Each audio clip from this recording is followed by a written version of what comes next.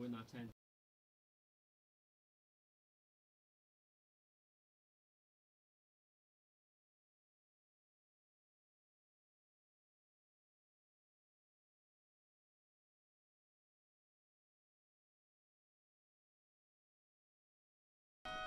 Test on this microphone. Test on this microphone. We're about the same level. Same level. Testing. Yes, we're good to go. We're live.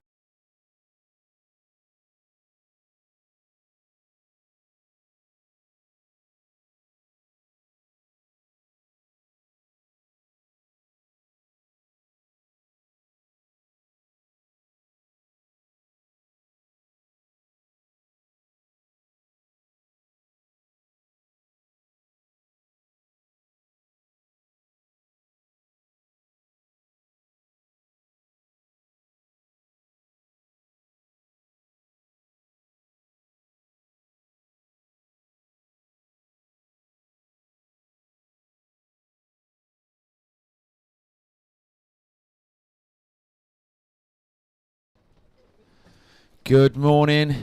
We are live. Thank you for tuning in to day 2 of our webcast here from the British Cup of Surfing. The conditions are very, very good this morning compared to yesterday.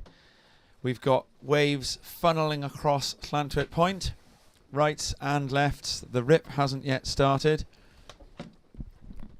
And in the lineup, we have a stacked heat already. The guys have paddled out in the dark. This is literally the first moment in the day that it's been possible for cameras to pick up surf. So it's still dawn really here. It's a dark day. There's a lot of rain today compared to yesterday. It's rained in overnight. Sun is forecast to come out later. But the conditions are very good. There are as yet no waves ridden. And you are looking live at the lineup. We are 2 minutes into the first heat of the day. And we can see that Barnaby Cox from England, Max Bennett, and Max Bennett has just had an in and out. And I can see there that Max Bennett is going on a left-hander. And as the sun ever so slightly starts to try and tease its way through the layers and layers of cloud, we can see further that there is plenty of swell on hand today and it's really clean. So Barnaby Cox, Max Bennett and Luke Dillon and Logan Nicol. So Logan Nicol is the lone local. Logan the lone local. And up and riding here now in the blue, this is Logan Nicol, and he glances off the top, looking for some movement on the inside here. He's going to get a little bit of wall, and he stabs one, and then goes on to a cutback, and then we'll be looking for a chance to go through to the inside. And so Logan Nicol there, that'll be the first blood drawn in this heat, and the other surfers are now sitting out in the lineup to see if they can back. So they'll be waiting for a score on that. So this is our first chance to see points being scored today. And there's Logan Nicol, we can see. So he does a bit of work to get through to this inside section. Goes for a speed projection turn there, then whaps it right round. And then one more and gets out. So there wasn't any lip line surfing in the first instance then. But that'll be a couple of points. Now, yesterday, I'm joined by Rob Blythe. Borodar, Rob. Oh, and then up and riding, we've got another surfer here now. I think that is Luke Dillon in the yellow. Luke tracks back towards the inside, throws a bit of spray. Or this could be Max Bennett from our distance. We're not completely sure what colour that is, but we'll see. So let's have a look at Max Bennett there. And he was, I think this was Max Bennett. Let's have a look. So we get one backhand turn, a little bit of work to get back down the face. This one doesn't yield as much wall as the wave that Logan had, but then he gets a good crack on the inside there. Again, though, face surfing at the moment. So both of these surfers, all of the surfers in the heat, will be looking for lip, for opportunities to hit the lip. And yesterday then, I started introducing Rob Blythe. yesterday we saw, Rob, that the judges were quite happy for surfers to we called it backloading their points into the sort of final few sections of a wave, and Logan did that there. Logan. So that traditional idea that we're supposed to be smacking the first bit of lip that we can find, if smack is the right word. We also talked about aggression not necessarily being needed on some of these precise walls, but as so do you think the judges are going to be the same this morning? Because we're on a different peak today, and there probably is going to be more opportunities for that first manoeuvre. What do you reckon, Robbo? Yeah, good morning, Tom. Good morning. We are on a different peak, and we have very different conditions first thing this morning. I'm sure the wind may well pick up later, but for now, our surfers are on the point, and as you mentioned, there is definitely opportunity to get that one big first turn in right at the start of their ride. So perhaps we will see a slightly different approach taken by the judges in their scoring. That remains to be seen. The first of blue, Logan Nicol, has dropped at a 4.33. So we saw, as you said, Logan backloading that wave, and I think that seems about right to me. Yeah, I think it's a cautious first score as we see up and riding. Now this appears to be Logan again. In blue. It's Logan Nicol up on a lovely looking right hander. Oh, yeah. So he's whipped back into the pocket there, Tom. That trademark wraparound kind of and then hook he's going to do a bit of work to get through onto the inside. Logan. Yeah. So Logan really uses his arms an awful lot, doesn't he? He's got right in the pocket, and hopefully we'll see a replay of that. Yeah, we will. And yeah, so we get the wider angle on that, and then in we come. So a drawn out front side turn, and then that turn there really pushes a bit of spray and staying tight to the lip. Then another one of these large face hacks that he does. So yeah, it's a great start there for Logan. And so Logan is obviously one of the local lads. Surfs Barnaby here all Cox the time. ripped yesterday. Yeah, we enjoyed watching that one heat with Barnaby. Longer cutback that time for Barnaby than the ones of Logan, and then he gets a little bit stuck there. So the local advantage does seem to have come into things a little bit there in those first couple of waves, because Logan, it looks, so look at Barnaby here, the work Barnaby does. So that first turn there, it's a check turn, then he ends up needing to do a two-stage cutback, so this is going to score lower than Logan's waves. Then that, we've seen Logan stick that turn this morning, but that turn from Barnaby, he just ends up in the too far out onto the shoulder of the wave, and as a result comes undone. So it's going to be first blood here to Logan Nicol out of everybody in the water, isn't it? Certainly is, yeah.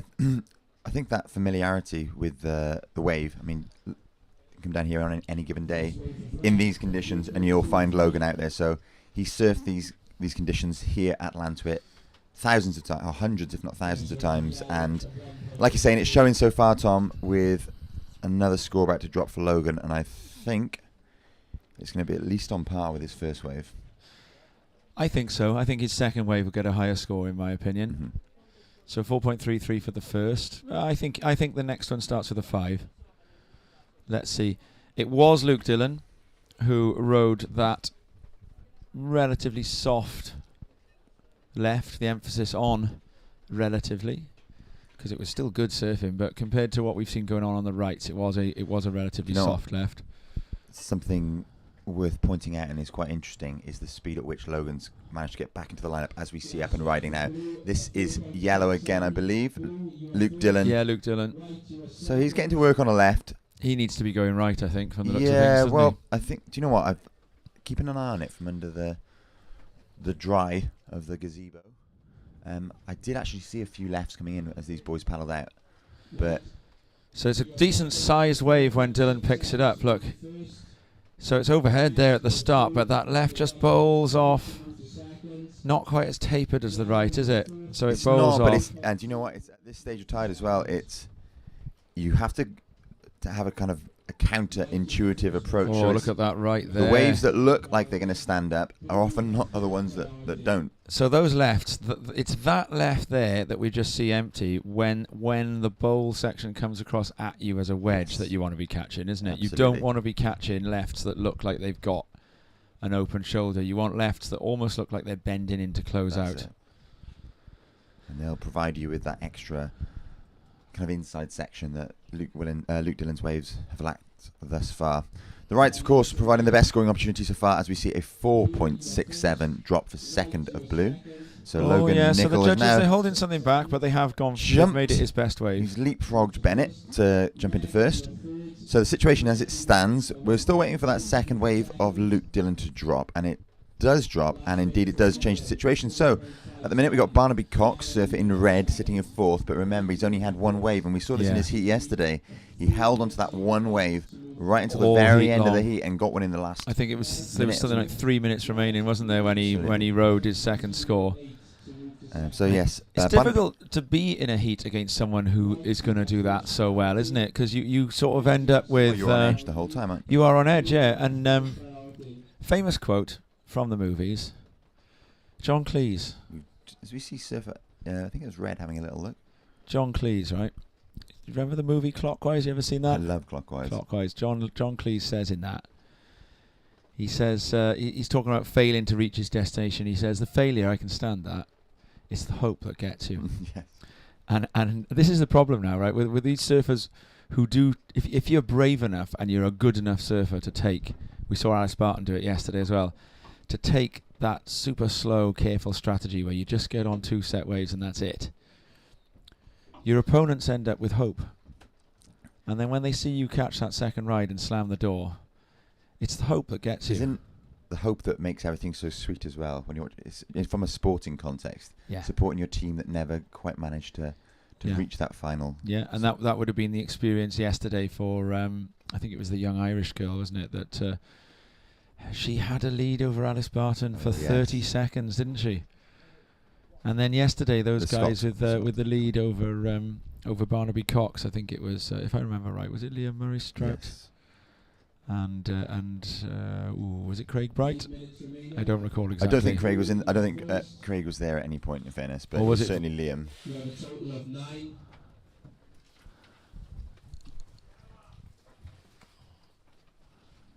So we've got up and riding here Luke Dillon, and he is taking 3 waves to learn that the lefts he is choosing are the wrong ones. I'm sure. Well, he's only got 7.5 minutes left So now. it looks like our surfer in white here, Max Bennett, Bennett. making his way across a nice looking right hand. He took that from quite a long way. So this the this west has of the peak. so far been the Logan Nicol show, hasn't it? And I mean, he is surfing. Probably. Do you think this is the break that? I mean, obviously he surfs Rest Bay all the time because he works there. But Rest Bay is a beach break. Out of all the point breaks in the world, this would be the one Logan Nicol knows best, wouldn't it? Oh, certainly, yeah. You rarely have a wave at Lantwick without a Logan on it. It's the nearest wave to his house, with the exception of It's the nearest, 1 or 2 the nearest secret spots. regularly Yeah, it's the breaking nearest wave. regularly breaking wave to his house. There is actually a secret spot very near Logan Nicol's house, which I have surfed with Logan Nicol's dad when Logan Nicol was about 3 months old, in the snow. You've just whispered the name of the spot correctly to me, Rob. I wrote about it in Grey Skies, Green Waves, and people often send me a message asking me where it is. The first time I surfed that, it was like it just resembled a giant whirlpool. Yeah. Oh, it's an incredible spot. So I'm going to describe this spot by Logan's house. There's a little island, or someone taking off behind the peak there. Hang on now. What, am I giving too much? Yeah. A little island. It's called Barry Island. Oh, okay. Sorry. Barry Island. I thought we were going to something else. Yeah, no, but it is. Well, will I be allowed Barry's to say? Island. Am I allowed to say if it's left or right of Barry Island? No, I don't think so. Okay. Anyway, what happens is there's a feature in the coastline, and when the tide comes in and it pours around this feature, it causes a surf spot to come to life for 30 minutes. If If you can't think of if you need to be vague, call it a factor. It's a significant factor, and so it's almost a tidal surf spot. Here's Luke Dillon up and riding on another left. He's sticking with his game plan. There, And this one better actually chance. has a bit more wall on it. Yeah. So he's put together 2 or 3 turns here, and Falls on the inside. we'll look to replay that. Dillon had he went on that run in the Worlds, didn't he? And yeah, we see that. So it does a bit of work So to come across the here. score drops on it as well. So the wave you're watching now on the We're going replay to score quickly. came in at a 6.17, I think that was the wave before for Dillon on the replay then. So propels him into first. yeah, deservingly so. I'm interested by that score. 6.17 is the biggest score of the heat so far, Yeah, despite coming unstuck on the end section. Now, big blasts. big Shows the judges want you to blasts. hit the first I section. wouldn't say they're any bigger than the one turn of blue on the right. There were more Wouldn't you? turns, certainly. I think the But- backhand though allows you to get Here so comes tight. the man in blue. He's currently in second with a And now huge that- wrap into the pocket. He's in a bottom turn here and look for the lip and finds it. That's my favourite 2 turns of the heat so far. He comes round Oh, again. this is Big good. That's great. displacement, and it wasn't a no-claim claim. It was a full claim That was a full claim. from Logan Nicole. Do you think he needed the claim there? Because we were already calling that. Do you know what? Knowing Logan, I don't think that was for anyone's benefit except his own. He's purely stoked as we see Surfer in red. This is Barnaby Cox up and riding on a nice-looking right-hander. He's fallen off Barnaby Cox. This Again, is the he's- replay of Nickel here that we've got, and it is a beautiful wave. I mean, that surely the wave of the heat. And we did see during that replay Cox with an in and out. He fell off, so it was no major drama. What I think happened to Barnaby, he actually had a really nice turn at the beginning of that wave, Yeah, but he kind of overextended on the cutback, which, of course, Yeah. kind of a flat section of the wave, and he just ran out of speed and obviously came Dillon's backhand, Rob, is in vogue at the moment. I Yeah, don't know like if you saw any of his heats at Huntington. He beat Shun Murakami, who, the Japanese surfer. Now, Shun Murakami, I'm going to go on a quick segue here, right? Qualified for the Olympics before COVID, then had to wait a whole year to find out that his provisional qualification was not an actual qualification when Hiroto Ohara beat him in a head-to-head in the last heat of the Worlds. So I reckon Murakami is the most nailed-on Olympian there is, because Japan have now won that extra slot. They've got a wild card. I think they'll give that wild card to Shun Murakami, because you've got to assume Igarashi qualifies through the CT, just on account. If Igarashi paddles out at Pipeline, he's qualified for the Olympics, because he's the only Japanese guy on the CT.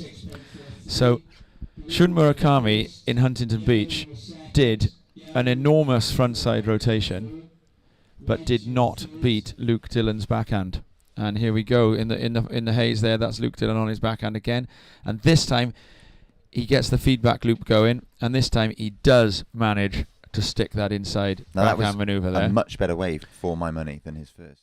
That Little bit blurry on the takeoff here, but we can see the damage being done. So further up the point this time, gets that first section, smooth flow here, and then that's the wave of the heat. A long now. wave, but there's no nonsense in between the two. Which of those two, Logan's or Luke's, is your top wave then? 6.43 for Logan for that last one. I preferred Logan's. However, I recognise that Luke's backhand is in vogue. the fluidity of Dillon surfing on that left as well. There was no in between. It was 3 turns with length. They've gone under. They've gone under for Dillon. That surprises me. I like it. I like it as a decision. I mean, what do I know? But that does surprise and me. in and out for Barnaby Cox. I question what the judges are looking for. We'll have to ask at some point. And Max Bennett, he's up and going, and he's got a nice little wave here. There's a chance to do some work on it, but it's gone a bit wrong for him. Logan looks to go left. I don't know whether that was keeping someone off one or not. I would imagine there's a minute left now, so this is actually quite exciting here. Barnaby Cox, he's going to end up against it here. He needs a 6.7 now to try and go through. And Max Bennett needs a 7.77 and will have just lost priority. Barnaby Cox is in. Now, where do we get our priorities for here? We don't yet have up to date. No, here we go. Here is This is Barnaby. him. Oh, going left for 6.77. Big closeout turn, and he doesn't make it. So that is... that's going to be it. It's going to be Dillon and Nicol advancing from this first run. I can't see any situation now with 30 seconds remaining through which the other two are going to get back out there. Yeah. So Luke Dillon's backhand. Shun Murakami's frontside rotation was no match for Luke Dillon's backhand, and he took Shun Murakami down, and I forget who the other in his heat was, but it was he took two world-class surfers down in that one heat in the Worlds, and it was a sort of the zenith of the backhand blasts in that contest. After that, the waves deteriorated, and there was never again anyone on the backhand that made Barton Lynch as excited as Luke Dillon. And that is out of everyone in the world. Now, correct me if I'm wrong. I think you started a sentence and you were going to say something along the lines of surfing on your backhand allows you to really accentuate the turns more than perhaps on your forehand and sell the idea of the turn to the judges. You can displace a lot of water on your backhand, and also you get that full effect of the pendulum arms, don't you? Yeah, I don't think you need, as Logan coming in, I don't think you need to do as much work on the form of your turn. And so actually to that end, we've seen Logan Nicol get rewarded for putting work into the form of his turns, the style, and the way that he was pulling those turns round. Confirmation, Tom, of our first two finalists in the men's side of the draw. Luke Dillon and Logan Nicol. So now I'm interested by this heat. We've got four excellent surfers. Obviously, it's the semi-final of the British Cup. Norman's got to be the favourite, hasn't he? The defending champion. Yesterday, we were joined in the booth by Mark Vaughan, who's just arrived again today, and we saw Craig McLaughlin absolutely take apart a wave on the left-hand side. We'll see how he fares out here on the point. But I am a fan of McLaughlin. I'm a McLaughlin fan. Same here. Yeah. I saw him at the board. Well, we watched him right the way through. He was in the final of the Boardmasters. He was in the final of the juniors side of the draw, and that's what I meant. I really enjoyed chatting to him afterwards and hearing not only his insight, but how humble and gracious he was. He was happy to be there, but he put on an absolute display, as we see. Craig McLaughlin, is it not? Or is it think that's yellow? Stanley Norman. I beg your pardon. So he ends up in the wrong part of the lineup early on. Easily done. We just saw everybody other than Logan Nicol do that in the last heat. We've got an incoming tide. It's about mid-tide now, just gone maybe, and the surface is still quite away from us, Tom. So we are going to make the odd wrong call for a second. Fortunately, we can see clearly on our screens as we see surfer in red. This is Tom Hook of the Channel Islands up and riding, cuts back into the white water and hops off the back of that one. That will not feature in his two top scoring waves coming the end of this heat. As it stands, we are blessed with rather clean conditions, not much wind. Was this forecast, Forney? Good morning, Tom. Good morning, Rob. Hope you are fit and well this morning, and good morning to all our viewers. Forecast. Oh, wow. It's been giving me headaches and sleepless nights for a week, if not more. Good, I'm glad. Yeah, and I am not joking when I say I did not sleep at all on Friday night for running through all the scenarios of how we were trying to complete this event. But here we are. We've come to a morning of very, very fun-looking conditions. We've got someone on the backhand here now. I think this is Stanley Norman, and he is getting very agitated there. A lot of movement, a lot of action. I think that'll be a score. And we got red out the back, is there? Yeah, it is. A drawn-out couple of turns. Tom Hook was ripping yesterday for Jersey in the heat with all three of the Jersey surfers, and Hook lands a close-out manoeuvre of some kind there. Now we're going to get a little look at that again. We only saw it from a distance, but I think that Tom Hook. Can we go so far as to what can we call this manoeuvre? I don't know. Am I gonna get too excited if I say tail slide or aerial here? Let's have a look. Bit of a fin waft, I think, or just off the. Waft, and then this wave falls up again. I like that manoeuvre. Bit of a drift. I do think it's going to come in under the wave of Norman, just on account of the speed and the aggression shown by Norman. Don't forget, Tom, judges are looking for that big outside first whack. I didn't quite catch the start of that for Tom, but drawn out figure of 8 cutback. No, so 6-5 for Norman. So let's see, and Hook gets. Hey, I like it. Good for you, judges. They've rewarded him. 6.67. So I think that's fair. That's just slight edge to Hook. Big frontside roundhouse figure of 8 carve as the opening manoeuvre on that. So that, again, they're happy to end load the points on a wave. If you do a big manoeuvre at the end of the wave, these judges will give you a score. Yeah, I missed the start of that wave, so yeah, spot on judges, well done. Oh, you can see it again here, Vorney, if you have a look at that lovely screen stuff. right there. Here it is, a drawn-out frontside carve. I think there was more before that because he's a long way in then, but still. And you know, then two, there was a very small little bit of water climb. bang. And then that. So Yeah, I think that the points finish. are for that finishing manoeuvre. And McLaughlin with an in-out. I think look, we're waiting for local boy Nathan Nathan in the blue. Yep. Now here's He's a boy gonna- with gonna be having his plenty of work beef cut to a out. turn. Here we go. I think this is Nathan now. It This is. Spider left. And these lefts were Boosh. his bread and butter for 2 decades, weren't they? And they still are his bread and butter. Now, Vorney, I know you'll be ever so slightly green-eyed when you hear me say this, but I'm going to wager that man there, Nathan Phillips, on Ooh. this occasion, he's only just getting started. Out the back, Yeah. red and white. Here we go. Short one for red. And then white. Now, this is going to be... This is yellow. This is Stanley Norman. So this is going to be a heat lead. We will know who the heat leader is after that wave, yeah. Yeah, look, flurry of activity there, I'm Tom. putting out there, Vorney, that Phillips on those lefts is the best goofy foot surfer of those lefts of all time. And who would I be to argue with that, Tom? Yeah, Look, Nathan Phillips. You heard that laugh, guys?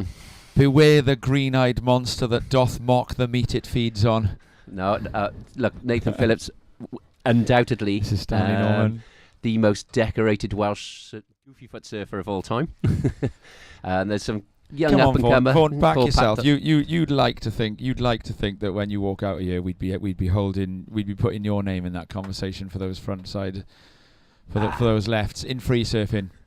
Look, Nathan and I have similar styles, and Nathan has a very enviable record. Oh, nice tail waft reverse there from, I think that was Stan. It was on the inside, wasn't it? Just turned around. Yeah, and but I don't think they'll put that in to his top 2. Robert thinks they might. We missed it, I think, on the camera, didn't we? it was like, those fins were out. It was tail high. Tail high. Yeah, they Mm. like tail high. Inside wave though, they are looking for the out Inside the back. wave. I reckon that Stanley Norman's third wave, the long right that we had the replay of, is his best wave and the best wave of the heat. It'll go in above Tom Hook. Tom Hook is now up and riding again, so he's going to be trying to stake a claim for a finals berth here. And this right just keeps on going Out the for back. Tom Hook. And out the back, getting closed out. Going left, it is McLaughlin. That's a huge first turn. And now the camera catches him, and then a close-out turn. Out the back even more. And McLaughlin's wave is reforming.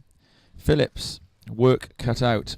Everyone else is ripping. So Phillips is, with 30 minutes remaining, Phillips is going to need to go to a 2-wave strategy for this heat, I think, and use his priority as wisely as he can. We're going to get some scores to drop. My prediction is that Stanley Norman's going to get the highest score of the heat, in my opinion there.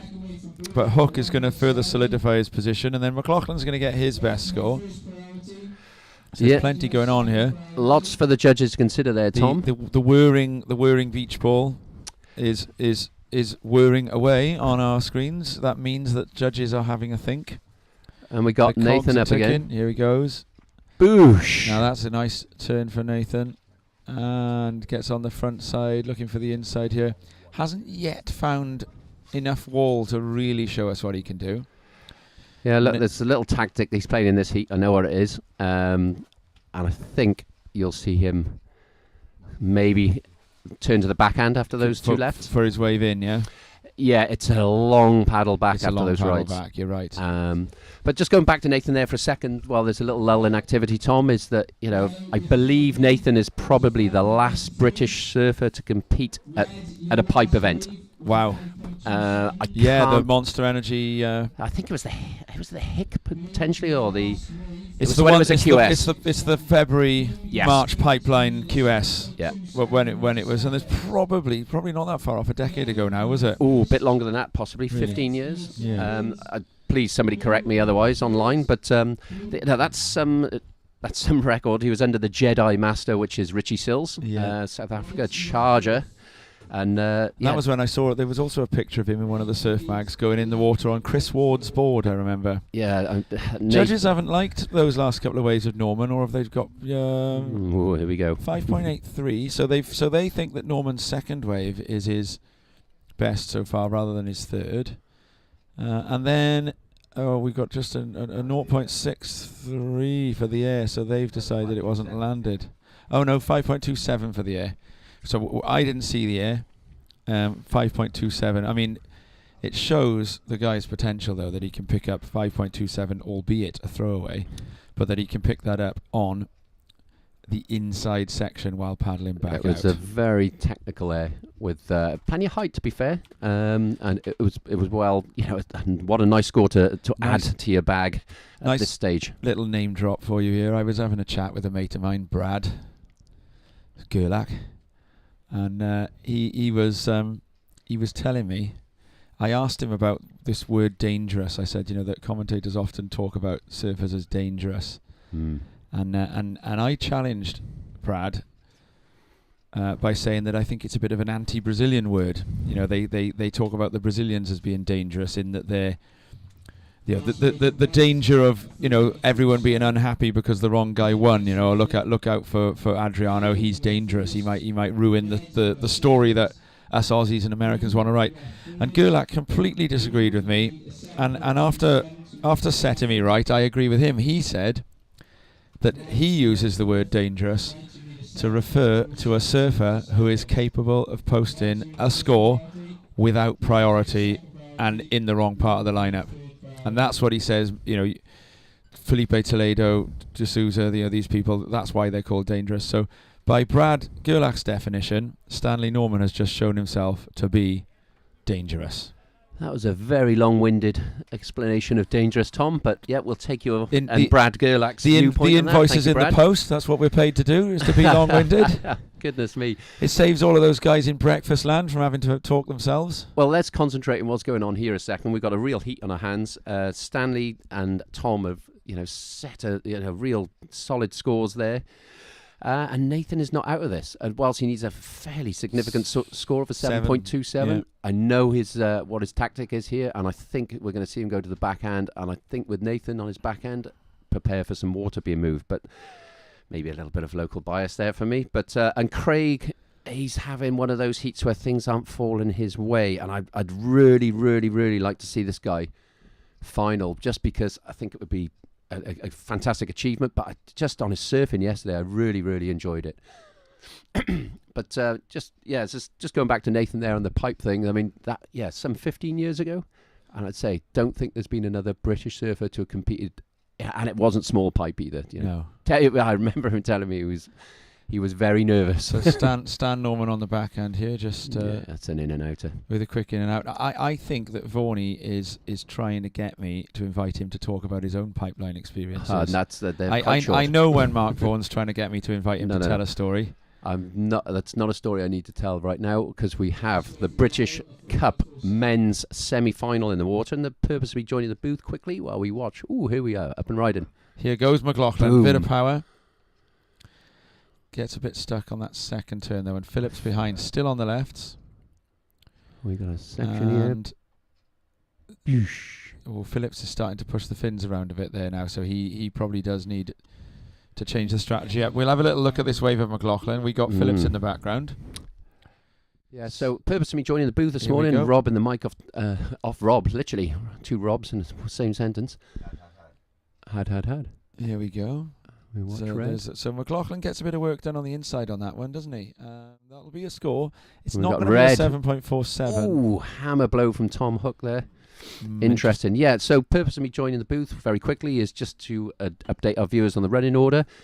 Ladies and gentlemen, and all our viewers, wherever you may be, we welcome you to Clanchett Major this morning. Excellent competitive conditions, clean conditions, a little bit of rain this morning, forecast to go sunny this afternoon. We hope the swell hangs around. We are going to go straight into the women's semi-final, followed by the men's final, followed by the women's final, before we hit the junior categories. Purpose of that, Tom? maximise the best conditions for our surfers. Yeah, sensible. Early start for our viewers, even earlier start for our officials and competitors, but we want to see these guys and girls in the best surf we can possibly offer, and we believe that to be this morning.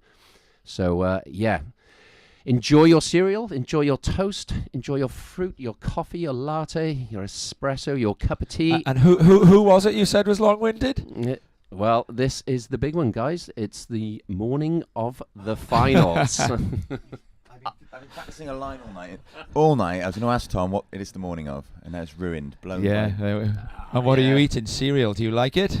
I'm very sorry. The blow-in comes into the commentary box, robs the mic from the main commentators, and takes the. I've forgotten it. Rob's giving me a dig in the arm here. For the benefit of the viewer / listener, Rob is making some pointed off-mic comments towards Vaughan here, which you can probably only just pick up in the background.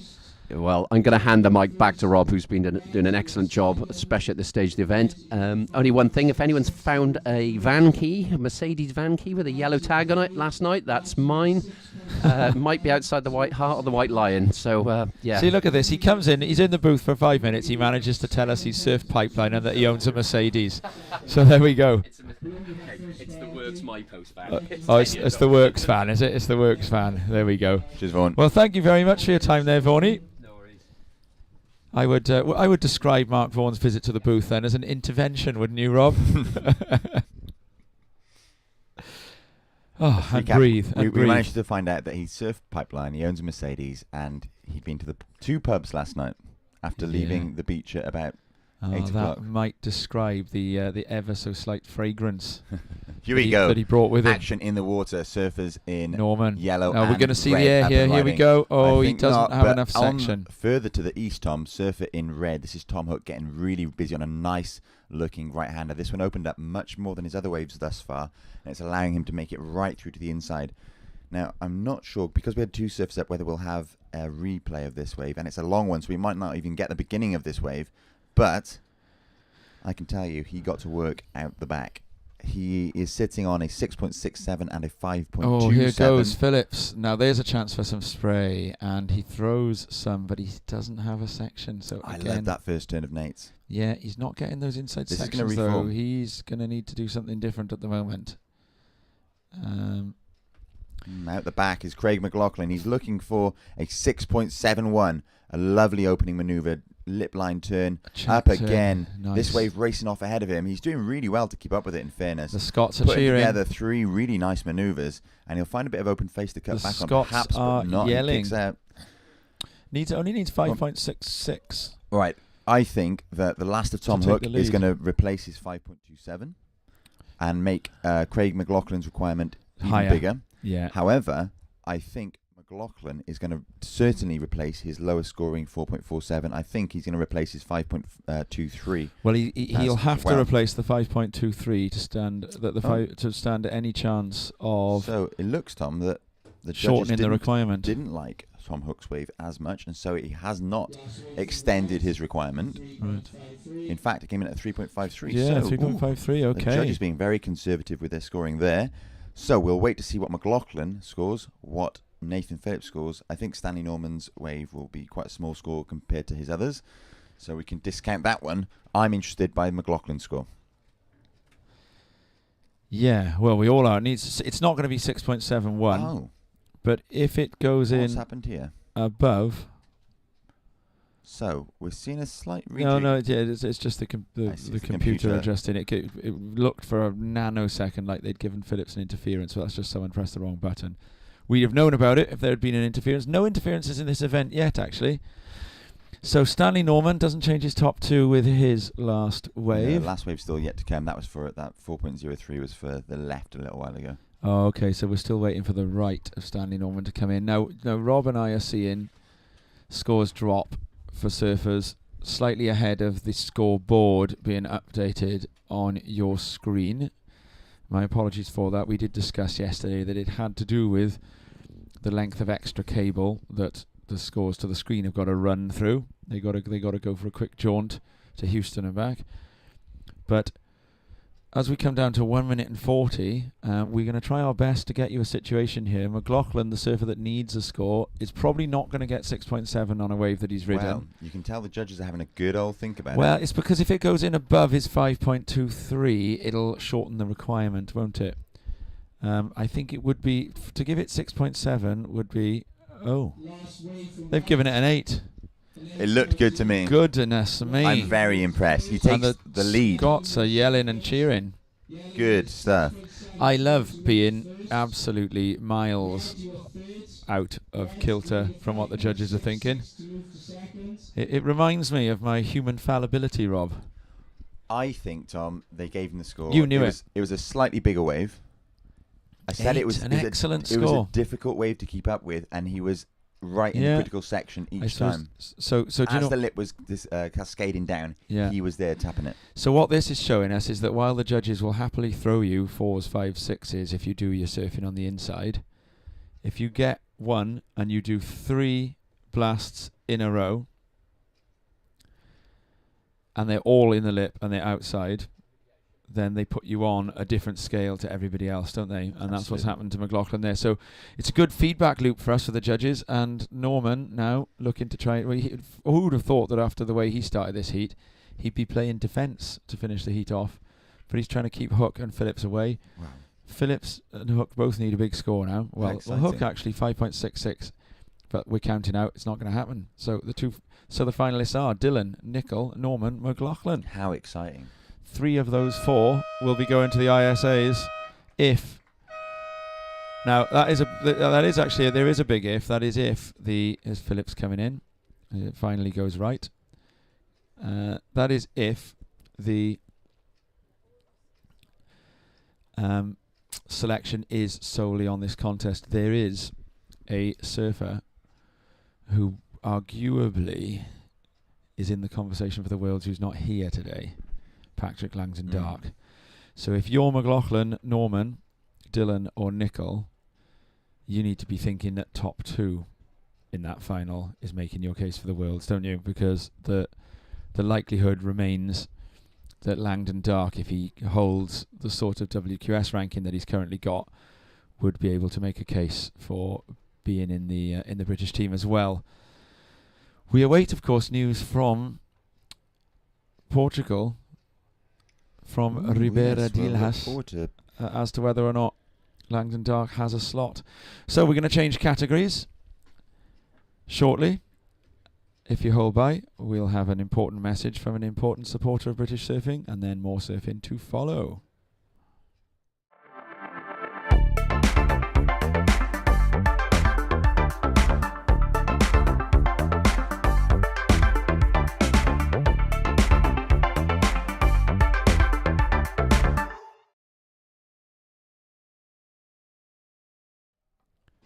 Okay, so we're going to be going into the ladies, I believe, because that was the 2 semi-finals of the men.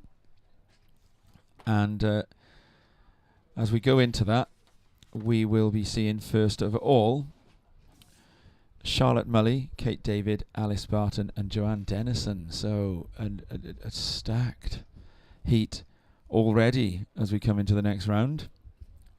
Semi-finals of the ladies. In the second one then it'll be Emily Williams, Lola Mitchell, Lucy Campbell and Victoria Farmer. I don't know which of those 2 heats a surfer would. Yeah, some of the both of them stacked. And here we are, we're underway then. So Charlotte Mully, she's sitting in the red. We've been really impressed by Charlotte Mully's surfing yesterday throughout the day. This is the first event where I've seen Charlotte Mully surf. Rob, we got Kate David from Wales, and then we got Alice Barton and Jo Dennison. It's an interesting one, this, because it's 2 English, 2 Welsh in terms of team allegiance. But Alice Barton is from Langland. She is. And so surfing for England, hailing from Wales. And I'm a big fan of Alice Barton's surfing. I think that Alice Barton is an excellent prospect for British surfing, And you know what? She's an excellent prospect. Excellent prospect for British surfing. Excellent prospect for English surfing. Excellent prospect for Welsh surfing. An example of how, you know, each of those home nations will all have a slice of the credit in raising, nurturing, and training Alice. She's sitting at 9th on the European QS at the moment, whilst still a junior, and she is the European junior champion. So a very, very decorated surfer. But to hear her talk, very humble, feet on the ground, very driven, and so far has been doing exactly what's needed to be done to carry on progressing. Joe Dennison surfed well yesterday too, and Kate David got through late in a heat, so up and riding Charlotte Mully with a start. She's going to have a tough section to get a turn into here because it's bigger, and she does manage it. And if she rides out of that one, which she does successfully do, that is a great start to the heat first. That's a great start to the heat.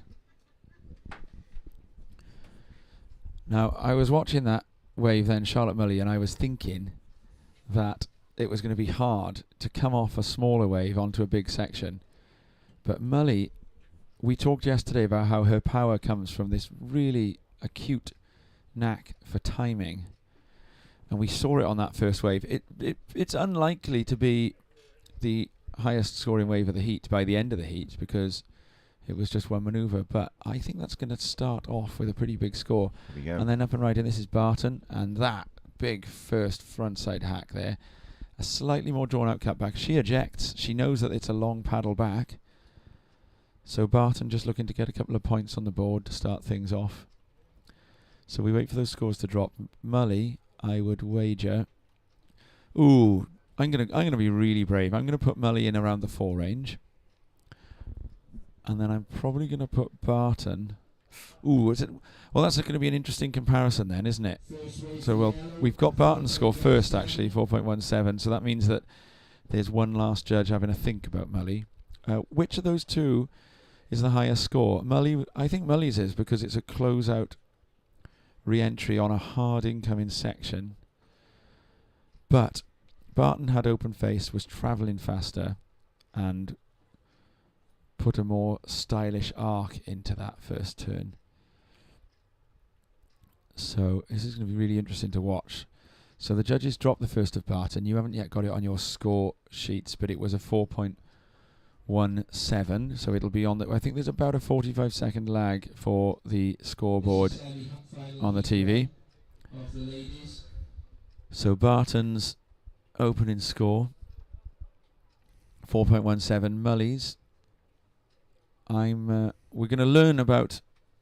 We're in the last heat, I suppose. If we run that feedback loop to the judges in the last heat, they liked, or in the first heat, they really liked Logan Nichols' open face surfing on those rights, didn't they? And those really drawn out.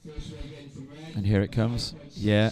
Oh, it's relieving to be right again. You're spot on. 5.67. So they've put Mully a point and a half over Barton. I was hesitant to call that. But Exactly. That's the right call for sure. Exactly a point and a half over Barton. And so we spent a few heats just figuring out what the judges are looking for. And then the big thing we learnt from the score given to McLaughlin in semi-final 2 is that a surfer who picks off a proper lip line out back and gets their first 2 or 3 manoeuvres in on a big piece of lip line will get the highest score of the wave. And you will be having to, you'll have to persuade the judges not to give you an 8 after those 3 turns. Finding a wave that allows you to do that is a challenge out here, though, because a lot of them do bowl. Mully just has a quick look on the backhand. We haven't got priority on our screens at the moment. I just see now Craig McLaughlin coming in from the beach just then, just dropped his surfboard on the floor, on the concrete. And I reckon, he's checking the nose, I reckon he'll be visiting his ding repairer when he gets back. But he's checking his fins and his tail, they were both okay. It was definitely the nose that ground along. So he's having a big round of applause from the Scots as he comes back in. I doubt you'll have heard that, but I'll narrate what just happened. So McLaughlin comes in from the beach, tries to put his board down, and it slips out of his fingers. Dropped it on the concrete. His board's fine. Might have a bit of a chip on the nose. And then as he walks into the car park, he was given a huge round of applause from... Are they allowed to be called the Tartan Army? No. What are they called? What are the Scottish surf fans called, or the Scottish surf team? Just that. Yeah. I'm not sure. And then I'm seeing Tom Hook from Jersey coming back up as well. And What's the collective noun for Channel Islands fans? A collective noun for a Channel Islands fan? That's a good question. Do you know, my experience of the Channel Islands, with the third sort of slightly inhabitable one. Producer Dodd's whispering in my ear, Alderney, but all right then. And what about the fourth one? There's a fourth one too. And now I have caught the all-knowing producer Dodd out. He doesn't know. I wonder if director Diana knows. No. Oh, there we are. If Vaughney would know if he was in here, because Vaughney is our resident know-it-all, and unfortunately, there's only room for one of us in this booth, and it's me for now.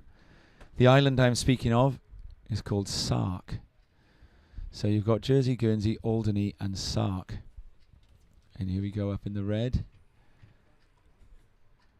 And no ride. And now the blue, Jo Dennison, she engages, and a really nice frontside hack, but comes off. So Charlotte Mully is going to take advantage of a chance to go right. Now she's going to have a paddle after this, and she decides to kick out, but that's going to put a second score on the board for Mully. And it's going to solidify I'm not going to call this an early heat lead anymore, because we're nearly halfway. So at the halfway point, Mully is going to be holding a lead, but Barton is going in for that strategy as described yesterday, or as we saw yesterday, of pacing the line up, taking her time, choosing her waves. Her first wave, 4.17, that is essentially on sheer ability, because that was a long way short of what Alice Barton is capable of. It was one really nice arcing frontside gouge, followed by a second glance at the lip, which didn't quite go to plan, and then Barton ejected, and here she goes. So taking to the backhand this time, Barton. First turn is a bit of a yank back. There's no lip on this one, but she's going to get some work done, and that'll be interesting to see. Now I think judges like a length of ride here, and so I think that we'll be seeing Barton post something at least similar, if not slightly above her first wave for that. So that's going to move Mully and Barton both into the range where there is some work to do to catch them. So Mully is going to jump up into the lead with a 3.33 to go on to a 5.67. Heat total of 9. That is not to be sniffed at. And Barton then, and I was right, yeah, just over her first one. So she picks up a 5 for that work that she got done on the inside there. And that leaves Barton actually in the lead now by 0.17. So on the two waves combined, Barton is now the heat leader, and I think that is about right. If you look at the two waves of Barton and Mully, I think it's about right that Barton is just in front, because with Mully on that last right, it was quite an open wave and didn't get as much done. So Jo Dennison certainly has the ability to put a dent in this heat and to catch up, but it is now the running. You do now need 9 points as a heat total, and if you get to 9 points across two waves, that wouldn't actually do it, because if they were two 4.5s, it wouldn't do it, because you'd lose on a count back to the single highest score. So to get into the lead, Dennison or Mully would need 9 points, with one of the waves being a 5.68 or more. And so we've got a temporary visit here from Hugh John as well. And Hugh John is he gestures that he's happy for us to carry on doing the talking here. Here we go, up and riding. Jo Dennison stuck behind the section. Joanne Oh, Dennison. Hugh John is going to come and have a word. Pumping Morning away all. through to the inside. Little Joe's damp. sticking with this one, Herb. Right through. Hold the She's- mic nice and close, Herbie.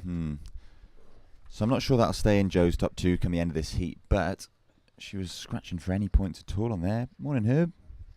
Morning, lads, ladies. How we doing? Okay. What's your take on conditions this morning? Well, can't complain about the waves. We can't, as we see surfer in red. This is Charlotte Mully up and riding. So Charlotte's looking for 3.5 to move into first. Wrapping back into the pocket here. This one's going to stand up on the inside again, allowing her at least one more turn. She's kind of pumping away from the power there, hoping to find something on the end of it. I think that could feature. What do we reckon? I think that's going to replace her 3.33. There were 2 nice turns on the outside there. We'll leave it to the judges, though. I'm sorry to interrupt you there, Herb. Oh, no problem. It's just Nice conditions, you're saying? yeah. Well, surf conditions a little bit damp, keeps the dust down, and visibility is improving. I think the weather's going to improve throughout the day, so I think we could be in for quite a nice day of surfing. Well, we can see the coast of Somerset now, whereas yesterday, or certainly in the afternoon, we could not. So a slight improvement there. It is drizzly this morning. However, all the old heads in the game are telling me that it's going to clear up later and we're going to be blessed with some glorious South Walian sunshine as we see our surfer in blue. Again, Joanne Dennison up and riding. So Joe made it out the back really, really quickly.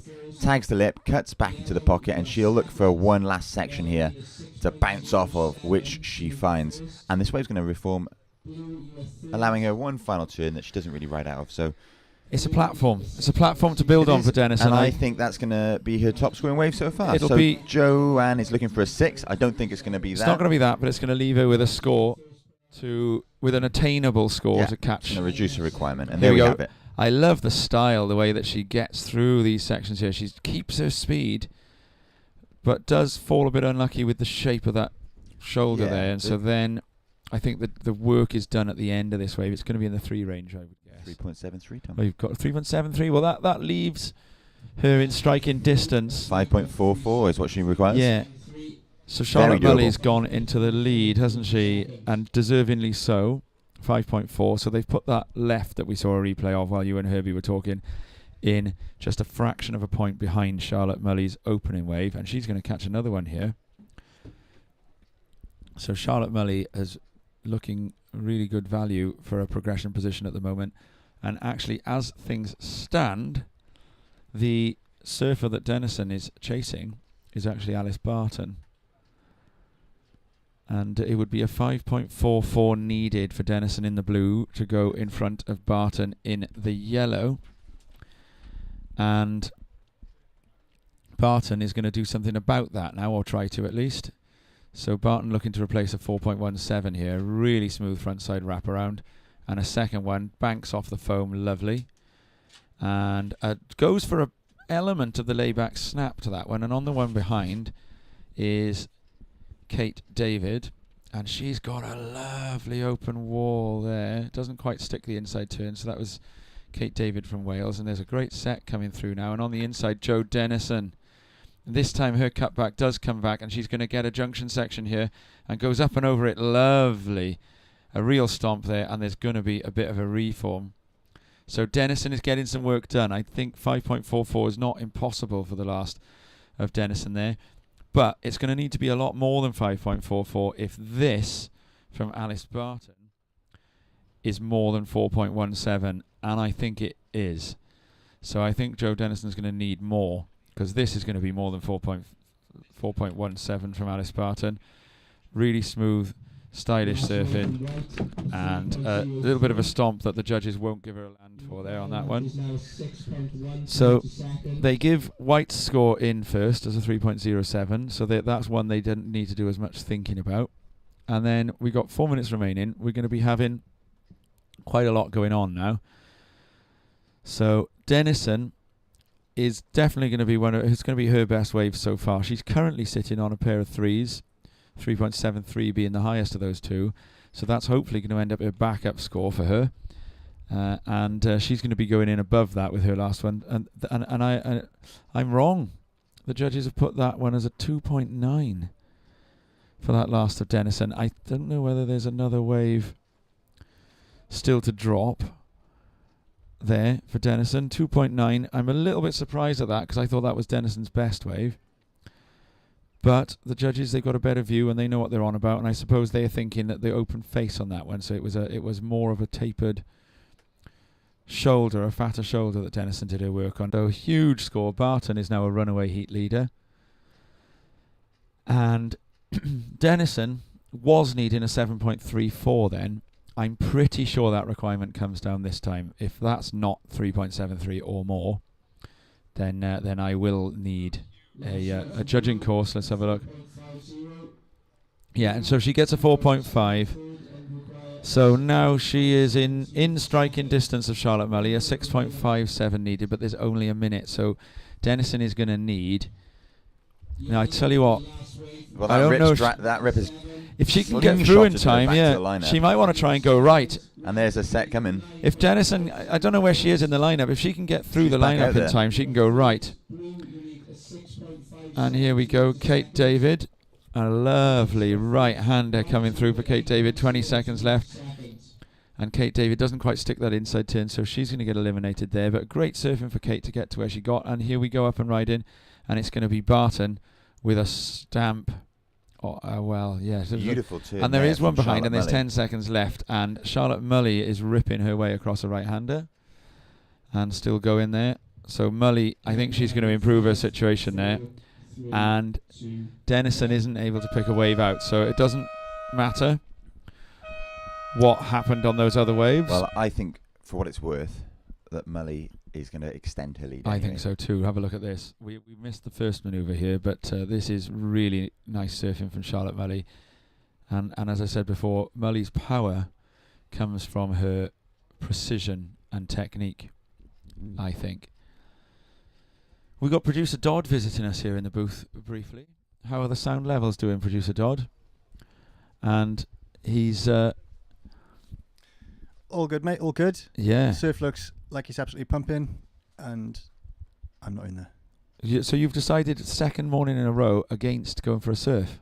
I might go somewhere else for a surf. They'll be Winds are very, very surfable indeed. In fact, very fun. Very light winds.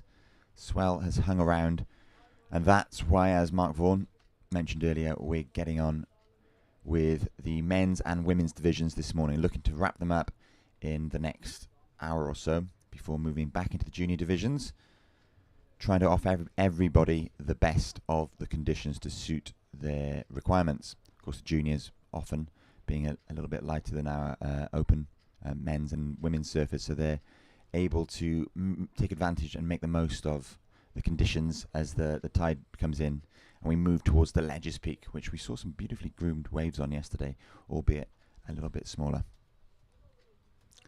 Someone who can't be here today, who was here for much of yesterday, camera in hand, dry robe on shoulders, was the man, the legend that is Phil Williams of Christian Surfers UK. I know Phil would love to be here this morning. In fact, he's just sent me a message saying that he would love to be here and he wishes all the best for the rest of the day. So thanks, Phil. We'd love to have you with us. But he's a very busy man, Tom. A very busy man indeed. I spoke to Phil, one of the stalwarts of the British surfing scene, certainly the British competitive scene, putting on a number of events over the years and throughout this year. He said he's had to arrange, I think it was seven events rearranged this year as we see Surf It in White. This is Lola Mitchell of Scotland.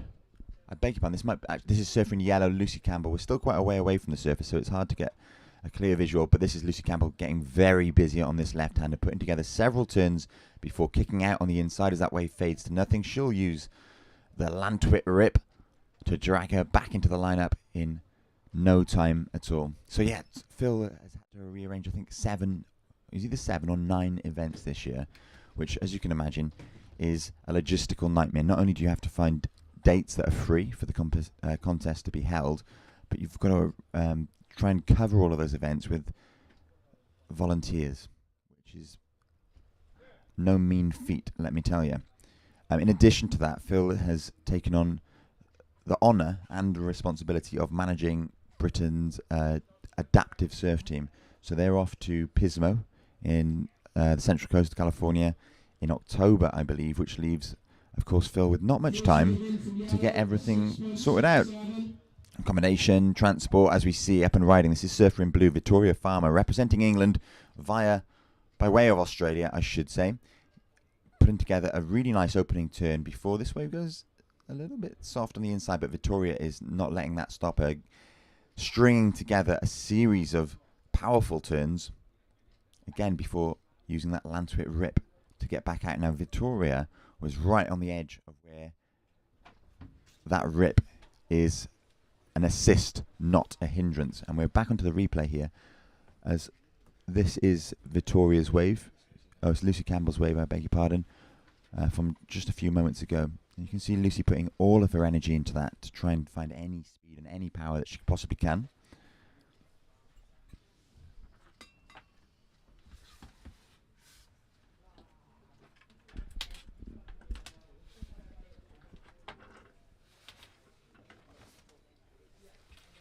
As we mentioned, some really nice conditions on offer for our competitors this morning. I know everybody's excited to get out there.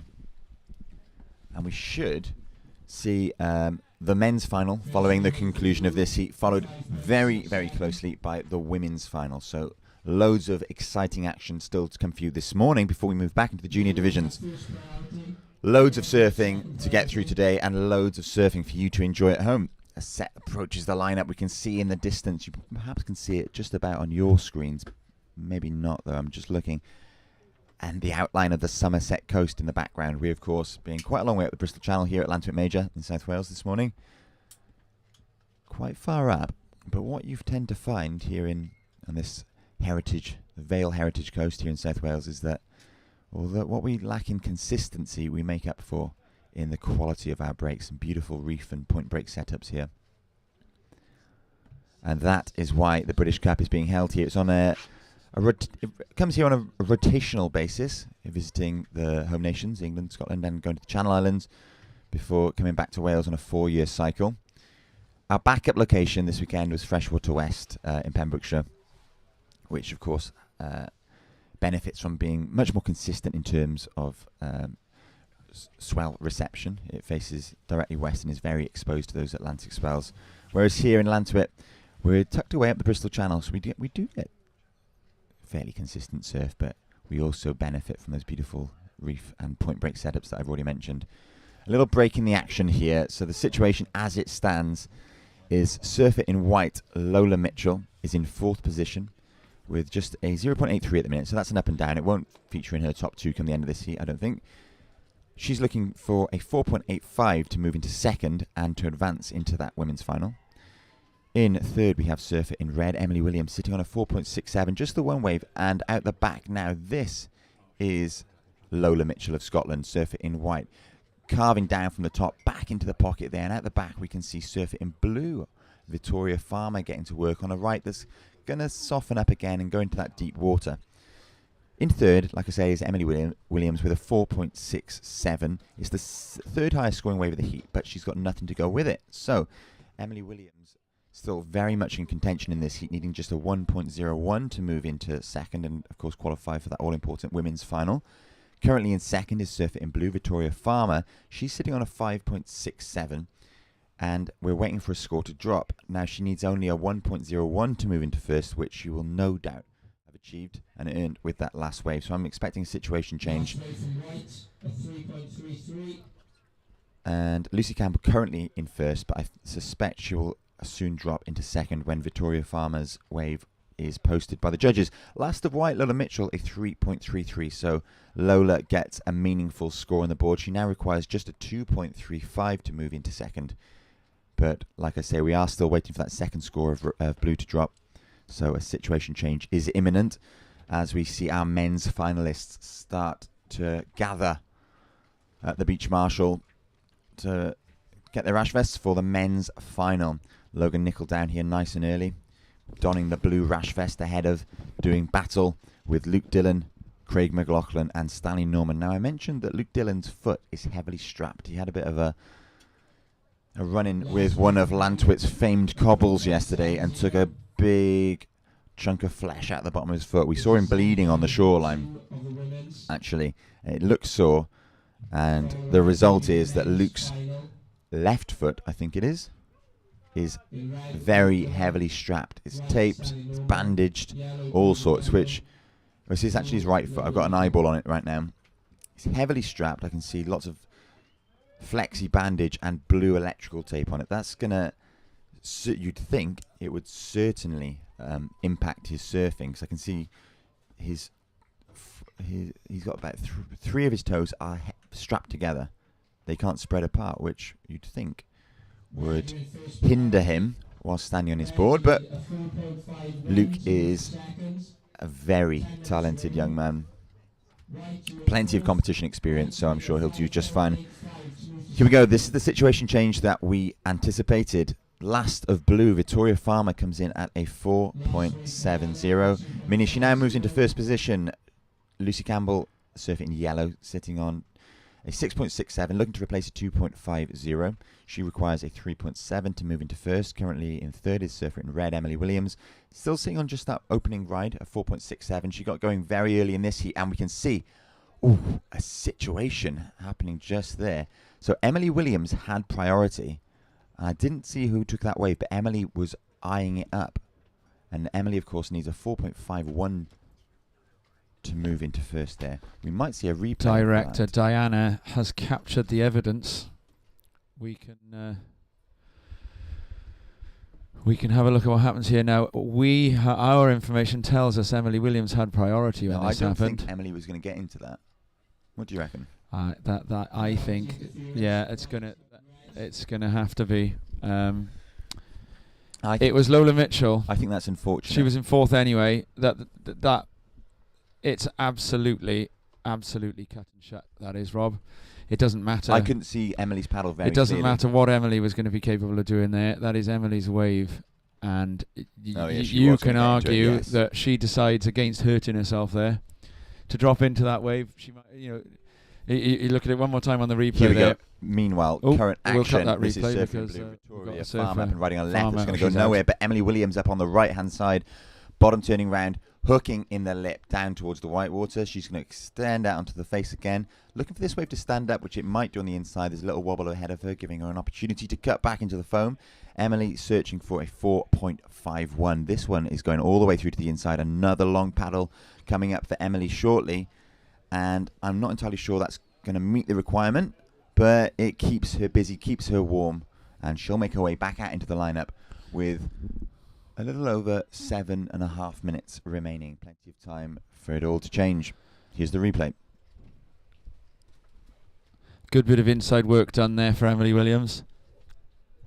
And yeah, we can see the replay there. Yeah, good surfing.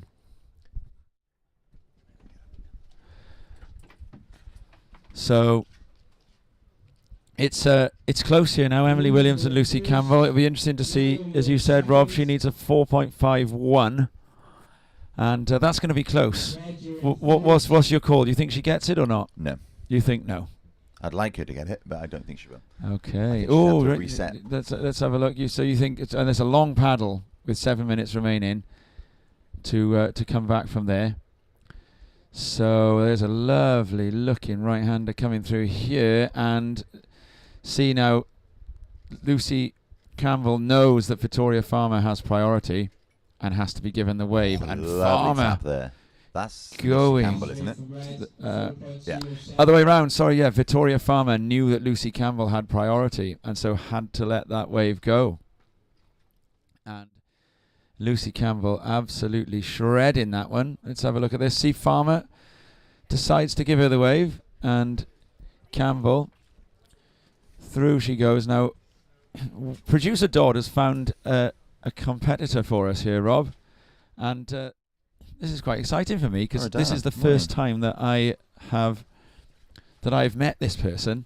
I've been watching her surf all weekend, but I've never seen her at an event before. So I'm literally making. We can go to camera 3, and I'm literally gonna be making an introduction for the first time. Are we up? Yeah. It's Charlotte Mully. How you doing?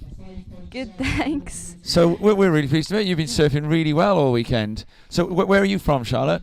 The Gold Coast in Australia. Oh, okay. And whereabouts on the Gold Coast? Burleigh. Burleigh. Oh, right. Yeah, we know it well, don't we, Robbo? Yeah, it's the Paddock Bakery, Govinda's. What's it? The paleo food place. Oh, lovely place. How long have you been over here? I came over at the start of the year and then back again. So I've been here for about a few days. Yeah.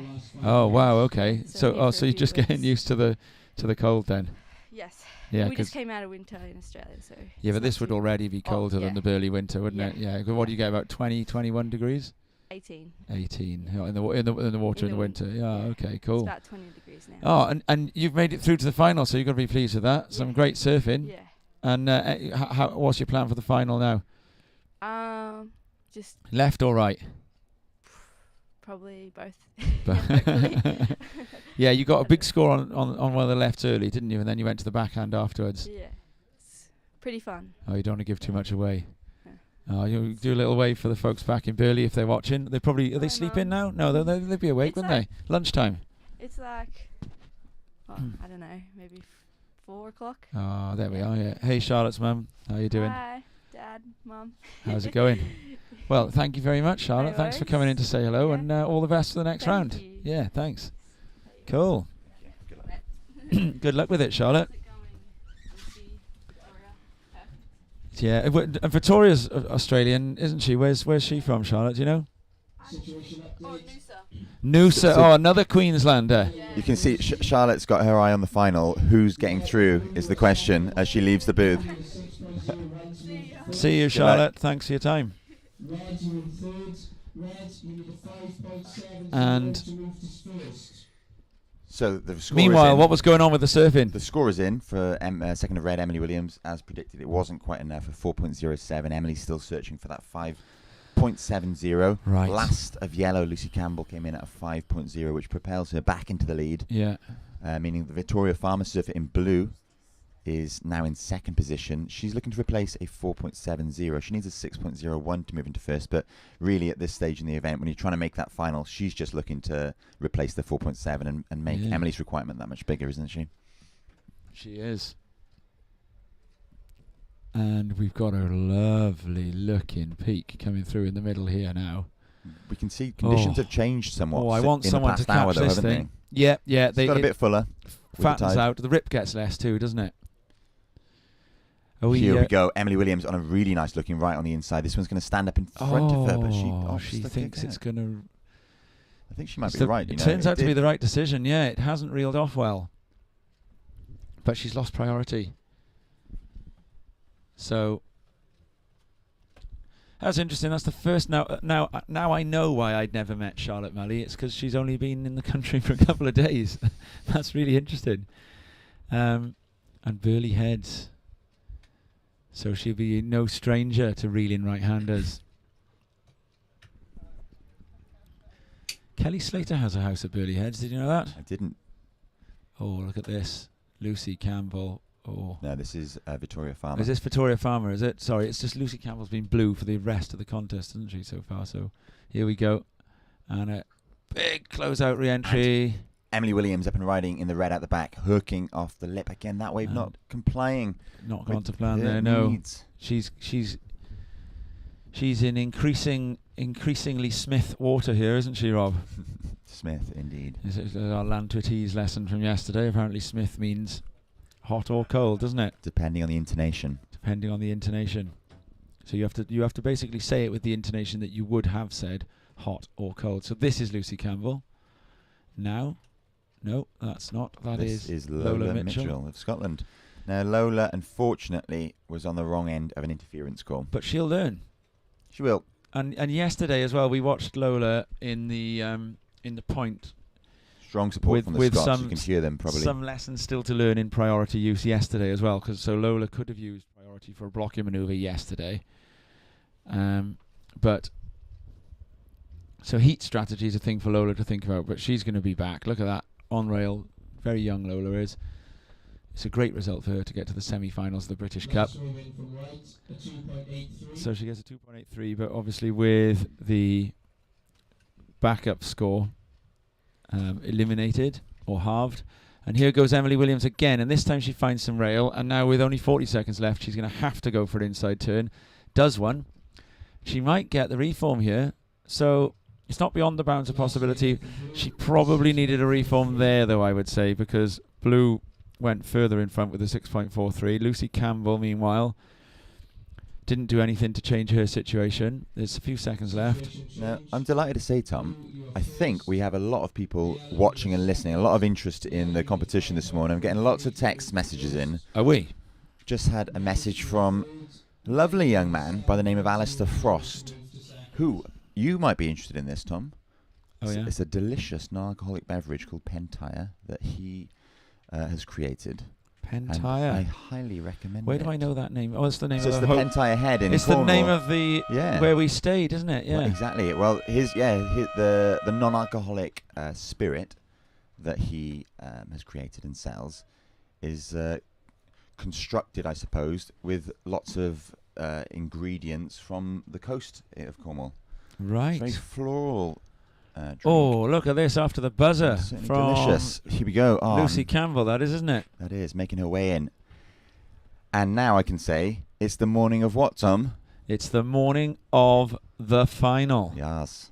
It's also the morning of the quiz, which I'll be doing later. Oh, no, that's very clever because you even began that with a cue. Because, of course, Rob is quoting a canonical surf movie there, Kelly Slater in black and white. It's the morning of the final. Are you ready to rock and roll? Oh, yes. Actually, it's the morning of the quarterfinal. Is that not the full quote? It is. Made by... Oh, was it Brian Taylor? I'm trying to think. Who made Kelly Slater in black and white? Because remember Slater had a manager and everybody thought that he was mad because he had a manager. How wrong they were. Should I tell you the other thing that not many people know Kelly Slater had? Well, thing is the wrong word. That Kelly Slater had in the early 90s that not many people know. First name Robert. First name Robert. The other thing, the other. Well, I don't know the right word. He had a daughter, Taylor. also called Taylor. Yeah. And Oh, look at this set. To we're start underway with the the men's final. Here we got. Here we have Luke Dillon in red, Stanley Norman in white, Craig McLaughlin of Scotland in yellow, and Logan Nicol of Wales in blue. So, two Englishmen, a Scot, and a Welsh walk into a Lantwit lineup. Yeah. Who's Who's going to be the butt of the joke? That remains to be seen. I'll tell you in 25 minutes. Yeah. So we have 25-minute finals now. So 25 minutes of action ahead of us. 25 minutes. Now, what is going to be a challenge during this final is that the conditions are going to change. And they'll change during the heat. So, I think it's a good idea. And look at that wave. It is the wave of the day. And it's going to go through unridden. And all four finalists will be kicking themselves we there. talked, Tom, about local knowledge and mentioning the change in conditions now as that tide drags across the reef. I think Logan is going to be well positioned here to take advantage of these conditions. The parking situation in the around the disabled bays. Rob briefly interrupted there by producer Dodd on a drinks run. Thanks, What were you saying? I asked for a coffee. Oh. Nice. You were talking about local knowledge, yeah. I think Logan's going to be well positioned, well situated. It's going to take some beating. These are the best four surfers of the event in the final here. Craig McLaughlin, I've thoroughly enjoyed watching. You could argue that Barnaby Cox can be feeling left out. I think the Channel Islands surfers will also, and Tom Hook will be disappointed not to be here because they've been so great to watch all the way through. Yeah. And we've mentioned it several times, but their styles have been. Tom Hook's young. We're going to see more of him. We've had a lot of young surfers actually featuring in both the junior and the open events, both in the men and women's side of the draw, haven't we? Let's talk a little bit about the ISA World Games. Amazingly, it's only just happened. So we're not completely sure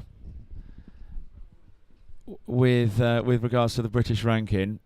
I don't think this heat is automatically ISA World Games qualification if you come in the top two. Because if the calendar runs, this is a sort of tail end of getting the surfing's annual calendars aligned again from COVID. If next year's British runs, it'll run ahead of the ISA Worlds, and so there will be another chance for ISA Worlds qualification. But were there to be anything that meant that the ISA Worlds were running before there's another British Cup, then it would be three men, 3 women that would go. And so all surfers here are going to be thinking that first and second is going to put you very firmly in the conversation for a trip to the ISA Worlds in what would be, well, it will be under a year's time, because the ISA Worlds will likely come back to their springtime slot next year. So the calendar all had a bit of adjusting to do after the Olympics were moved forward a whole year, because the ISA is run on a slightly different rhythm as we go into the Olympics. So there's basically a 4-year cycle now slowly getting into place that all leads towards Olympic qualification. So how a surfer can qualify for the Olympics from this event would be win through, i.e. in the top 2, hold your place in the British rankings to get into the next ISA Worlds team. Then you'd need to be the top European surfer in the ISA Worlds, and then you'd get a place. The more realistic qualification prospect for British surfers would be in another year's time, when you go to the ISA Worlds held in the year of the Olympics 2024, springtime. And I do believe that has already been confirmed, that it's going to be Surf City, El Salvador. And that then would be all remaining places to countries that haven't yet picked up slots. And so the Olympics do start here for British surfers trying to qualify, but there are further chances down the line. On the 4-year cycle that British surfing has set up, the intention is that the British then rolls around the 4 home nations during that 4-year Olympic cycle. 1 year it's in Wales, that's this year. It goes to the Channel Islands, and then it goes to Scotland, and then it goes to England. And the idea is that Scotland is the year of the Olympics. We'll talk about why in a moment. We get the opening wave of the final, and it's Stanley Norman, the reigning champion, last year's event winner. And he's just getting a bit of work done on the left, and this is going to be a decent start. Kicks out, decides to head back out. And we'll take another little look at that. Where do we think this score is going to go in? Because this is obviously going to be the wave that sets the scale. And 1, 2... So, I mean, I'm counting manoeuvres. 3, and then out. So a 3 and out. That's an American football term, by the way, a 3 and out. In American football, a 3 and out is a bad thing, but in surfing, 3 and out can be quite a good thing. Do you know what it means in American football? 3 and out, 3 completed passes? Yeah, well, sort of. No, what it means is, they get 4 downs to gain 10 yards. No. Right. You get 4 downs to gain 10 yards. It means that after your first 3 downs, you hadn't gained 10 yards, so on the 4th you punted it away. So it was a 3 and out. Gotcha. You got no first downs. So it's a possession. It's the shortest, most unsuccessful possession you can have in American football. A 3 and out. Talking of They're American in London today. Sports, my friend Connor has gone this morning. Oh, I wanted to go. I am not there because of this. You're a fan of American But I'm sports not regretting it. with a Z, aren't you? As we see surfing He in gets white, going this is again. Stanley Norman up again. Lovely cut back there. And So Stanley will have a fairly substantial lead at the end of this wave. yeah, he will. Well, he got a 4.17 for his first. Yeah, I am turning up the opportunity to be at New Orleans Saints versus Minnesota Vikings in London today. I'm a Saints Saint fan. or a Viking? I'm a Saints fan. Who seen who them the in Saints? London before. Say again, Minnesota. Minnesota Vikings. I am a Saints fan because I was in New Orleans the year after Katrina when the roof had blown off the Superdome. And I met lots of the people in New Orleans, and they were telling me all about it. Before that, you're allowed to change allegiances when it's American sports. Before that, I was a Franchise, Buffalo isn't it? Bills fan. I was a Buffalo Bills fan because Buffalo's nearest to where my mother lives. She lives in Toronto, and Buffalo's just over the bridge from Niagara. But when I went to New Orleans, I was sort of I formed a bond with the people in New Orleans. New Orleans, the city of It was the Big Sleep, they call Big it. Sleep. That's I knew Yeah. I knew it had a name. Or no, not the Big Sleep. That's the Raymond Chandler novel. The Big Easy. Sorry. Big Easy. It's the Big Easy. And here we go. A little look. Yeah, so what happened then, though, was that the year after I was in New Orleans, I went, I'm going to be supporting the Saints this year now. And they had to play all their games that season out of the Superdome because the roof had been blown off by Katrina. And they won the Super Bowl on their return year to the... And it was a real romance sporting story that the New Orleans Saints won the Super Bowl on their return to the Super Bowl. To see a film featuring Superdome. Brad Pitt about it soon. He likes a sport Possibly, biopic, doesn't possibly. I mean, he doesn't look unlike Drew Brees, the quarterback that took them there. So ever since then, I have been a New Orleans Saints fan. I was wearing a New Orleans Saints top yesterday, albeit underneath my T-shirt. Oh, because NFL gear is very warm. second score of White Drops is a 5.17. There we So go, Stanley Norman currently sitting on a combination of 9.34 with all three other surfers in this heat. You'd hope Yet to that catch a that's wave. not the winning total yet, wouldn't you? And here we have Logan Nickel using some local knowledge to Spray. get into a really nice left. Starts with the More two spray. beautiful turns, and this one's going to reel off all the way through. 3 fantastic turns before he cuts back towards the whitewater, and Logan will be so pleased with that start for himself. Wave of the heat. I think so. Let's have a look. Here we go. So we see that Nice. first kind of check turn before really opening up. Gets here. the lip on that Bang. one. And this It is There the we wave have of the it. heat. brilliant start for Logan. 6.67. So Logan's in second, but he needs only a 2.67 to take first. How on earth did we get there to talk about New Orleans? Oh yeah, 3 and out. So in surfing, here Up we and go. riding. It's surfer in red. Oh, Luke Dillon wow. with a huge bash, and this one's going to The stand up again. momentum into the second one. Fantastic start Oh, for and Dillon a as well. long drawn-out cutback. Dillon absolutely shredding there and goes to town on the inside as well. So and the claim. we see a change of tactics from Luke Muted Dillon. claim from Dillon, but a good claim. During his semi-final, he chose to go purely left, solely left. Rob, it's the momentum from the first turn to the second turn that makes this wave what it is. So if we look here now, Dillon, he takes off, and it's the speed he gets out to this turn. A huge drawn-out bottom turn, and whack! Oh, he was behind the telegraph pole. And long, drawn-out cutback there. Lovely surfing. That's going to be the wave of the heat. Well, I enjoyed it, and I'll tell you someone else who's enjoying the action this morning. Minnow of BLU Is he? has texted in again. Morning, Minnow. He said he's thoroughly enjoyed 2 great ladies semi-finals. I heard Minnow's either about to or just become a grandfather. Just about to be. I think. 9.0 for Luke Dillon there. Don't Wow. Mind that. Minnow says congratulations to all involved and good luck. He'll be watching these finals. Well, that now means that Logan Nickel still requires a 2.67 to take first. Big love, Shakas Dillon. and Hiraeth However, from Wales, Minnow. only requires a 0.34 to move into first. So Luke Dillon very nicely poised here. So get this, right? You know, we were saying that in this afternoon in Tottenham Stadium, 3 and out would be the worst thing you can do. All 4 scores on the board in this heat are 3 and outs. Logan Nickel, surfer in blue, up and riding, needs a 2.67 to move into first. And that opening turn was beautiful. And that one. Classic Logan Nickel trademark wrap into the he's pocket, ripping. and he's bashing off the lip. And behind McLaughlin's him, out on the McLaughlin's outside. ripping too. Oh. Lovely turns from both surfers here. Logan's still going, looking for something on the inside. McLaughlin taking the lip to bits out the back. Nichols found another section on the inside, so he's put together not a 3 and out, that was more like a 6 or 7 and out. So lots of turns there put together by Logan Nickel. Lots of turns there put together for Craig McLaughlin. McLaughlin looking for his first scoring ride. This heat. Wowee. Have you been watching this, Mr. Vaughan? It is through the roof. Certainly have, Tom. Rob. Do apologise.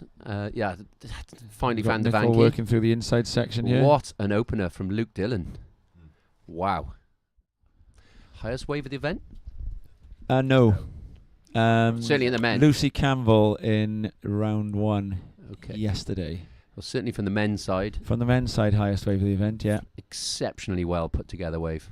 Yeah. And I may have detected a slight claim there as well. Yeah, it was a sort of a muted claim at the end from Dillon. It was beautifully surfed. Beautifully surfed. Whether Yeah, okay. So, with that nursing a significant foot injury as well. So, waves that land to it have really given us something to enjoy this morning. I can't tell you as contest director quite how pleased I am about this. But, just snuck into the booth here to lend an ear to say, don't worry about the van keys. I've found them where I left them. And we're all good. I'm sure that will be providing our viewing public with great relief. Yeah. So we have a 5.43 for Logan there. Yeah, just looking at the best waves, Forney, we've got here that it was yesterday Lucy Campbell with a 9.17 as remains the highest score of the event so far. And then Luke Dillon, that wave is now the second highest score of the event, a 9, but he also has the third highest score of the wave, an 8.83, shared with Barnaby Cox from a heat that I believe you were calling with us yesterday. And here we go now. Stanley Norman has got something to say about this. And that second manoeuvre from Stanley Norman there was real money and doing some work coming through to the inside, and he's going to get a last chance at a close-out re-entry there. Real nice speed and power. That stood up so beautifully for Stanley, didn't it? And so this is going to be... And it's the inside work done there for Norman. So we have a look Backloading. It's backloading. Look at this. So we've got those first manoeuvres out the way, and then it's the way that he comes through here. Just does not slow down. Other surfers have been doing the Huntington hop through here. Norman finds the face again. Whack! That one's real. That's a 12 o'clocker. And then off the end there, and no claim on this occasion. Interesting. I had a conversation with Stan just before the final. He was asking, can I just confirm exactly what the judges are looking for? So I've given him, what the judges were looking for. And what are they looking for? Well, they want that big hit out the back first. They want nice to complete the ride, but they're looking, if you remember in the semi-final, did that 7.17 for Stan Norman there. So it's the second highest wave of the heat. I think that's fair. I do indeed. I think that's a fair result from what I've seen. But he was querying the air that he did in the semi-final. He got somewhere around between a 5 and a 6, and he was just querying why that was the score. Single manoeuvre. So, what a final we have here. We've got yellow. This is Craig McLaughlin, currently in 4th position. Craig's looking for a 6.52 to move into first. Of course, we're not given the requirements for second because it is the final, the men's final, here on day 2 of the British Cup 2022. We're live from Llantwit Major in an almost sunny, I'm being promised sun later on, Mark, sunny South Wales. If you look to your right, you can just look around the judges' cabin. There's a break in the cloud. Shame it's not for the men's final, but I think the women may have some a little bit of few rays. Sun rays just starting to peek through the cloud and rain here.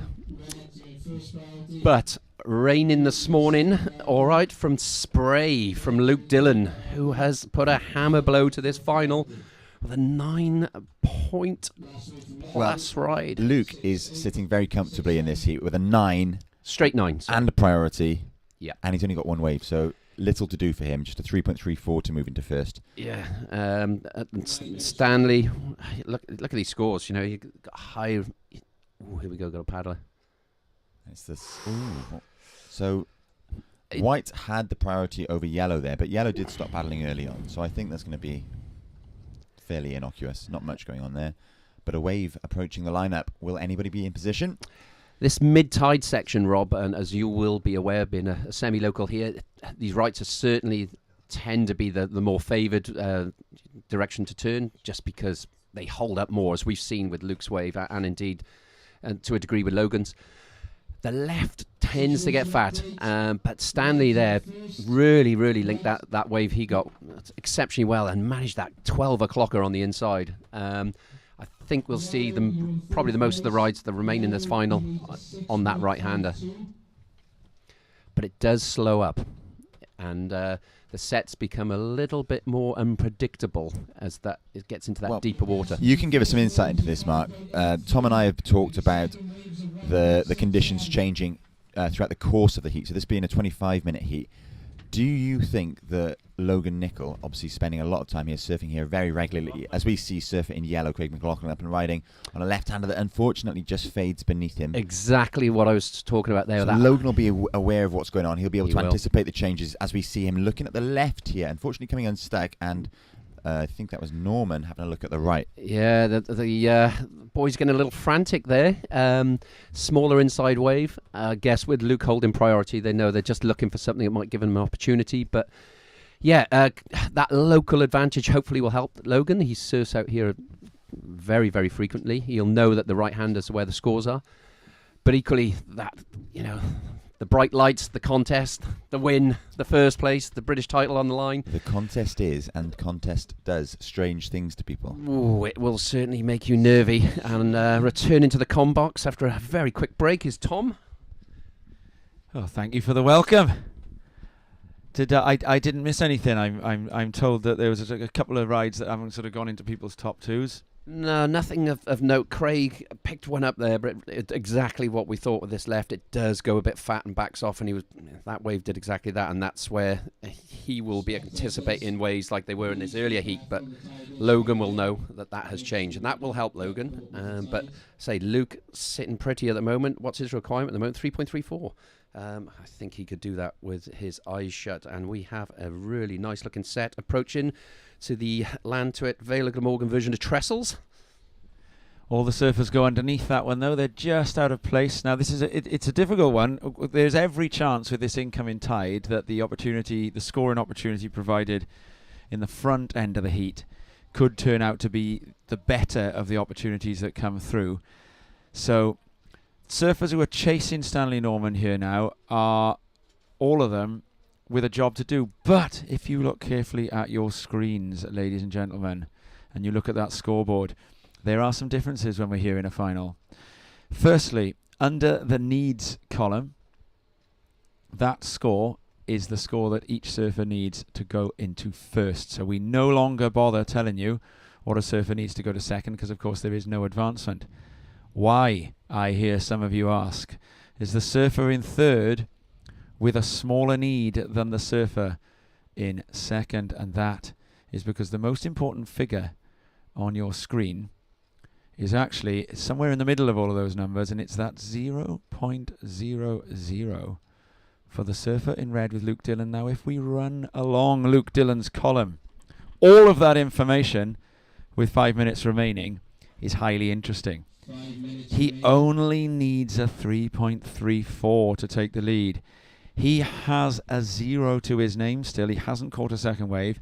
He has a 9 to his name, and then that P1 in red next to his name tells us that he has the pick of the lineup.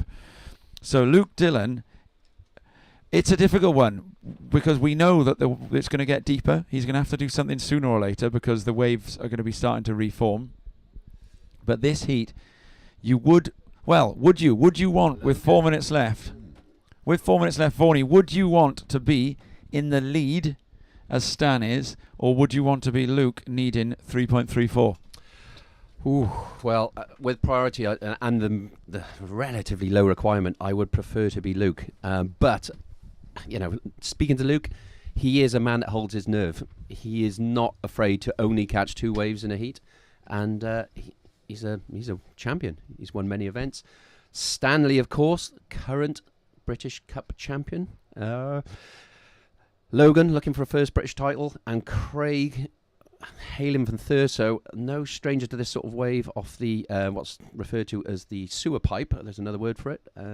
This is very similar conditions, and he, even though he's fourth, only needs a 6.52. Very achievable. It is very achievable, and actually there's a little bit of a grudge going on in this one as well, because last year it was Dillon who led the final right the way into the closing moments.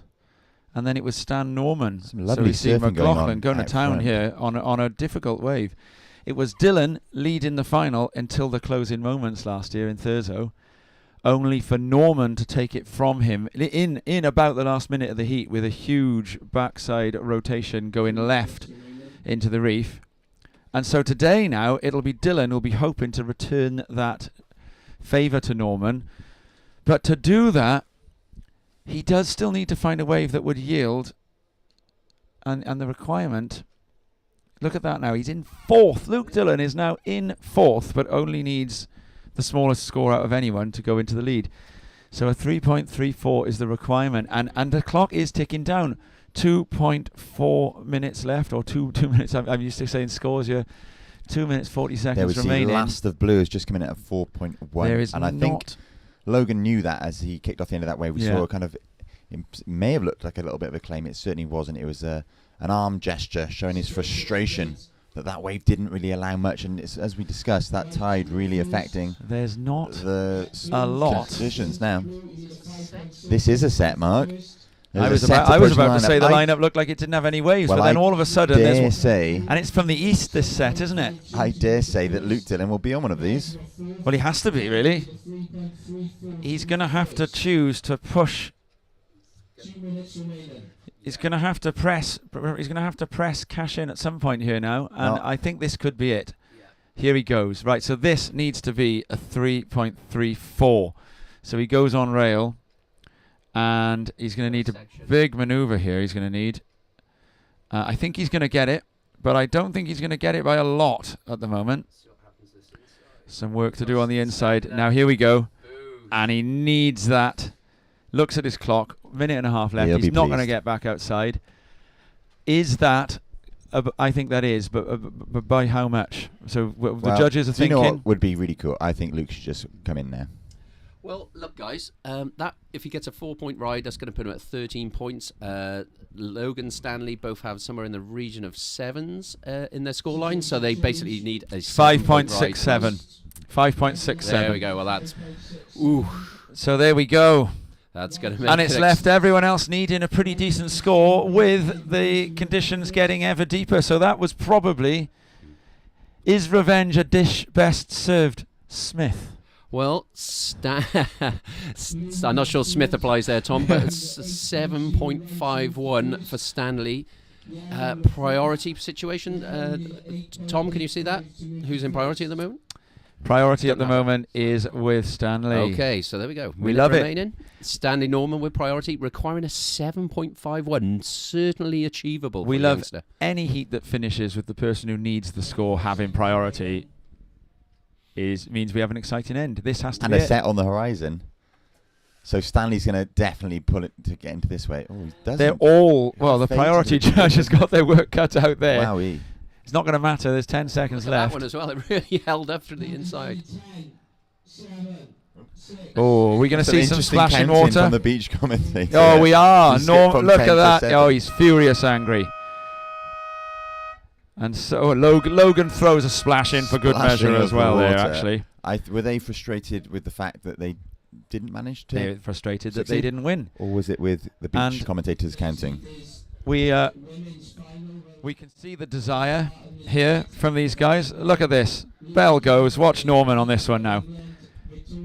No, I don't like that. I don't like coming second, says Norman. And Logan says I don't like coming second either. Or we don't know which one of them is second yet because we're waiting for the scores to come in. Logan was in third, I believe. Logan was in third. Well, guys, what a final. Woo. What a final. Luke Dillon, to be fair to him, held his nerve throughout. That opening 9-point ride deserved the title. Stanley, excellent surfing for that second place. And our local boy, Logan. And with respect to Craig, Scotland, Thurso, what a performance to get to the final. Very unlucky, but he was in full surfer yesterday, wasn't he? He was my man of the match yesterday. Okay, so we'll be going straight into the ladies' final. That is coming up next.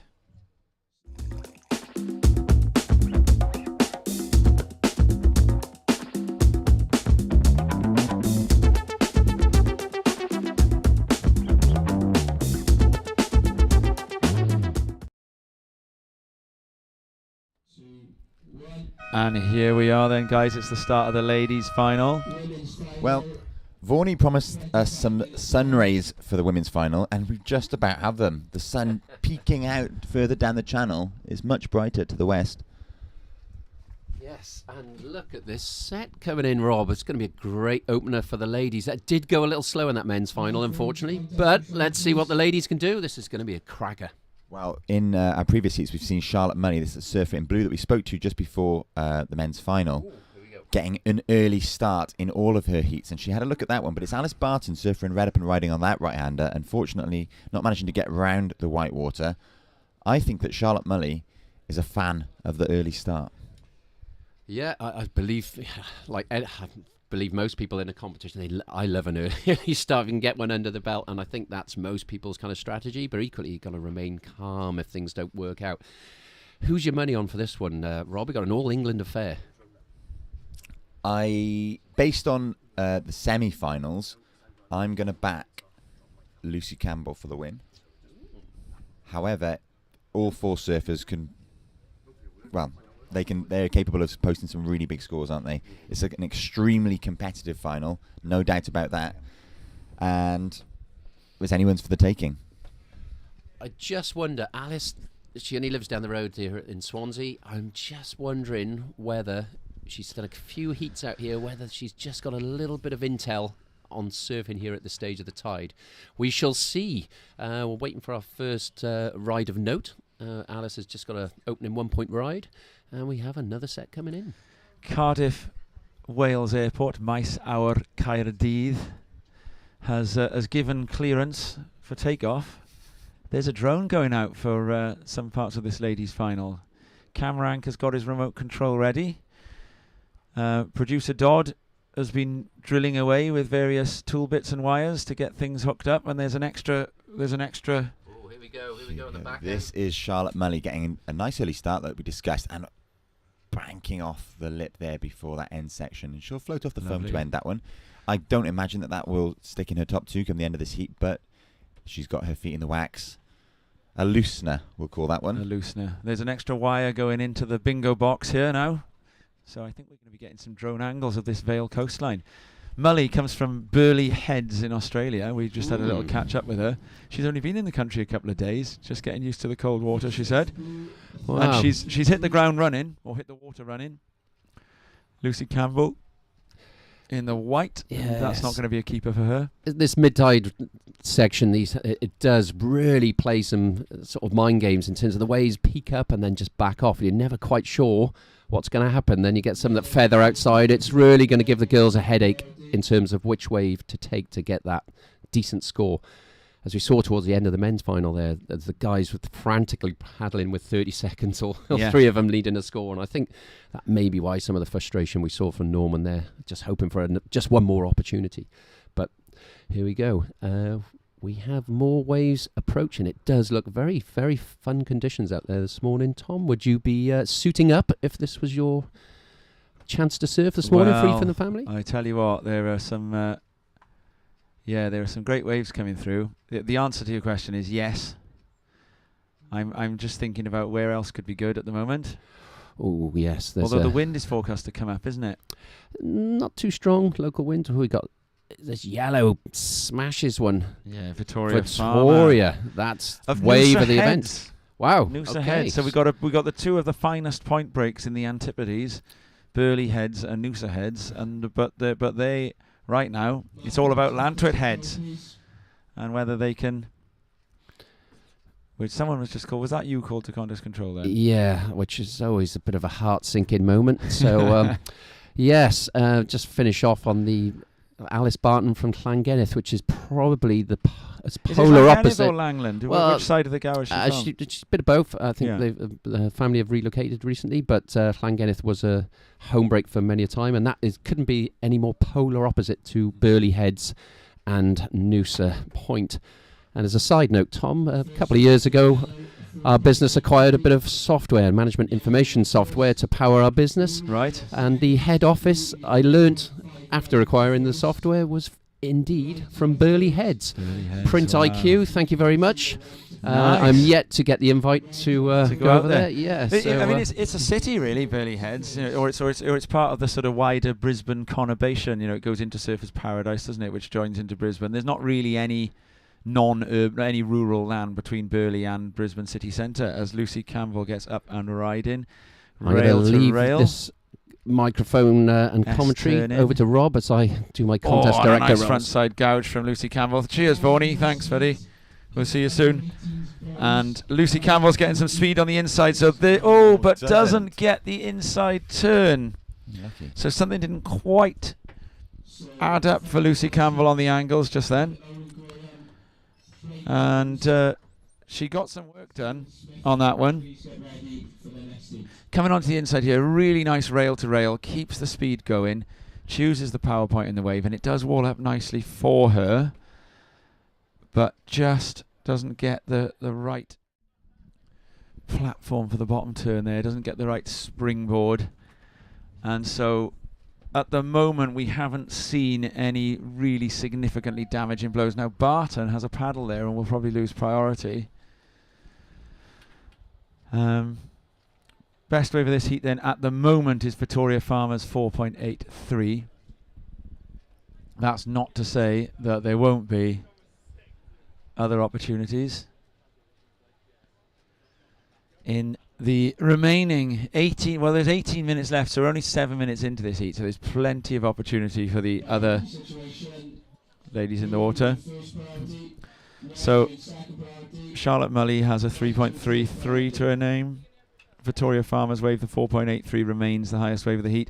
There is a score to drop for Campbell, and it'll be interesting to see how that compares. I think it'll be in the same sort of region as the Victoria Farmer's wave. Difficult. I think very, very close actually between the two of them. So Victoria Farmer was given the 4.83. It'll be interesting to see what the judges think about Campbell coming off on the inside. And they're having a good think. So they've gone under for Campbell, a 3.9. So they've put just under a point separating the two waves. So it's almost the point of difference there. You can see how they've come to that decision. They like a complete ride here in these conditions. That's fair enough. And Victoria Farmer, I suppose, if you look at the ride as a package, you can see where that extra point of difference has come from. Extra point. That's another London term this afternoon, Rob, that your mate will be using. Extra point. Extra NFL. point. NFL. Yeah, it's their word for a conversion. Oh. And so this now means that Farmer has temporarily dropped into second. Well, I say temporarily. It's temporarily. If Farmer stands up on another wave and scores 0.9 or more, she'll go straight into first. But then we've also got all the other surfers in this heat within striking distance of the lead. Mully only needs a 2.4. And Barton, she's yet to really get going. Surfed very well in her semi-final, Barton. But at the moment needs to try and pick off the right waves. And Barton in second priority, but she's sitting quite far in. And her father, Bob, is her coach when she does WQS contests. And as you can see, that's been a very successful partnership. I think here Alice takes line-up advice from a couple of different people. Would you... I mean, you can see there that Alice is sitting in, or all four competitors are sitting in water that has had foam on it. Can you see that? I can. When you're sitting, I can also see a set approaching. when you're sitting in a shifting lineup, you want to use the evidence of residue of breaking waves as an indication of where to sit. And you can see now all four surfers are sitting where, you can see those tiny patches of foam on the surface. They're all sitting where waves have already broken. So that puts all of them slightly inside of where you'd want to be for a set wave. Why do you think that is, Rob? Is it just that it's hard to keep track of where you're sitting out there? And perhaps. I think the conditions are changing so quickly. That tide is really racing in now. Yeah. And I think if you sit too far out, you run the risk of missing these sets that are making their way towards the lineup now. Right. I think it's at this stage in the heat with plenty of time remaining as well. It's important to get a few scores on the board, whether that means taking off in the white water, then so be it. Sure. You see Alice Barton surfing red breaking away from the pack here, opting to paddle to the east rather than towards the west where the sets are rearing up. And I think that's a very wise move. A bit of, as Vorney termed it, intel on the break. So now look at that. Set is coming through and it's going to break pretty much outside everybody. But Barton could be in the spot. Well, she's in the spot for a possible reform run at the inside, isn't she? But this will then give all four surfers a chance to try and adjust a little bit, and they can use the foam residue left by that breaking wave to try and work out where to sit next, can't they? So you see here now, I'm just looking at the camera angles that we've got. See if we can get a picture of that foam residue that then sits on the surface after a wave has broken. So you can see then the surfers use that as a chance to adjust. You can see Alice Barton, she's now moving further out. And another set is coming round, it's coming through out back. Now, in the men's final, which went just before, Luke Dillon's, well, the 9 was the winning wave, wasn't it? So here we go. Both surfers obviously into late takeoffs here, but Barton with a big lipper on the left. And the camera doesn't follows Barton over Mully. Mully did 2 manoeuvres, albeit not quite as critical as Barton's. And so we'll see now on the replay here, we go with Barton, and that's a big in the lip turn. The judges might think that it would have been possible to have a bit more flow on that. So I don't think it's going to be an enormous score, but it will certainly put Barton in a position to start thinking about having a tilt at going further up the scoreboard. And then Charlotte Mully. Now, Rob, you're telling me that Charlotte Mully's first manoeuvre was quite a critical first manoeuvre. So it'll be interesting to see what the judges do with those 2 waves. Yeah, no, I was saying that Luke Dillon's winning wave in the men's final was a foam ball takeoff because they were all sitting a little bit inside of where the waves were breaking. And now the foam residues for the previous waves are starting to fade away. It becomes really hard to know where to sit. So Charlotte Mully gets a 4.33 for that. And Alice Barton, we're still waiting for the score for that last wave. 4.33 for Charlotte Mully. Now, the scoreboard that you are seeing is saying that Alice Barton has a 1.67. I am assuming that this wave here, or are they saying that move is not landed? Are they giving this a 1.67 because they're saying that this maneuver here hasn't been landed?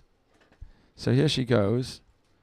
Are they claiming this isn't landed? Is that why that's 1.67? Let's have a look. It was an emergency. I mean, to me, that would be a ride out. So, but that's obviously there's no indication on the computer screen that another score is going in for Alice Barton there. So the judges have decided that. What's your take on this, Rob? The judges appear to have decided that this is not a landed manoeuvre. What do you think? Have a look at the replay, Rob. Yeah, it does appear that way, doesn't it? Surfers are told to ride out with control. Had there been a Skinner stomp, as we call it, on the end of that manoeuvre, we might have been seeing quite a good score. Yeah, and do you know what? It almost appeared to me that Alice chose to almost leap off. Yeah. If we can see it one more time.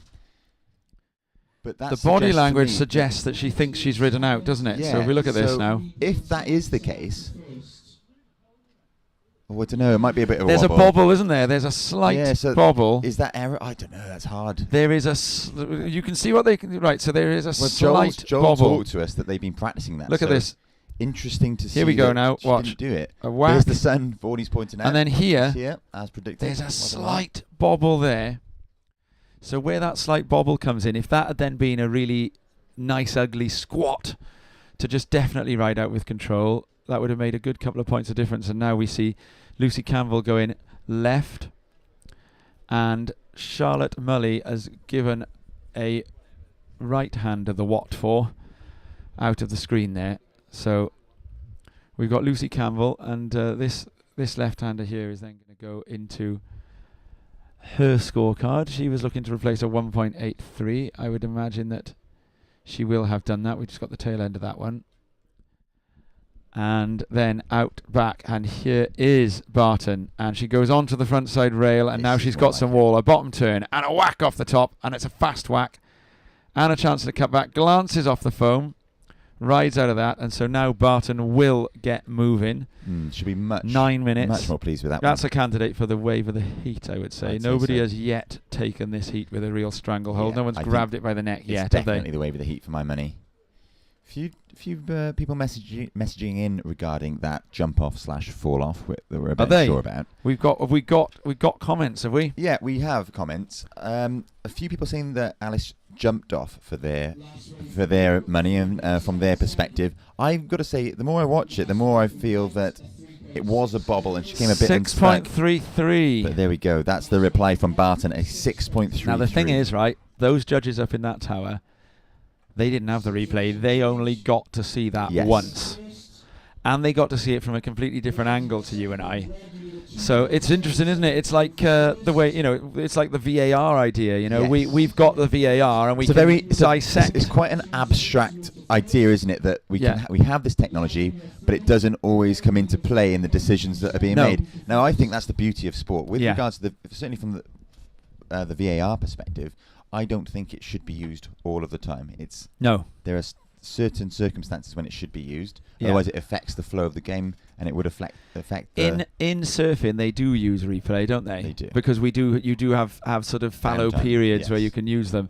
Do you know the most useful time for replay, I reckon, is when you've got to make yes/no decisions or binary decisions. Absolutely. And so replay comes in really well for the exact binary decision we just saw.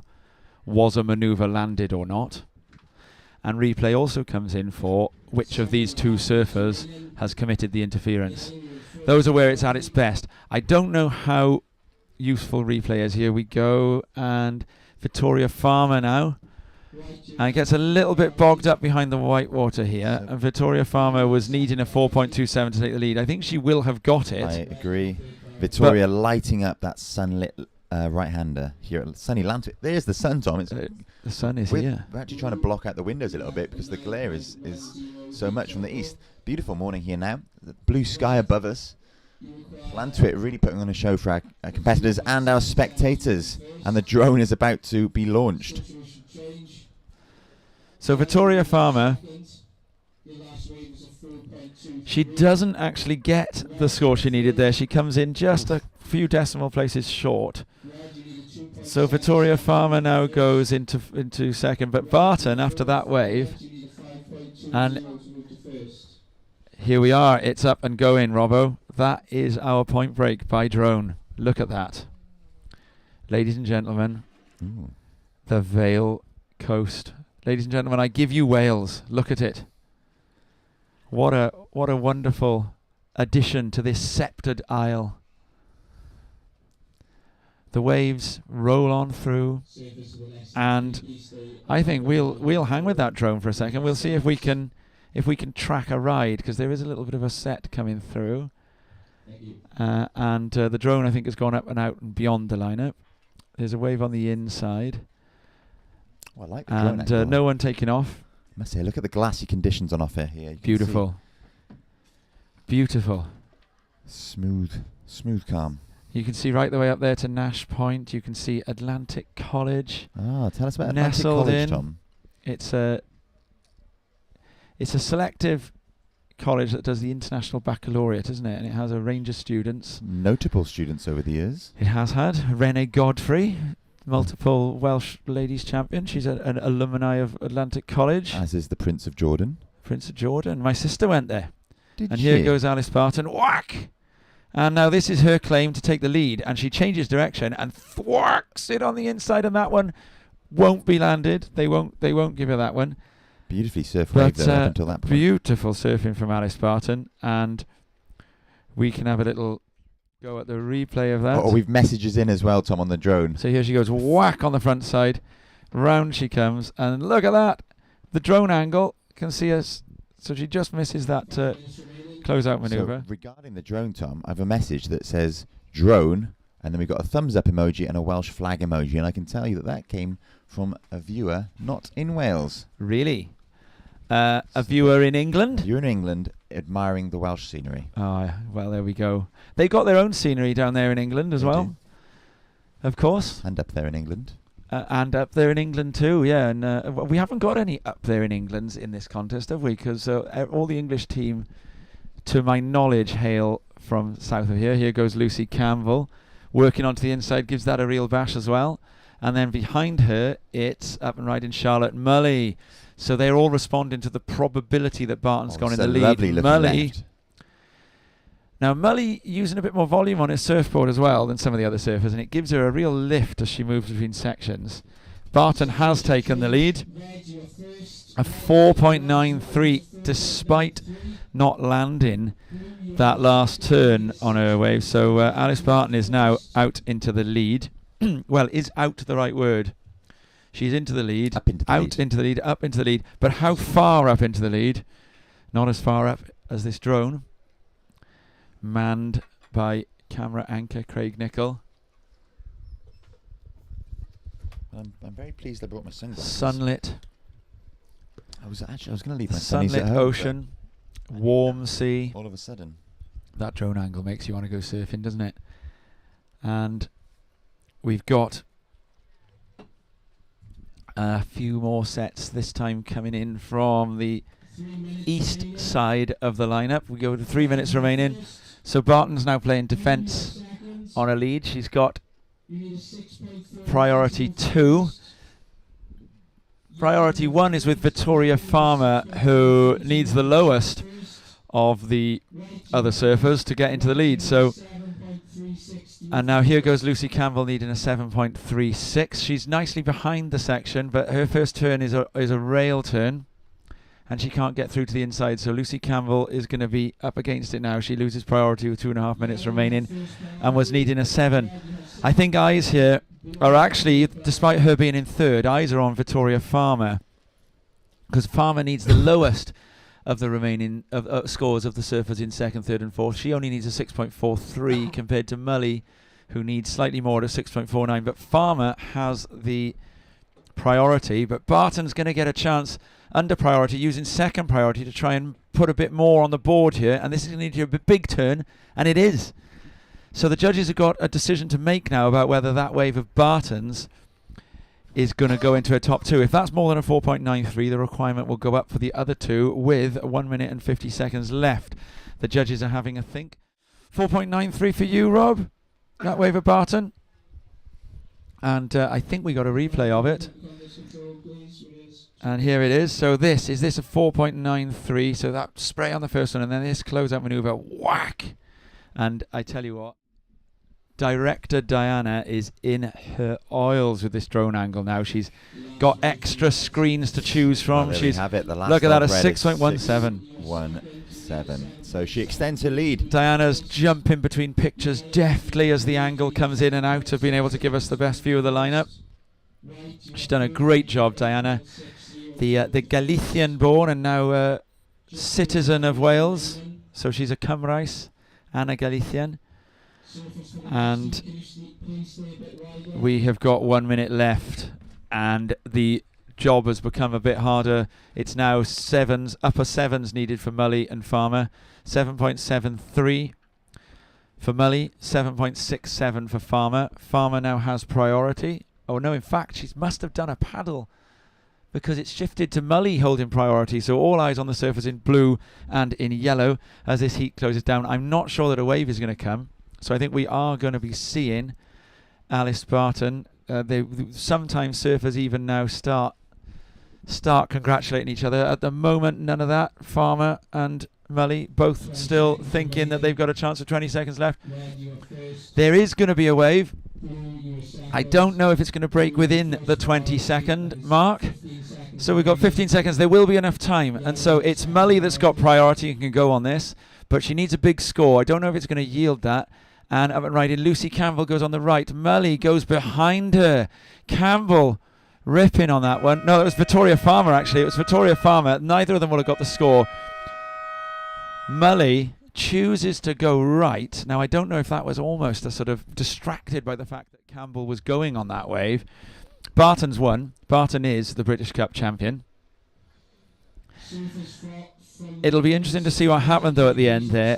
Mully could have gone left on that one, but had priority over Farmer. Mully went, Now, could you argue here, Rob, that Farmer taking off made Mully decide to go right instead so as to try and catch her?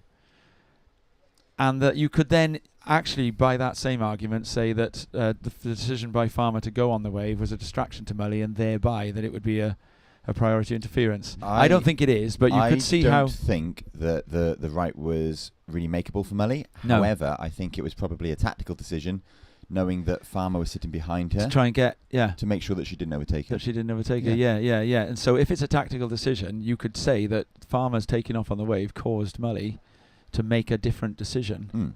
And therefore... And ergo... But I don't think they are going to give it... I mean, it doesn't matter. No, Barton has won. And in she comes, and she's stoked. And she should be stoked, because that was a pretty good performance. And she bounced back from a what could have been an interesting talking point in that heat. The landed backhand re-entry that never was. So we're going to go into the junior finals from here. Junior round.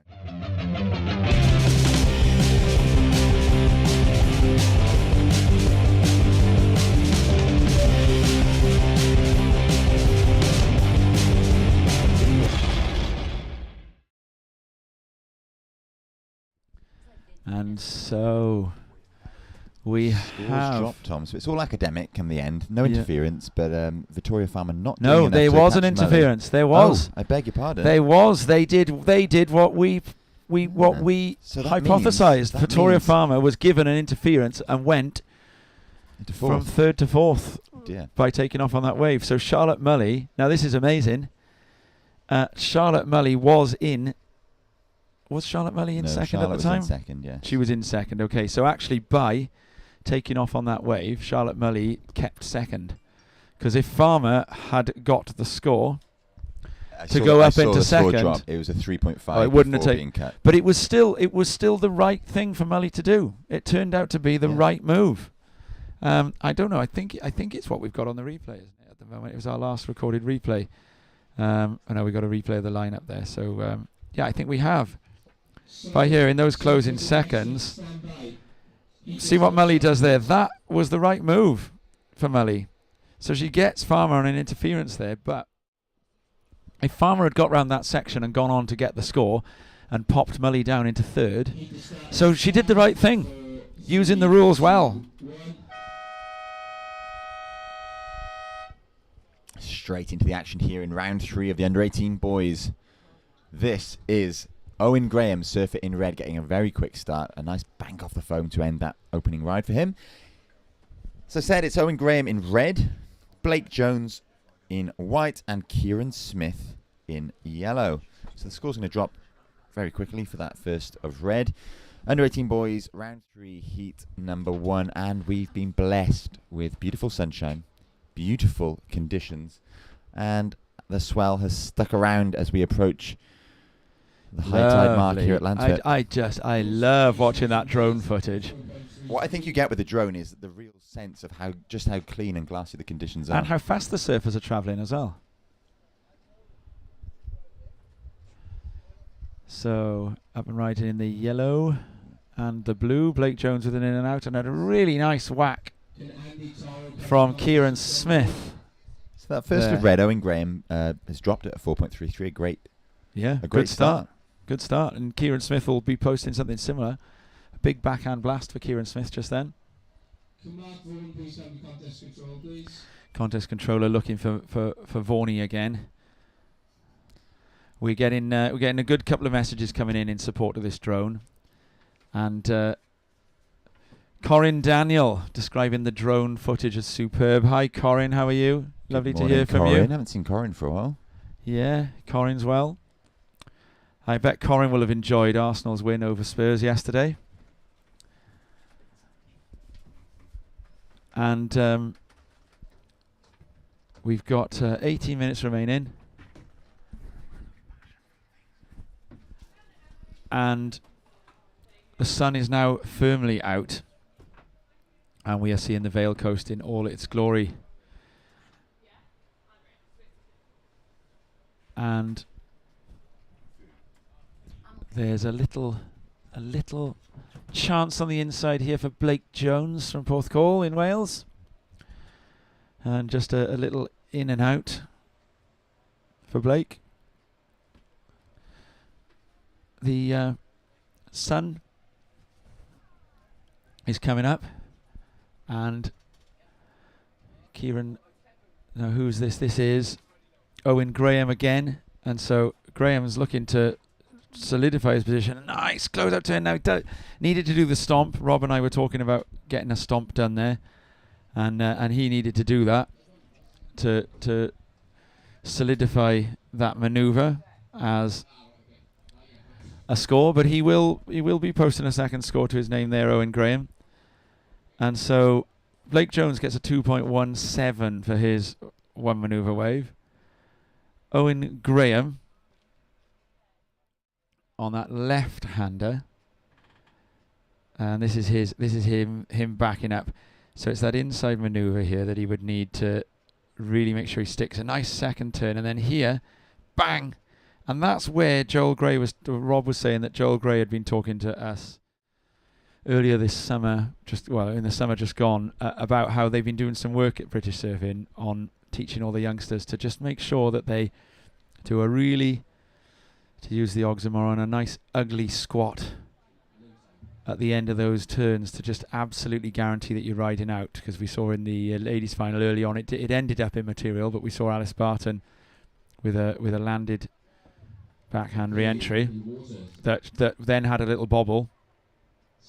Blake Jones, here he goes, riding through to the inside, goes for a nose ride, a hang five, and Kieran Smith. So Blake Jones is a longboarder, and in fact Blake missed out on the British Junior title in the last British Longboard Union contest of the event, and I believe Blake missed out on it by a couple of seconds. I think he was sitting in the lead until the last moments of an event. I'm not sure who it was that got there instead of him. I'm just trying to think who were the top other junior longboarders. Arthur Randall, it could have been him. Arthur Randall, not here with the English team today, but a great shortboarder and longboarder. Blake Jones is the same. He's a great shortboarder and longboarder, a multidisciplinary longboarder. And we are joined, so I think, Diana, we're going to jump to the cam, and producer Dodd has found a very special guest for us here. Oh, we got the cameras off. The camera's off. The drone angle is not running, so we'll carry on with our view of the lineup. We've got Owen Graham up and riding here, looking to further back up, and this time he sticks that inside manoeuvre. So we don't have the studio cam, do we, Diana? Just checking. Okay, so you'll hear her voice though. We are joined by the freshly minted British Cup champion of 2022. I've got Alice Barton with me. Congratulations, Alice. Well done, Llongyfarchiadau. Excellent surfing. Thank you so much. Yeah. Buzzing? I'm stoked. Yeah, really stoked. You should be stoked, and that was really quite good. We got I think we have now got the camera angle, so you can look. We can. Well, I'll look to you. So I'll explain my hat, by the way. Yeah, I love the hat. Yeah, this is the Spirit of 58 bucket hat. If I get my mic round here, and the rationale for it was simply the case that I tried all my hats on last night to test them against glare, and this is the one that best reduces glare. So there's no, it's just form over function here. So I know it's a bit of a strange hat. In fact, I take it off while I'm only looking this way. Brilliant. I think it's awesome. Oh, yeah, there we go. I recommend everyone gets one of those. Yeah, you've seen them around, yeah? Yeah. Because they're from the last time Wales qualified for the World Cup. Anyway, let's talk about your performance just then. So, early in the heat, all the way through each of your earlier rounds, you've been sometimes leaving it a little bit later. I had a nice chat with your dad. He was telling me in your first round heat, we had that sort of 30-second turnaround. And in this one again, your scores came in the latter end of the heat. How were you feeling at that midpoint? I was really actually quite nervous going into the heat. This morning I had a great heat, got some really good scores, and then went into that heat and the tide came in a bit, so it was a little bit different. But no, I really enjoyed. I mean, I've got a running theme at the moment about turning heats really late, which I kind of want to Boardmasters Junior Final in the summer as well. And yeah, it's kind of my thing. But you must have, like, ice in your veins, because this was a similar situation to Boardmasters, because what you've got is this incoming tide, and you must be sitting there with minutes left thinking like, I don't know if the set that I need is actually going to come. Because in Boardmasters, it was genuinely like turning into a shore break as the heat progressed, wasn't it? It was very small. So how do you keep calm and wait for the right wave? I honestly don't know. Like, most of the time I'm just sitting there and I'm like, okay, stay calm. Everyone else is capable of getting the score in the heat, so I'm like, okay, you know, it's whoever's on the best waves. And luckily in that one, I stayed patient, held my nerve, and just waited for some good ones. So we had a little bit of excitement earlier in the heat. I don't know if you know this yet. You might have heard it on the announcer. You did a really nice smack on a backhand wave, and they gave you a 1.67, so they deemed it not landed. Yeah. We actually looked at that a couple of times on the replay. There was a sort of a bobble. For you, did you think? I think I rode out, but you know, it is what it is. It's just like I don't mind. It ended up immaterial though, because you really went to town then on those last two waves. Yeah, I mean, going to the forehand, I really enjoy surfing forehand and backhand, but the forehand here is pretty fun and it kind of bowls quite nice. So managed to get two good ones. So Oh well, and so now we've got a European title, we've got a Boardmasters Junior title this year, we've got a British Cup title, we've got a second in a WQS contest. At what point do you now just go, right, it's time to just, big pat on the back and well done me, or are you still looking on? I mean, definitely, like, getting the wins this year has been so amazing, and I think putting in the work over the past couple of years is definitely starting to pay off, but every time it's like a leap forward. It's like, okay, straight back to the drawing board. Like, really? I've got the junior now, so I gotta take it back again, surf round 3 of the junior, and just see how that goes. But looking like forward, going on to the Azores and Lanzarote. Hopefully, I'm just trying to up the QS ranking as well. Azores and Lanzarote, you're talking about the QS contests that are coming. You got pretty decent points in Anglet. In fact, you got 4 points less than you got for the second this year in Anglet, didn't you? Okay, well, I'm going to wish you all the best for that. Thank you so much. Thoughts are still, you've got an event going today, so it's very kind of you to agree to come in and talk to us. So I don't know if producer Dodd knew that you were surfing again at the point when he collared you to come in. Don't worry. And the QS, so all the best for that, Alice. Thank you so much. And just a massive congratulations on a superb result here. And it's a good reminder to our viewers at home that you've taken this down, but you are still junior. I mean, it was a goal of mine, like, last time in Scotland. I just fell short in the final, but no, I'm super happy to win. Thank you so much. But you've still got to take some time to sort of do the teenage things, like definitely. be rude to mum and dad, things like that. That's my daily. Did you get your way, by the way, on being able to go to the festival in the end? Because I know you tried to get the crowd to chant, to tell your mum and dad to go to the festival. To be honest, it turned out for the best. I had a really good time in France. So, it looks that way. It was awesome. Hey, keep going, Alice. Thank you well so done. much. Thank you. See you soon. All See the best. you soon. Right, I'll get my Spirit of 58 bucket hat back on now as I turn towards the window. Yeah, we always love chatting to Alice Barton. And what a result for her there. Taking it down. Meanwhile, Blake Jones is starting to make a little bit more of a claim on an advancing position in this heat here now. So Blake only needing a 5.17. I say only needing, it's a decent score, but remember, the scale now will be slightly adjusted from what it was in the Open. And so I don't think Blake definitely gets that there, but it could be close. And in fact, the requirement changed. It's a 2.94 that Blake needed on that. I think he'll get that. So I think Kieran Smith will be playing a bit of rear guard shortly, but he has also just ridden a wave. Look at that drone angle there. We see the contest set up from above. And here was Kieran Smith playing defense on a 3.67. Will that be more than a 3.67? Smith has been sticking in these big first manoeuvres and then not necessarily following them on from there. Second, yellow. You still require a 9.49 to go first. And third, right. You require a 2.94 to go second. Up and riding now then is the surfer in red, the heat leader Owen Graham, and he has been ripping. Now Owen Graham, is he a Channel Island surfer, Robbo? Do we know that? Or is he an English surfer? I think he's English. He's English, is he? Oh, I tell you what, our heat sheets will tell us that. And Blake Jones got the 4.4, so would have jumped up. But then Kieran Smith with a Yeah, now I'm a little confused here now. So Blake Jones needed 2.94 on that. Got 4.4, but for some reason is still in second. Yeah, so yellow must have backed up. 3.67, yeah. 2.94 to go second. Priority, yellow. In first priority, second priority, red. Third priority, white. And so 7.5 minutes. Blake Jones asking for the time, and he's told that it's 7.5 minutes left. White, you require a 2.94 to go second.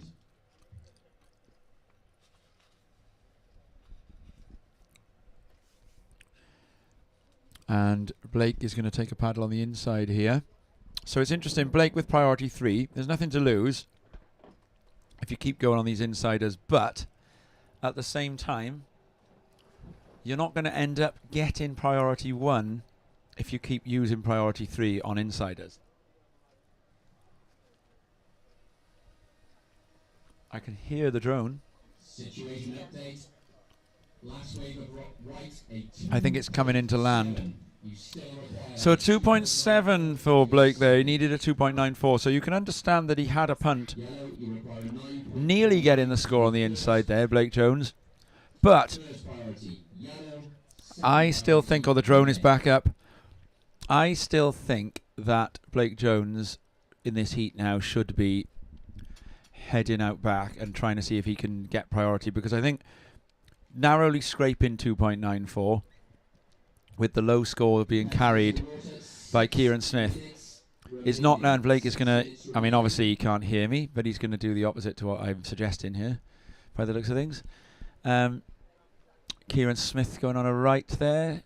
And so now had Blake waited and gone out, fortunately for Blake, Kieran Smith doesn't improve his score. So Blake's got a chance now to race Kieran Smith out into the lineup, but he doesn't take that. He turns around and catches one instead.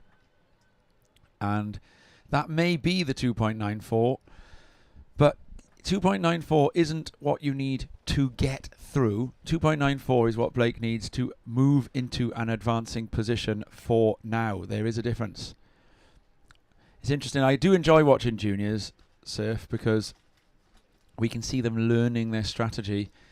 We watch the seniors events often. There's a much more refined, rehearsed approach to the use of priority. I think Jones will get it,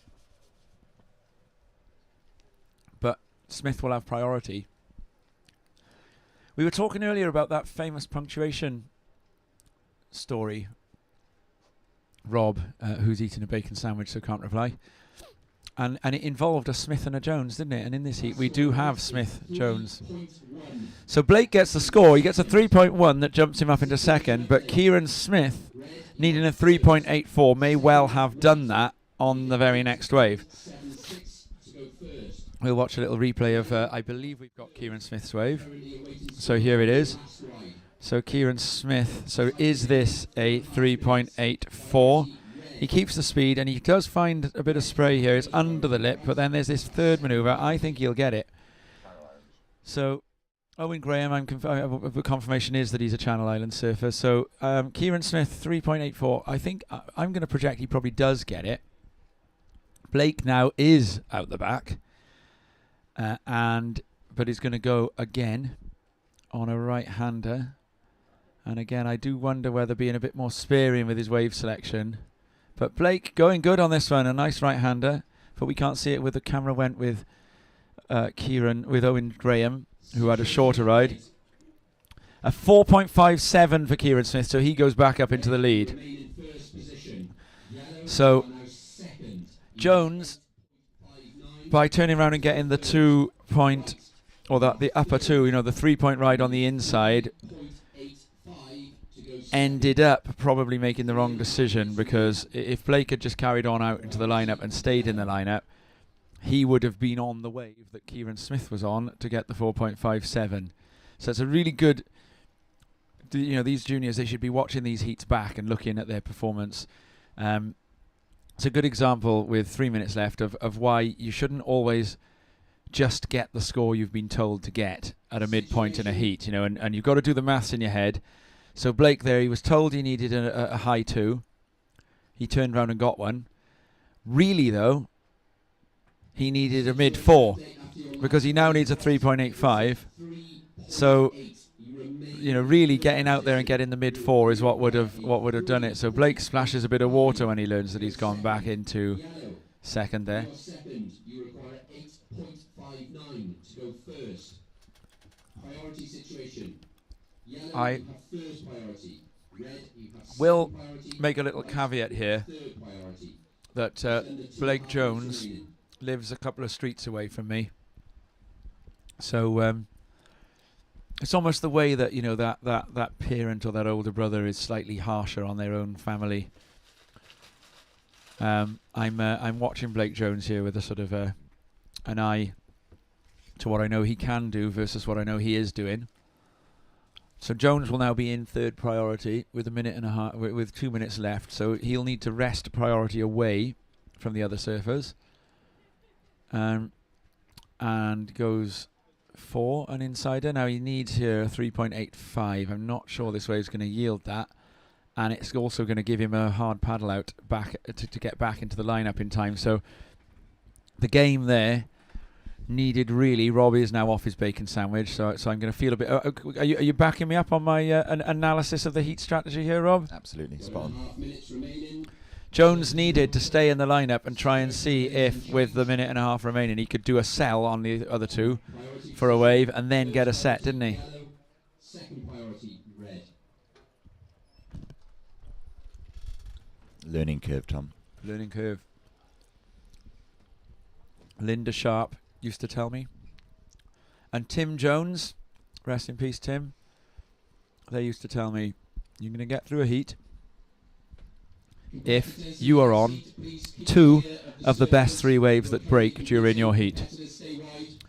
That's not about how to win a final, that's about how to advance. You will advance if you can surf half decent compared to the other guys in your heat. So as long as you're roughly the same as the other guys in your heat in ability, you will advance if you can get on 2 of the best 3 waves to come through. The best 0.50. So Craig has first priority. So he'll have the pick of the waves now as they come in. Priority's been established after that exchange between all 3 of the surfers. And Craig, who has been on form in this event, went on a great tear through the men's division, making a final, will be looking to showcase some of the surfing that we've already seen so far this morning and throughout the weekend.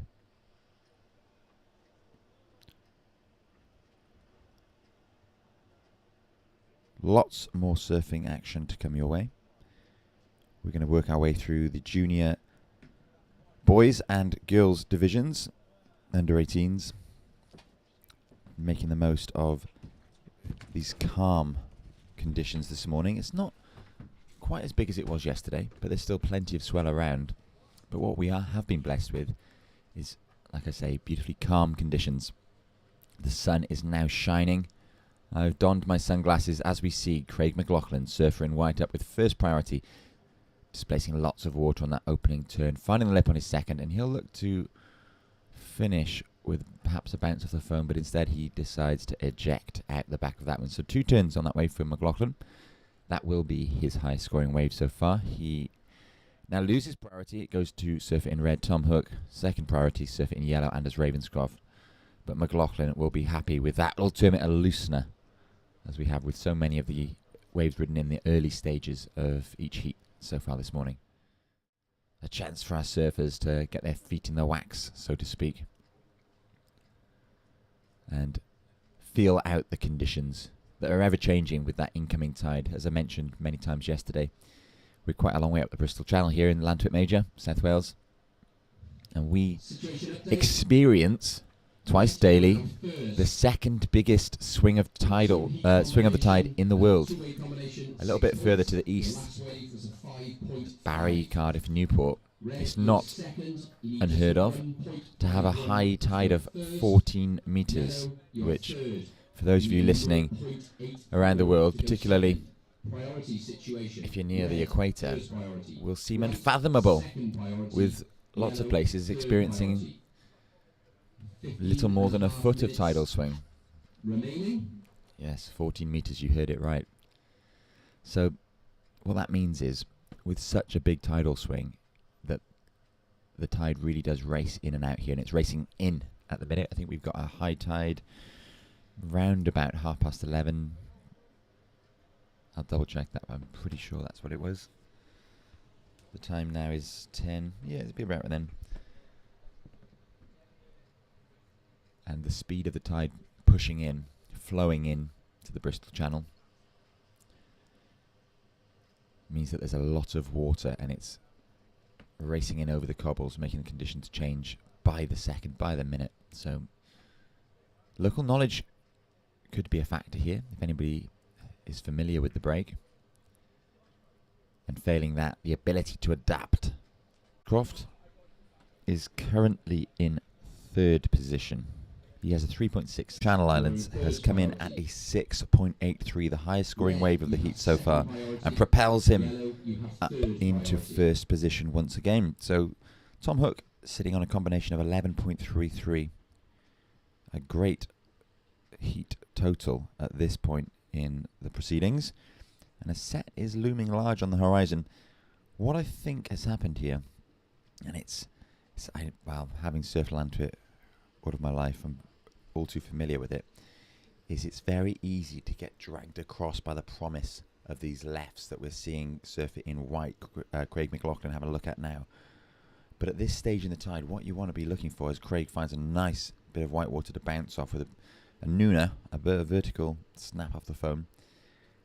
At this stage of the tide, I think you want to stick it a little bit more central, perhaps even a little bit to the left, because those bigger sets, although they rear up on the west of the peak, the right-hand side, they don't offer much in the way of surfable wave or scoring potential. Instead, lots of the surfing is to be done more centrally, more to the left, more to the east of the peak, and our surfers are still continuing to paddle further and further west.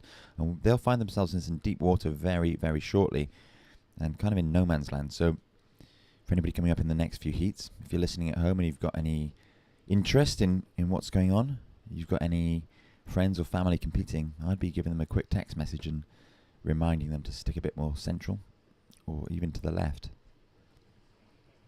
That's where the waves are breaking. That's where the scoring's being done. It's very easy to watch it and say all this, of course. It's a different matter whilst you're in the water. The contest is and does funny things to surfers. Again, this next set will illustrate my point perfectly. So it looks like it's going to break quite a long way to the west of the peak, to the right.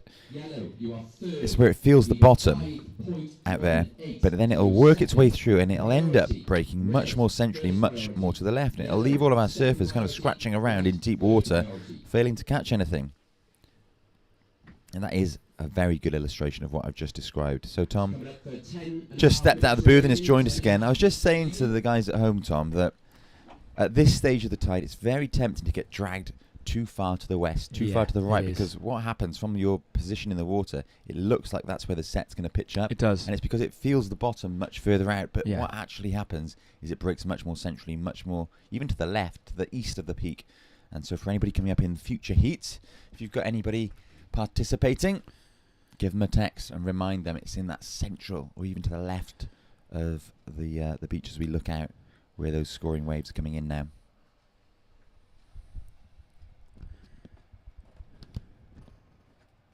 There we have a 3.67 drop from McLaughlin, so he's moved back up into second. So Tom Hook and Craig McLaughlin at this point in the heat are the ones to be progressing through into the semi-finals. Anders Ravenscroft more than capable of posting the required 5.18. That's what he needs to move into second. As we see heat leader Tom Hook up and riding. He's looking left, he's looking right. Ultimately decides not to go anywhere on that one.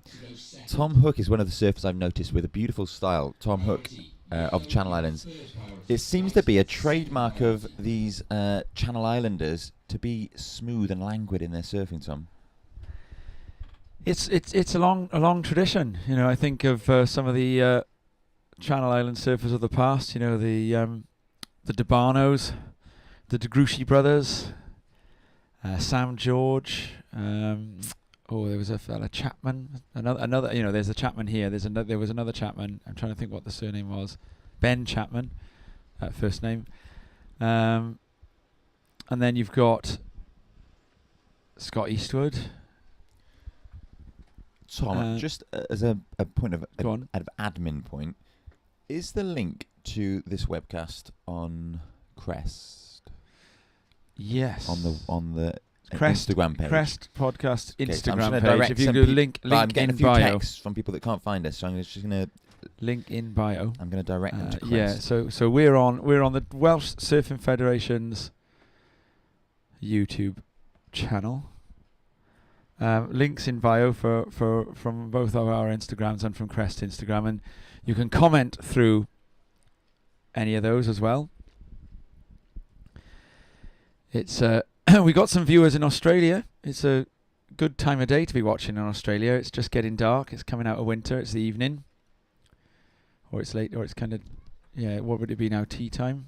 My sister's watching in Australia. Okay. And is your sister watching from Australia? No, she's is. on the west coast of Australia, isn't she? So it'd be it's slightly... It's 6:10 there. Yeah, and does that then make it 8 on the east on coast? the other on the other coast? Yeah, or 8 or even 9. I can't remember whether there's 3 hours that separate the two or not. But we got a... There's surfers watching from Australia as well, because there are competitors in the event from Australia in the ladies' final, and up and riding here now, surfer in yellow Anders Ravenscroft, and he pulls out of that one with a little bit of. It looked something like frustration. Was looking for a 5.18. So Ravenscroft now doing pretty much what we saw the surfer who was eliminated in the last one doing, and that is catching waves that aren't quite going to yield the score that he needs. So here we go now. A good set is coming through, and it's Craig McLaughlin. So men's finalist, and now he finds a little bit of time looking for a section that he can really start to swing around on. McLaughlin is in an advancing position at the moment. Would be looking to replace 3.67. I think it'll be close, whether or not 3.67 was replaced by that one then.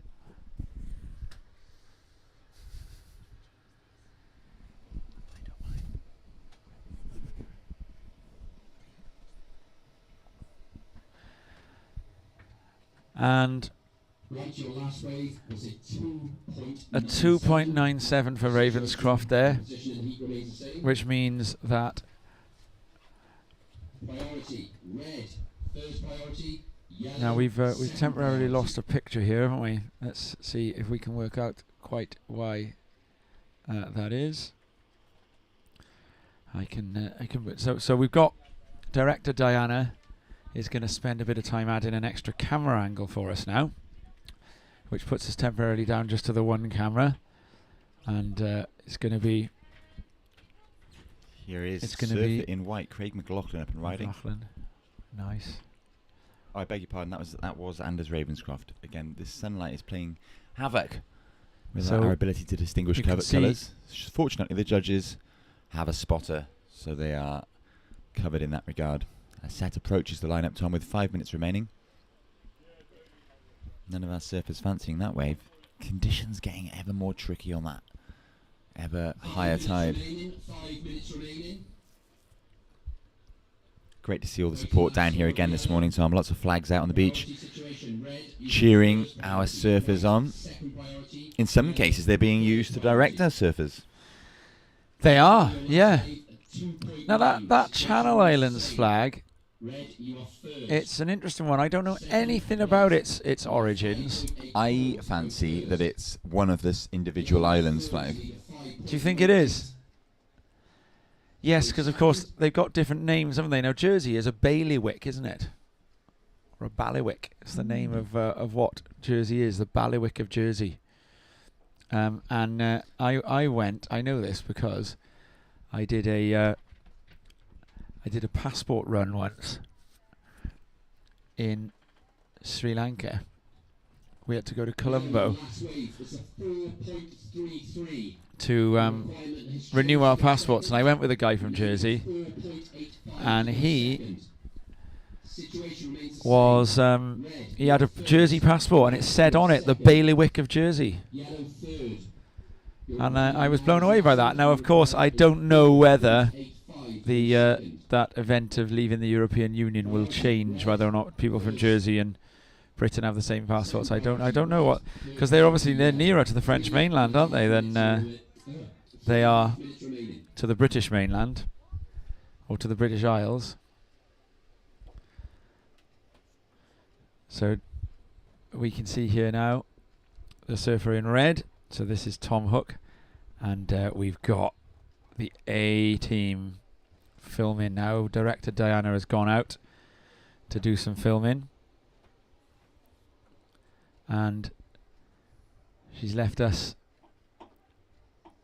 for a moment. Diana is a great camera person. She's very good at tracking the surfers neatly. And here we go. Look at this.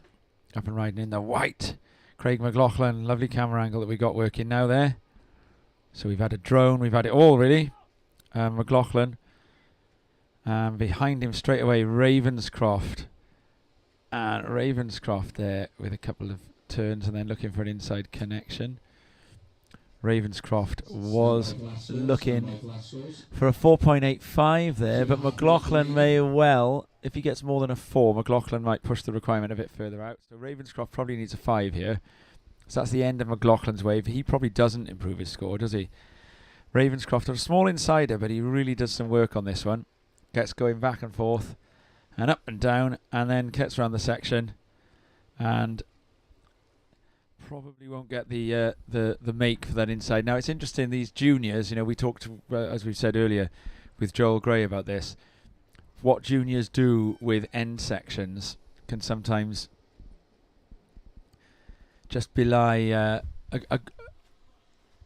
concentration span in progress, can't it? And again there, that was probably a landable manoeuvre for Ravenscroft on that last one too. So if we look here, Ravenscroft, if he's going to get the score with one wave, it'll need to be a big manoeuvre, and that's probably makeable.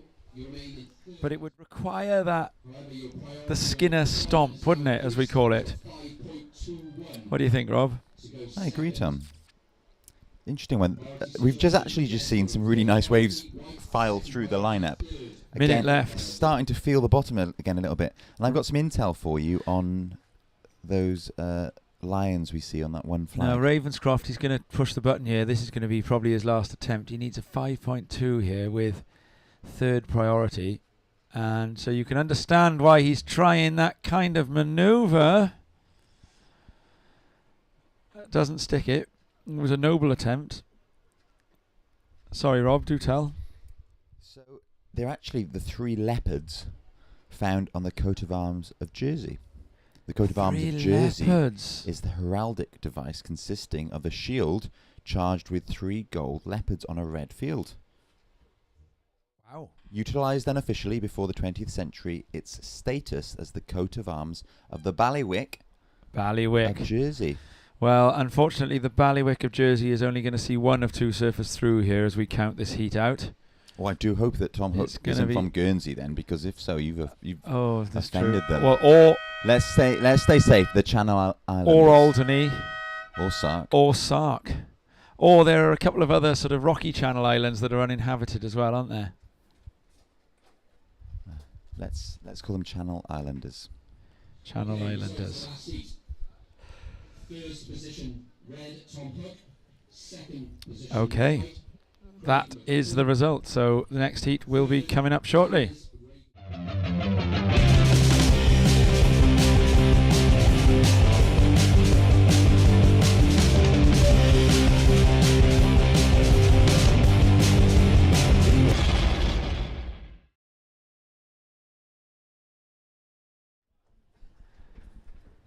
Yeah, so do we know if Guernsey is a bailiwick or not?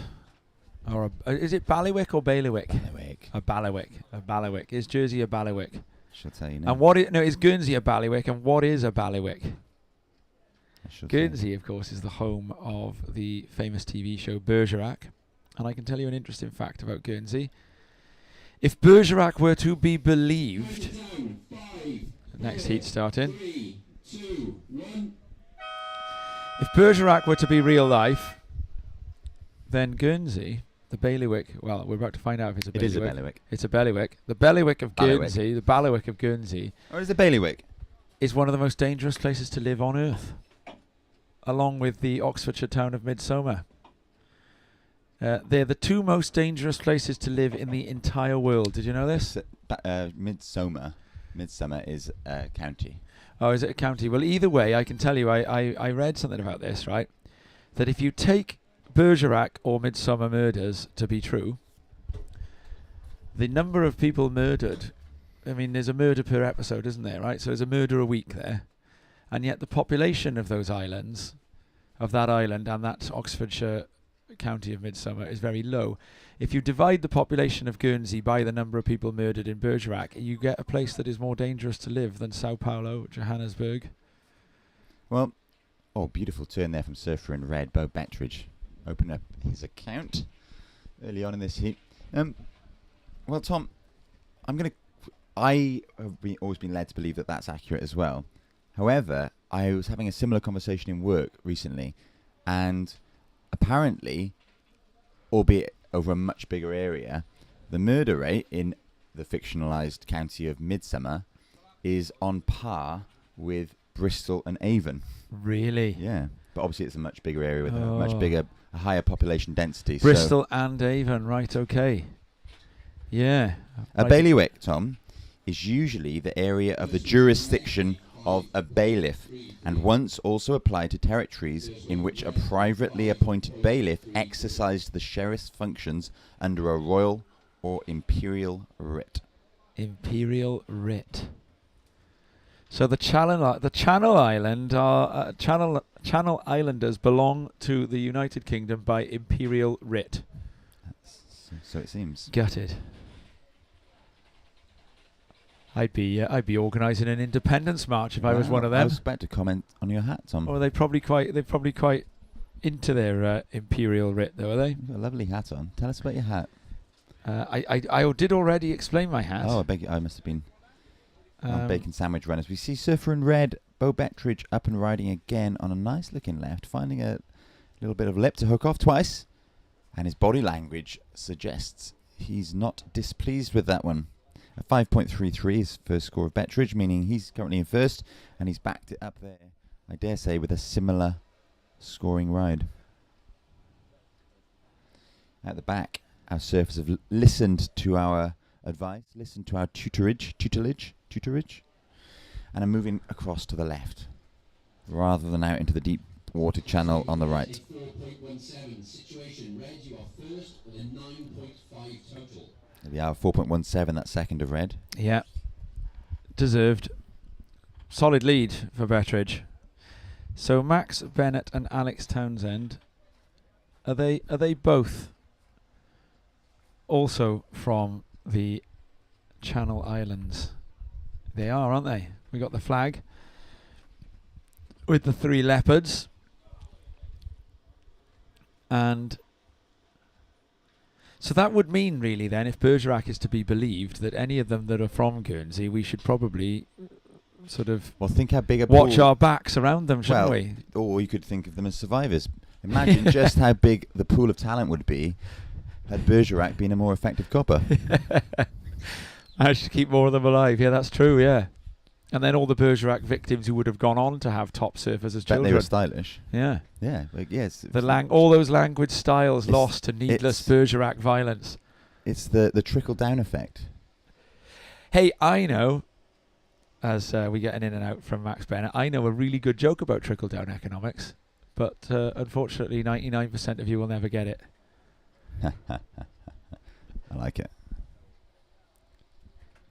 So, we got a nice set coming through here, and looks like we're going to have a paddle and a ride for Bo Bettridge again, looking to solidify what is a pretty decent heat lead. He's very busy, isn't he? Yeah, he is busy, and he's got a lovely condensed he really bottom turn, has hasn't a he? nice backhand smack there, and his bottom turn is so condensed. Oh, lovely ride at the back from Surfer in White. This is Max Bennett, also of the Channel Islands. Somewhere we talked about at length this morning. Yeah. So Bettridge here, he is able to draw his bottom turn out a lot without any real loss of precision on the lip. Look at that. Whack! Nice surfing.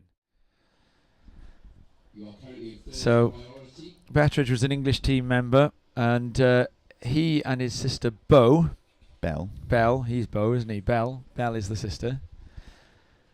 They went to Portugal, and I think El Salvador too, to the Worlds. I think they went to both, and I do believe that the family travelled. That's lovely, isn't it? I know the family definitely travelled to Portugal. I think the family also travelled to El Salvador. So great family trips for the Bettridges as Beau and Belle build their budding surfing careers. Alex Townsend, and he gets one lip. A bit of pumping going on here. Judges sometimes prefer the surfers to keep a little bit I've more. only just made the connection, Beau and Belle being, of course, the masculine and feminine of beautiful en français. Yeah, Beau. It would be beautiful. Yeah, I don't know that there's a. Beautiful. Is there an Bettridge exact translation for the word beautiful in French? Probably not, because I suppose in some contexts we'd use jolie, and in some contexts we'd use beau or belle. But we also would use beau or belle to describe something as being nice or being fine. You know, the weather is nice. My point is that it's the masculine and feminine side of the same. Yeah. So they're a positive, warm French adjective of some kind. I don't know, if you pick up a dictionary, would you get an exact translation? Let's try it. I don't know. Rob, yeah, interesting to know. When I'm trying to translate French, I sort of try and think, what word would I be using if I was saying something in a particular Beau is beautiful sentence. Yeah, but what if you go the other way? Try translating the other way. Okay. And now we've got a good little bit of surfing going on here for Max Bennett of the Channel Islands. And this is requiring a score, Max Bennett. So this wave of Max Bennett on the replay, we have to decide whether we think that is... Well, he only needs a 3-something. So that needed to be a 3... No, in fact, that only needed a 1.3 there. So I think Max Bennett will be going into second when we get the score for that one. Needs a 1.3, so Bennett will get that. So Bennett is going to find himself going up into second off that ride. And for those did you try taking the translation the other way? So what happens if you try to translate the word beau back into English? Well, I'll tell you what happens. Beautiful. Well, that's how I did the first time. So I did beau and belle back into English. Right, so now translate beautiful. And I have. And belle, feminine, beau, masculine. So it's that is the word, right? So that's interesting. So when we say il fait beau, to say the weather is good, we're actually saying it's beautiful. But the French would use the word beau to describe weather earlier than the English speakers would use the word beautiful to describe weather. The weather can just be a bit nice for you to say that it's beau in French. Beau's surfing in this heat has been beau. It sure has. And it has been puissant as well. Puissant. Powerful. And il a un peu de style aussi quand même. He has a bit of style too, we'd say. And Beau now is going to take off on another one. So there's that bottom turn of his, there's that backhand. He's got a rhythm going in this heat, and he's really doing very well. And we can have another little look at the drawn-out bottom turns of Beau Bettridge. Here. In he goes. Oh, it's a lovely bottom turn. Both times. Off the bottom, off the top. Classic top-to-bottom surfing. Yeah, a 6.33 there for 2 turns. Thoroughly deserved, in my opinion. So a pretty solid lead for Beau Bettridge here. So he'll be making his way towards a semi-final berth. Alex Townsend does have one score that is in keeping with the others, but he's carrying that one low score of the 3.1, which he'd be looking to try and replace. He needs to replace it with a 4.18, and a 4.18 would put Townsend into second with two scores that are middling. Bennett would have a score above and a score below the two of Townsend, were that to be the case. And there's going to be a paddle here, and it's going to be, but it's not going to be a wave ridden. Yesterday, Tom, you gave Vorney and I and our listeners a lovely example of, was it had being said 13 times? Oh, are you going to, let me guess, I bet you found out how to say buffalo 7 times. No. Oh, well, I could do that one. So our little conversation about the French language reminded me of a very funny video 8 times, actually, sorry. I'd seen where, well, listen to it and see if you can understand what I'm saying. I know you parle français very well. My pronunciation may let me down a little bit here, but I'll do my best for you. Okay. So. Oh, un moment, le surfeur en jaune. Okay, here we go. Mais il sort le vague. He gets out that wave early. Ton. Yeah. Did you get it? Ton. Your tonton. Your tonton is your something. Your uncle mows your tuna. Ah, right. A surfer in white. Yeah. Right. Tonton. Tonde. Tontin is what you need to say. So you got it. But it's Tonton. Yeah, but the ton, the met that is tend. Tond. It's the word tend. Tond. Tonton. So ton, your tonton, uncle. Okay, so the only tond, tend. Ton, your. Ton. Yeah. Slang word at the end, yeah. Yes. I can see how it makes that. It's a French tongue twister, that is. Last of white there. A pretty solid score. A 4.13. And so Alex Townsend still looking for the score. I'm guessing that's a tongue twister then. I'll tell you another French tongue twister. Une saucisse sachant sécher doit sécher sans s'assécher. It's the classic. It means a sausage in need of drying must dry, but without drying within. But I think we've probably inflicted webcast viewers. We've probably inflicted that on webcast viewers in the past. I seem to remember. Now, do you want to know how to use the word buffalo 8 times in a row? I've just come across it. I've got it. 1, 2, 3, you can say the word 5, 6, 7, 8. Yes. You can use the word buffalo 8 times in a row, but it does actually require a bit of explanation. I don't think Wikipedia will leave you understanding the sentence. I'm actually on Rosetta Stone blog reading about all of these. Buffalo.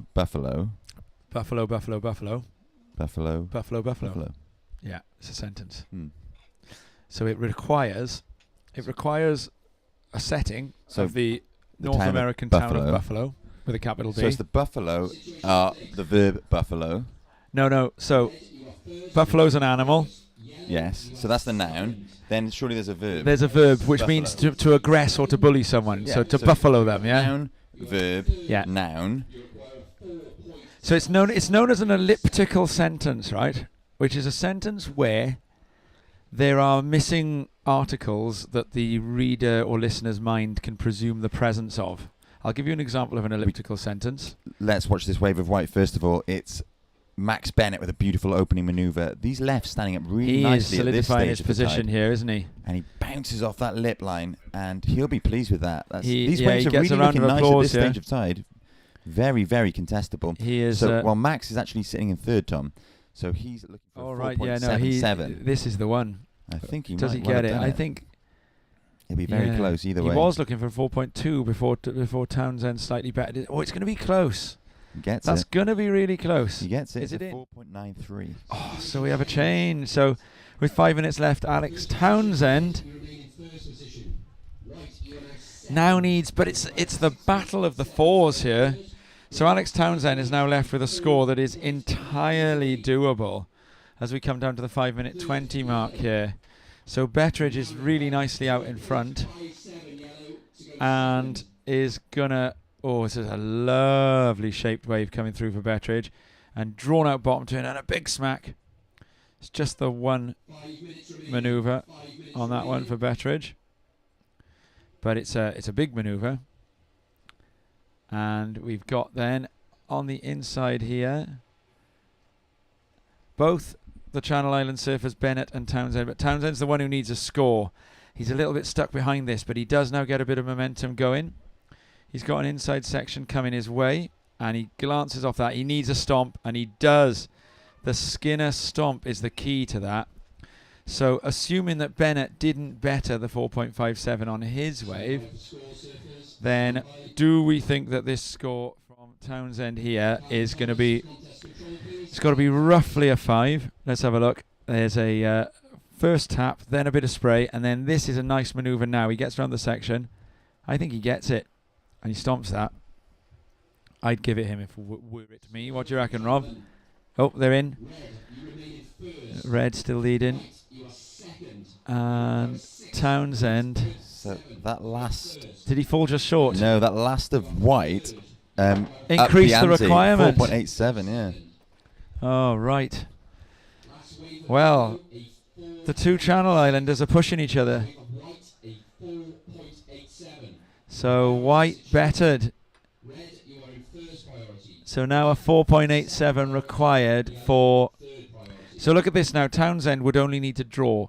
So he needs a 4.87 to get a 9.8 tie. And then in the event of a tie, on a count back to a third wave, what would then happen would be that 4.6 for Townsend would become the third wave count back. So that's why Townsend doesn't need 4.88. That's why Townsend only needs the 4.87 to tie. Because on a three-wave count back, the 4.6 would count for Townsend as the highest third wave between the two surfers. 3 minutes remaining, and the ocean's gone into a bit of a lull again, but it's really all to play for between the Channel Islanders. Now, rather interestingly, Townsend in third priority is going to go again here. I don't know how good a decision with 3 minutes left that is, because surely he needs to now try and see if he can make a sell on Bennett to try and wrest priority for himself, because you would imagine that with 2 minutes and 40 seconds remaining that there's going to be another set. 8 uses of the word buffalo will still come your way for those of you who are not wanting to finish your cornflakes and go about your Sunday until you've found out the answer to that little conundrum. But we are locked in a rather exciting finish to this heat right now, and I think it wouldn't quite be in the tone of things for us to continue with our grammaturgical expurgation of weird sayings from the world of Rosetta Stone, with 2 minutes remaining and surfers looking nervously at the lineup, where hopes and dreams are going to be made and shattered in this 2 minutes, and there is a set. 2 minutes remaining, 2 minutes remaining. As Chandler would say, Rick, turn around. And Townsend is on the east end of the beach and is going to catch a closeout, or it looks like a closeout here. I think that's another slightly questionable decision for Townsend here. Now, Betteridge really going to town on one, and Betteridge is going for the reverse, which he nearly sticks. And so it's probably all turned out rosy for Max Bennett from that. No change. Townsend won't have scored anything like what he needed there. And now that's interesting. Had Townsend, Gromit's watching, think about priority here now. Had Townsend from third priority gone and placed himself near to Bennett during that set then, he may well have been able to have sent Bennett on one of those slight duffer waves and then been sitting out the back with priority. Betteridge, just have a quick look at his bit of surfing that he did. There is a set coming through, but once we've seen this turn of Betteridge, we'll cut back to that set where things are. Here we go, and he goes for the little reverse, and here we see a set coming through. There may be an opportunity with 25 seconds left for a surfer, but it's going to end up being Bennett because he's got the priority. So had Townsend got out there instead of turned round halfway, he may have been able to send Bennett on one, and then that could have been Townsend on that wave that solidified the situation, but instead it was Bennett who sealed the deal. Townsend slaps the water in frustration. He should have a little think about how he uses priority in future heats. He's very unhappy with that. It's good to see the passion. It's good to see these surfers care. Victory lap for Bo Betteridge. Riding in, and that result will stand. So we're going to go into the juniors heat 4 momentarily.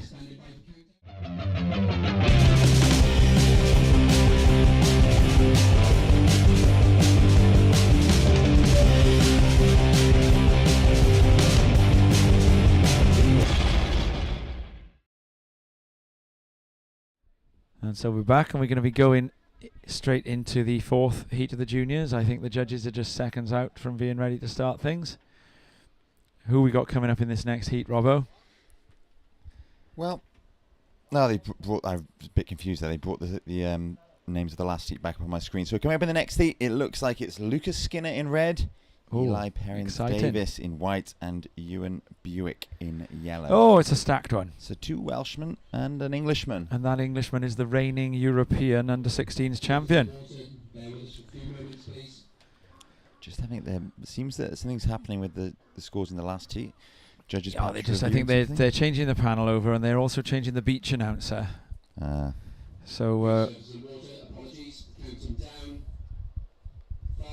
And here we go.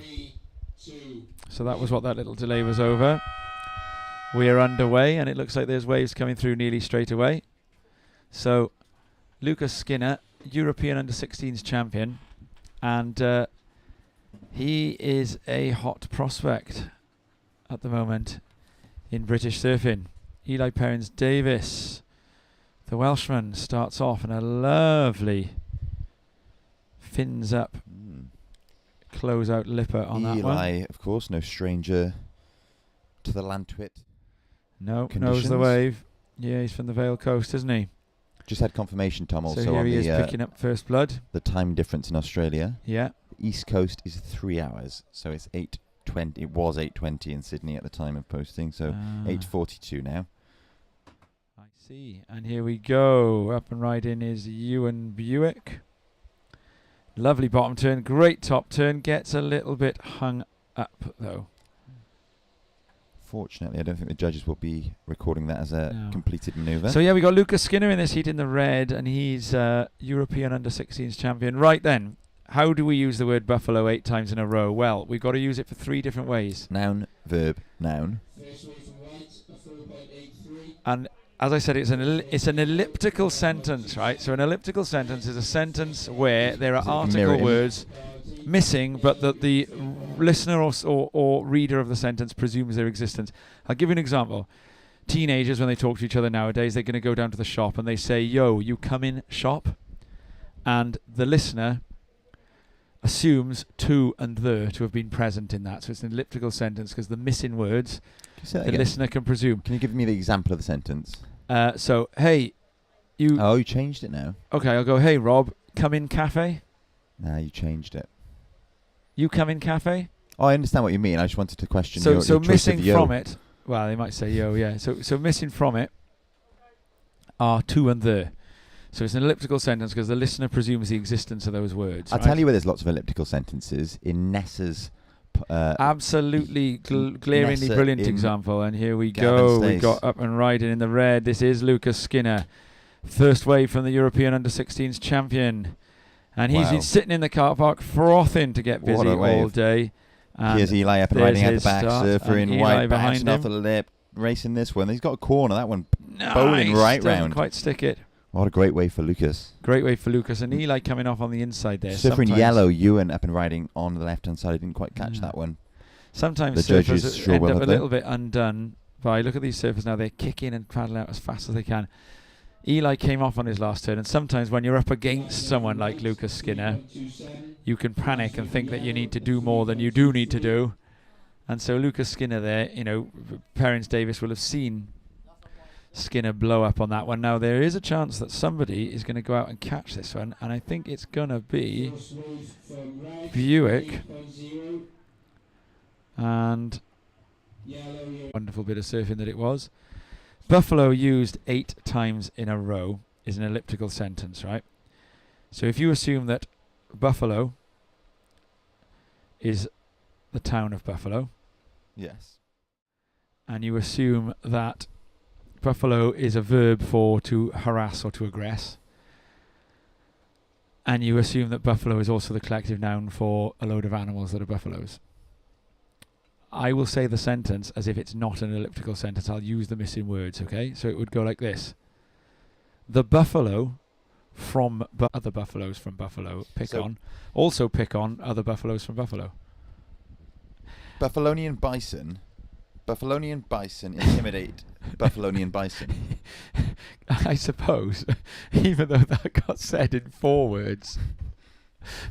No, 5 words. Parents, Lucas Skinner wants to know some stats here. The beach announcers, they've had a little. They've sorted it. The beach announcers had a little bit of a debate, I think, over whose shift it was next. And I think it had resulted in a very small black hole of beach announcing, into which the timer and the last scores of this heat did go. But the surfers know what they need to do. And Ewan Buick, he needs a 4.3 to move into an advancing position, and Perrins Davis would be looking to play defence on a 3.27. Lucas Skinner out in front with a pretty commanding lead. Even though that lead is only 3 points at the moment in the heat totals, it's going to be a bigger lead as and when Lucas Skinner backs up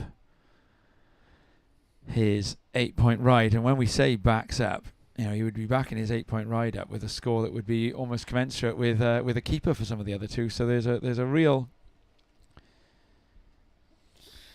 sense that Lucas Skinner is a surfer at this age with large promise, really. I would imagine that Popper Ben Skinner won't be watching because he would have arrived in the USA. As we go with... Lovely surfing there. So our camera goes on the right. See Lucas up again at the back. Beautiful opening manoeuvre, displacing plenty of water, going vertical on that one. And he'll find his way through to the inside.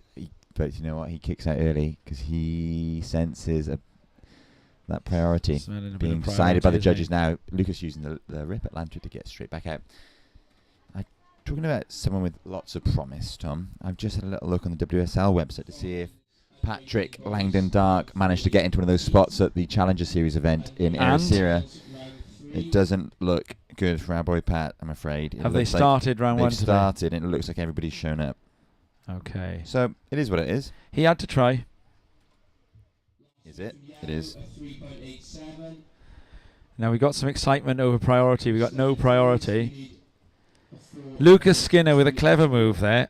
There's a paddle race going on, and Lucas Skinner stops and sits up as if to announce that he believes he's got into the lineup, and it works because they give him first priority and they give Yellow the second priority there. So that's a really canny move by Skinner.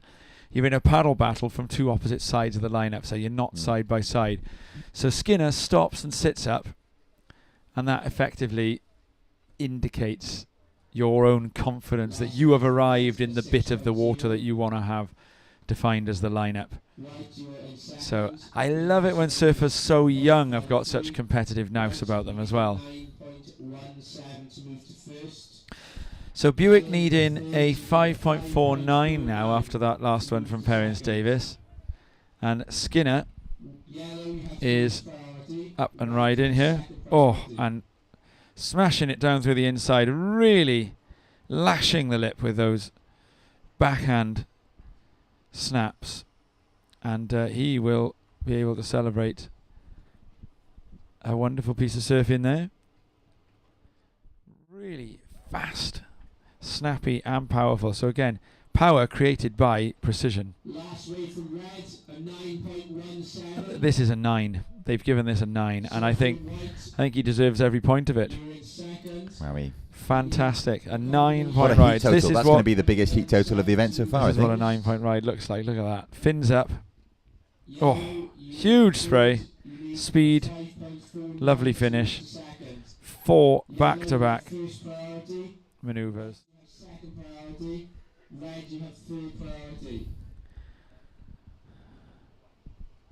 And we see there Perrins, Davis and Buick.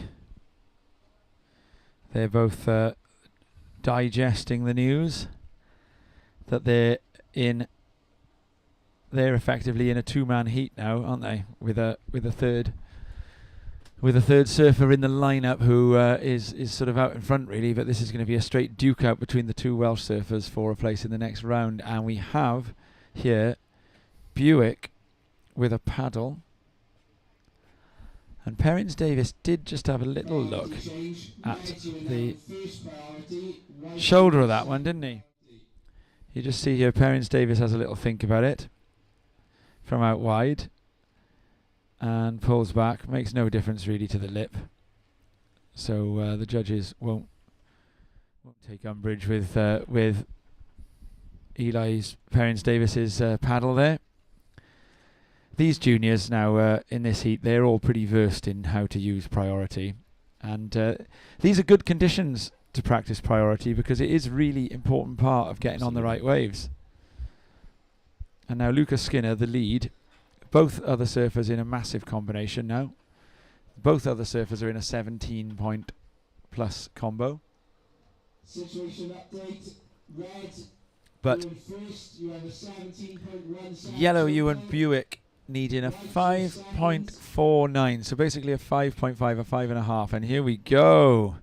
Eli Perrins Davis looking to try and push that requirement further. And then immediately behind him, Lucas Skinner goes to the air.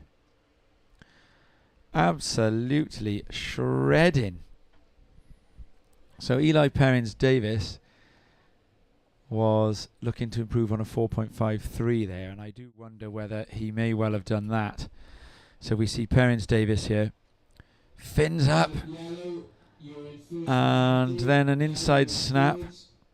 And then look out behind, Lucas Skinner with a seamless backside air, just the one manoeuvre, and then a huge snap. And they've given him an 8.83 for that one. Oh, Ewan's on a left, going towards the foam on that one. Unfortunately, that wave kind of racing off ahead of him. It did for a split second. Certainly when he would have taken off, it looked so promising, standing up. Yeah. But unfortunately for Ewan, that one not really paying off.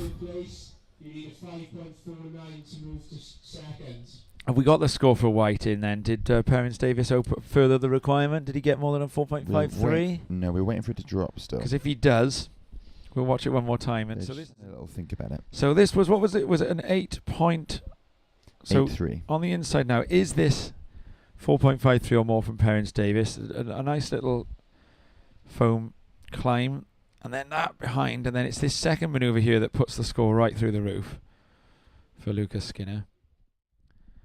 Perrins Davis 4.53 or more. I mean, there's a tail waft in the first part of that wave from Perrins Davis, so the judges are having a good think about it. You know, Lucas Skinner, he's just thinking about practicing his airs now, isn't he? So we come to the 5-minute mark. The waves are actually standing up so nicely on these. So Perrins Davis now, is this more than 4.53? Because this affects third place. And this first manoeuvre here, that is a nice little fin lift on that. I think that's why the judges are having a think. No, Tom. Yes. No, comes in at a 4.13, last of White. No, yeah, you're right. It came in just under, because I just thought for a second then that yellow's requirement had changed, but it was the glare on the screen. My Spirit of 58 bucket hat doesn't shield me from all glare. Tried on all my hats last night, and the Spirit of 58 bucket hat I concluded was the one most likely to protect me from the glare. The glare got pretty hard work in here yesterday. I think the event's going to be wrapped up before the very, very heavy glare phase of the day today. In red for England, Charlotte Mulley. And so In white for Scotland is Olivia McKay, we have and in yellow for Wales is Josie Hope. a little quiet spell. Buffalo and bison, then, they're the same thing, see? That's why I described them as Buffalonian bison. Yeah, Buffalonian bison. Both, First priority, both, red you're in second priority, and yellow both words are priority. act both as a singular and a plural. So you can be a bison or you can be bison. I'm a big And you- fan. I take pride in knowing a few good collective nouns. Yeah. Do tell. What's Well, the, did you know- what's the did you collective know- noun for a bunch of land twit surfers? A mast. A mast. A vast, it's the mast. I found out recently. I've been Do you have, watching. it has to have a the in front of it, doesn't it? The mast. No, it can be a mast. You could have a mast of Lantwit surfers. Oh, okay. The mast would be if they were all assembled together. Right. A congregation of them. Paddle out for the next heat. Please paddle out wide so you're out of the surface way. Thank you. Bergerac would like the collective noun for a bunch of crows. A murder. Yeah. And Taggart would like that as well. 2.5 minutes There's a Counting Crows song called A Murder of One, describing Ah, his very Adam Duritz's clever. loneliness. Just one counting crow on their own. Right, you have first priority. Right, you have second priority. That makes me think as well, Rob. Down the line, speaking of the corvinus species, I might invite you if we get another flat spell, another lull a little later, to you can have a look at some. I'll see if I can pull it up. I know some wonderful verse about a raven. Ooh, Do you know it? not sure. Should we tell Edgar us? Allan Poe. Well, whilst you're Now I know it by Seeking rote, but Poe. I'll find it on the screen so that you can have a read of it. okay. Here we go. Surfer in yellow. This is Ewan Buick. Been riding on a little inside left. So Ewan's looking for a 5.49. I don't think that wave's going to offer that to him. It's one of the smaller waves, but First priority. as you can maybe hear in the ambient noise, the beach announcer is telling us that white has first priority, red has second priority. Tom, talking of collective nouns, an ambush of tigers is one of my favourites. Oh, that's a good one. So descriptive, isn't it? Yeah, it is. An argument of architects. Do you know, there would almost never be an ambush of tigers because they're a solitary animal, aren't they? But we know Lucas Skinner on the front side, just having a bit of a free surf now, with a minute remaining. So this is now quite 60 seconds remaining. useful, though, from the point of view of what's going to happen with Buick. He is in the wrong side of the lineup, really, though, Ewan Buick here. That's Ewan Buick on the inside, and that's Eli Perrins-Davis on the outside. So Perrins-Davis is going to actually paddle for a wave here. So rather than block Buick, which is a good decision, well, in fact, he is going to block Buick there. And so that will be an interference for Buick, and that will be the end of the heat right there and then, because Perrins-Davis had priority. So the two surfers ride in. And coming in, there we see Buick go one way, Perrins-Davis the other. But we can guarantee you the heat results because by here, when this happened, Perrins-Davis had priority. So having said we had no interferences in this event so far, we've had two today. And both of them have been buzzer blocks. So that was a good move by Perrins-Davis there, sealing the heat out. And he will advance to the next round. We shall be moving into the ladies imminently.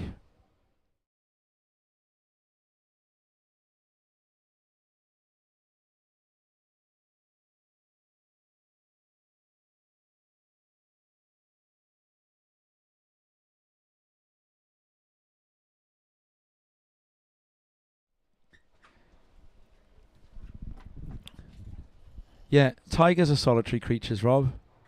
But leopards, they move in threes on the Channel Islands flag.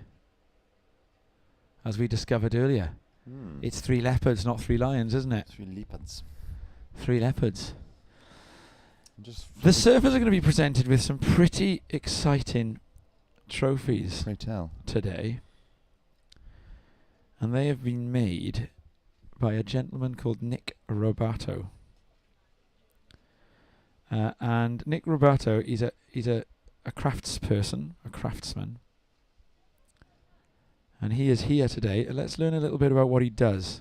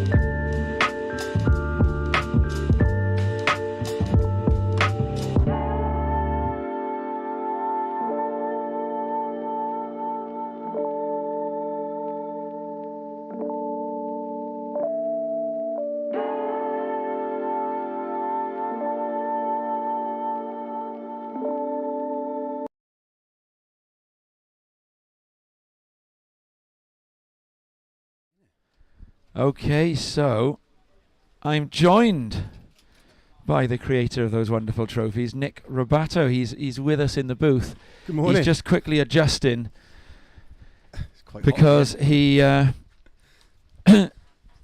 he's dressed for the outdoors and it's pretty warm here in the booth. It's a very musty booth. How are you doing, Nick? It's good to meet you. Nice to meet you too. So have you been in the water so far today? I haven't. No, I was on my way and I was thinking maybe I could go and check out somewhere, but I thought I'd come down and drop off the trophies and say hi and see what's going on. Glorious day. Yeah, get that mic as close to your mouth as you can there, Nick. Yeah. So whereabouts are you based, Nick? I'm currently living in Barry, right. Just down the road, 10-20 minutes away. I've been living there since 2008, really. Surf all over the Vale and go up to... And how long have you been, working in the arts world? You're a ceramicist primarily? I'm a bit of a, do a bit of everything, really. I've always been a maker since leaving college. Right. Architecture models, product design stuff, shop fitting. My main job title, I suppose, is a prop maker. So I make props for TV and film. Oh, okay. So do you know Kieran Thompson then? Yeah, I worked with Kieran. Yeah, on Doctor Who years ago. He's a good guy. Yeah. Yeah, he's still kicking around, isn't he? Yeah, he was here yesterday. Kieran Thompson, for the benefit of the listeners, is a Lantwit legend. I haven't seen him for a few years, but he was here yesterday. Yeah, he's a good lad. He could be. He might be watching now, for all you know. Hey, Kieran. Hey, Kieran. How's it going? Hey, Tracy. Oh, yeah, I remember meeting Tracy as well. Yeah, I met her a few times. Yeah. We were talking a few years back now. So go on, you were telling us, yeah, you're Yeah, I just like making stuff, mate. You know, I'm lucky enough to make stuff for my job. I took up ceramics a few years ago, and on a chance encounter with Craig Burrows in Lohies in the Maldives, we just got chatting. Oh, had a nice. great holiday. You've And, answered my next question. We see up and riding here now Charlotte Mully on the front side, and she gives that a nice little smack, and she's out.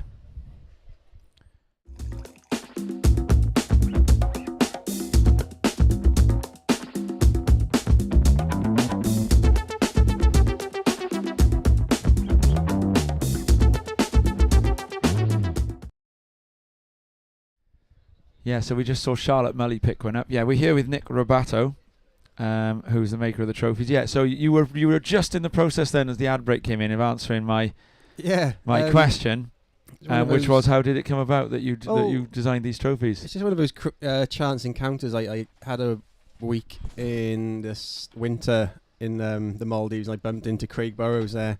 I'd just been out. I just had a shower, and I saw him coming out to sea, and I saw he had a Guts logo.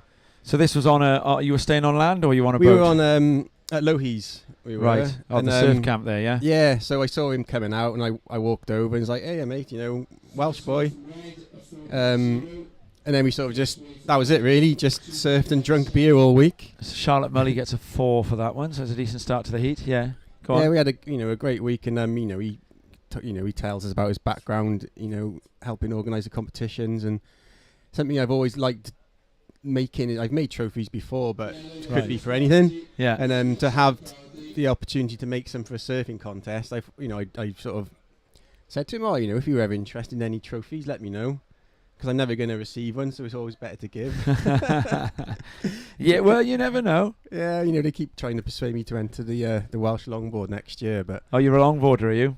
Yeah, a bit of everything really. Right, yeah. My shortest board is 6'10", and then up to 9'6", but I primarily stay on the bigger boards. Yeah, at the moment I'm having a lot of fun on an 8-foot single fin, the CJ Nelson shape. And are you CJ Nelson? Yeah. Are you do you work with resins then, primarily? Yeah, I have worked with ceramics. Resins. I work with everything. That's the nature of being a prop maker. You can sort of do a bit of everything. Yeah. I picked up the ceramics a few years back. We're going to see a possible ride here for Josie Hawke from Wales. No, we don't. She'll go into third priority there. That'll count as a paddle. Okay, so the trophies that we've got here at this event then. Yeah. What's the making process for those? So we've got there's a bit of wood turning on it, and then there's some laser cutting, engraving, and then there's ceramics and a bit of artwork.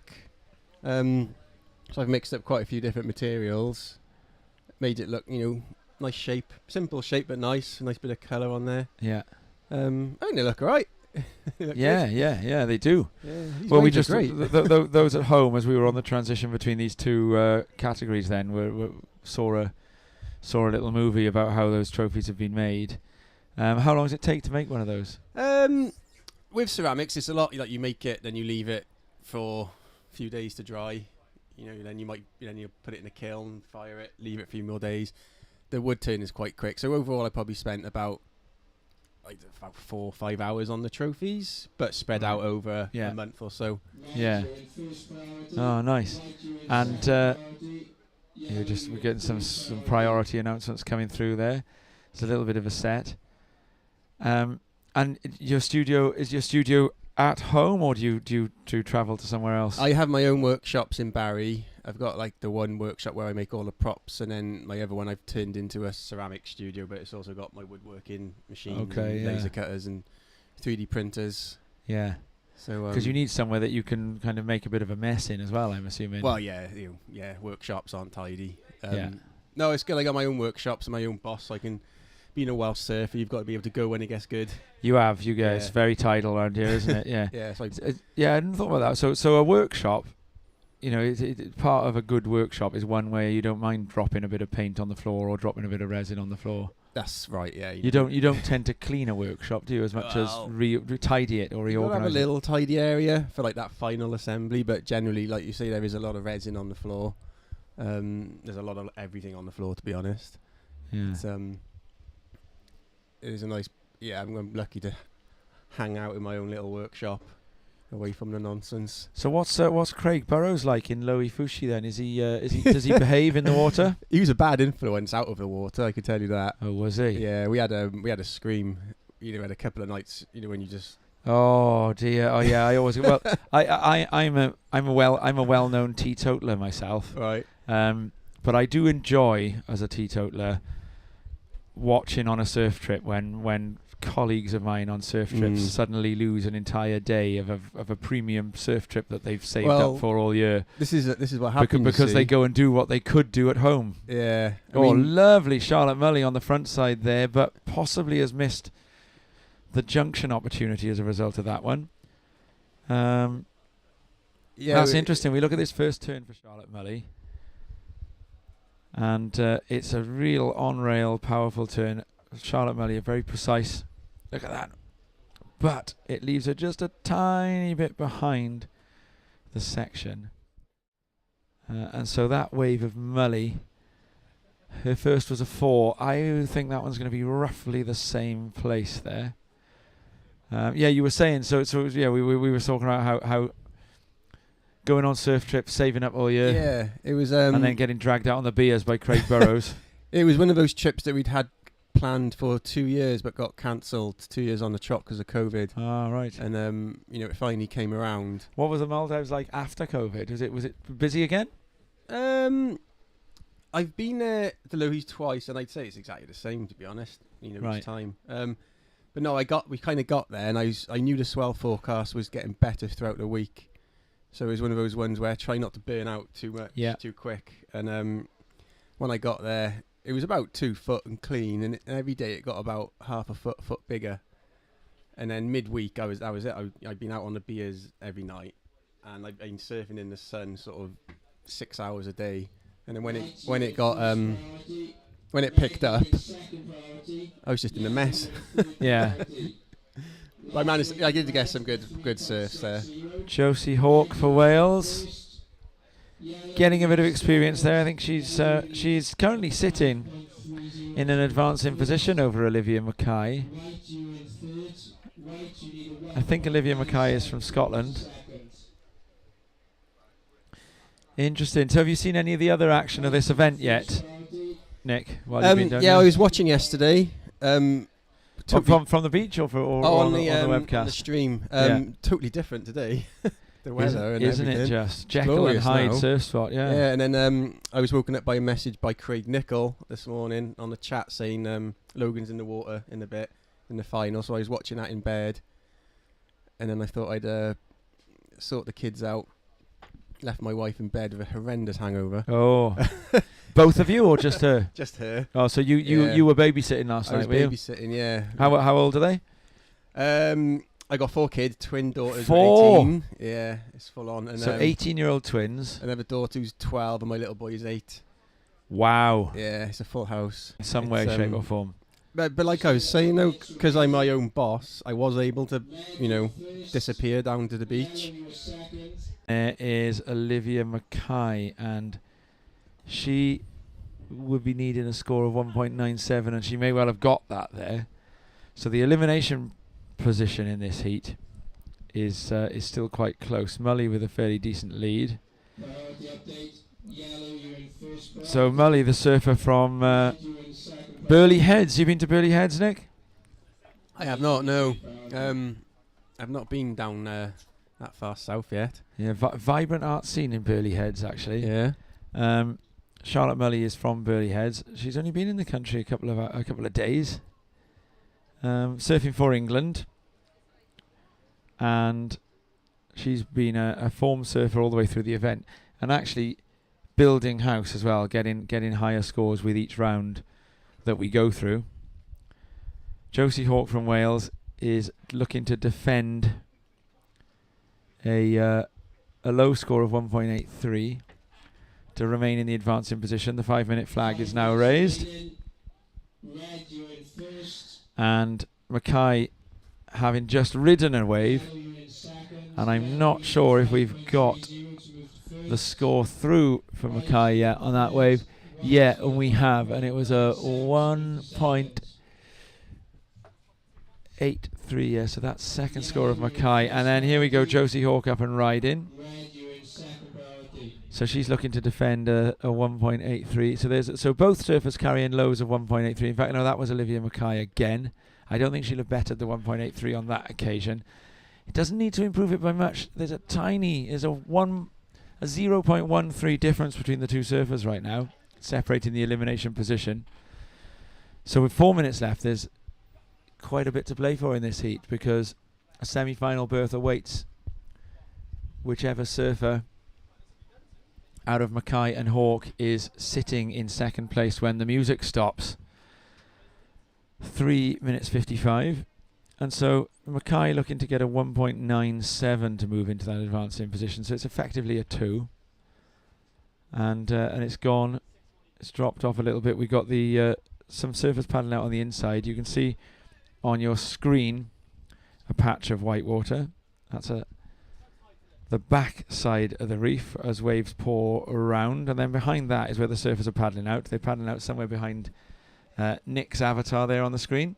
I'm joined in the studio by Nick Robato, who is the maker of the trophies that we are going to be awarding competitors a little bit later today. Some of those first place trophies have already been decided. If you're tuning in, Alice Barton and Luke Dillon are the Open champions of the British Cup 2023.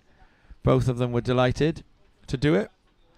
Both of them chose their waves very carefully in finals that were held in the best conditions of the day. So we are watching the juniors take part later in the day.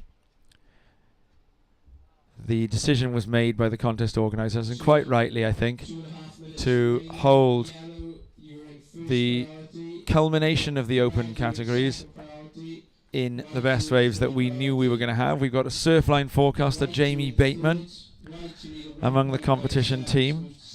So Josie Hawk, who's looking to play defence here, has got the priority as this set comes through. No surfers take off, but there are still a couple of waves coming through behind. Olivia Mackay is in third priority and needs the score. So you'd normally say that that puts her a bit up against it, but the score that she needs is completely attainable. And we have got a surfer up and riding, and this is... Oh, I think this is Josie Hawk, and I think she could well be putting a little rubber stamp on that there. Charlotte Mully with an in and out behind. Now that was Josie Hawk. She was using her priority. So Nick, I'm going to stick a little replay of this up on the screen. She is looking to improve a 1.83 to move further into second. And Olivia Mackay with an up and down. Nick, hey. You can play judge for a second here now, right? Okay. Is this wave that we see on the screen here now from Josie Hawk worth more than 1.83? There's a little lipper there. 1.83 and a redirect. 1.3. 1.83 or more. I'd say so. Nick, yeah. Nick's giving it the nod, so that would mean... I'm going off Luke Dillon's 9 earlier as the... yeah, fair enough. I mean, the comparison exists. Josie Hawk, she'll be very flattered to be compared to Luke Dillon's 9. So we've got a minute left, and we'll wait for that score for Josie Hawk, and she got a 2.3, so you were right, hey, Nick. So this has pushed the requirement for Olivia Mackay north of 3. So 3.06 needed for Olivia Mackay with 45 seconds remaining. And she's not, it looks as though with 30 seconds left, the only surfer in position to get one is Charlotte Mully. 30 seconds remaining. And so this is going to count out, and I think it looks as though the Welsh junior Josie Hawk is going to get up and into the semi-finals and is going to move through alongside the Queenslander Charlotte Mully. So we count this out with 5 seconds remaining. And we've got Nick Robato in the booth. We're going to say a big thanks to Nick for joining us. And we're going to we're going to have a little reminder of what it is that that Nick did to make these trophies. So thanks for talking to us, Nick. So we've got pottery or ceramics, we'd call it ceramics. Yeah, ceramics. And then a sort of, so Nick is a set designer, and those trophies you can see through this little video. Thank you for your time, Nick. No problem. Thanks for having me.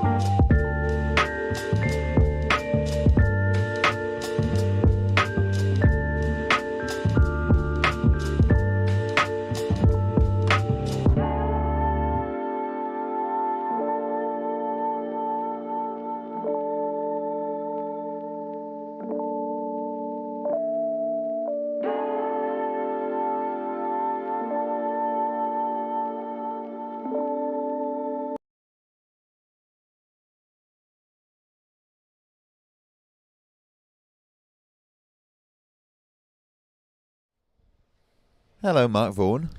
Tired Mark Vaughan. Jaded Mark Vaughan. 11:30, feeling like that. Feeling like a PM, not an AM, Rob. I must confess. It's been a long old, well, not just a weekend, but weeks preparation for this one. But no time for my woes of being jaded. So, yep, and just going to say cheerio to Tom while he takes a little break. Want to change cameras? Do you want me to show you how to do it, or are you going to do replays, or do you want to just sort of see if you can? I'll keep the techno to look and using my eyes, and feel free to come back and do the replays, Tom. Don't want to mess it up. So, Rob, finally a break for our viewers from Tom's tones. The poor dears. I can almost hear the satisfactory cheers going out around Wales, Great Britain, Europe and the world, as our viewers' ears are spared Anderson's tones for 20 minutes. There's just a surge in the national grid as everybody put their kettle on. So just to update our viewers and listeners at home on what's going on, we are into under 18 girls round 3, heat number 2, in the water in red, and in first position at the minute we have Tegan Blackford representing England in yellow, and in second position representing Wales, Katie David, and in third position currently, surfing in white, representing Scotland, it's Callie Cruikshank. Now, that's a name that I struggle to say without putting a Scottish accent on, as Tom said yesterday as well. Callie Cruikshank. Yes, that's look at that for it's like a rugby international World Rugby League group there. That could be a World Cup group, couldn't it? England, Wales, Scotland. Six Nations pool. As we see surfer in red representing Organisers, myself and Mr. Jamie Bateman, in terms of local intel, have a little bit of concern now that we have the outgoing tide. Concerned that this swell will ebb away and we might need to go on hold for a couple of hours. Obviously, we're really hoping that's not the case, but we want to maximise good conditions. Of course, yes. No lottery results, please. No, well, fingers crossed we can continue as we are. I've got to say, Tom and I have been pleasantly surprised by how, as the tides pushed in, the waves still managed to hold up. Yesterday we saw moments where the deep water really did affect wave quality for a little period, which is why we went on hold at certain points in the day yesterday. But maybe it's a change in the swell direction or just less impact from the wind. But we've seen some really steep faces right the way through the tide, which has been a pleasant surprise. Yeah, it's let's say in terms of surfing here, the high tide is generally on the point here where the action is taking place. It's not considered the greatest of the times to surf. We tend to surf it in storm conditions more, just purely because that brutal rip is it's weakest. But as we saw yesterday towards the left-hand side on the ledges, we have a rider up and riding in red. Tegan Blackford. Oh, smashed a couple there. That's a great wave. Here comes that parallel wave running up the beach.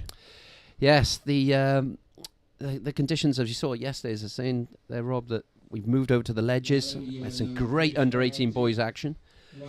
Unfortunately, we don't quite have enough swell to utilise that today, which is a shame because it's a really fun, very easy surfable wave.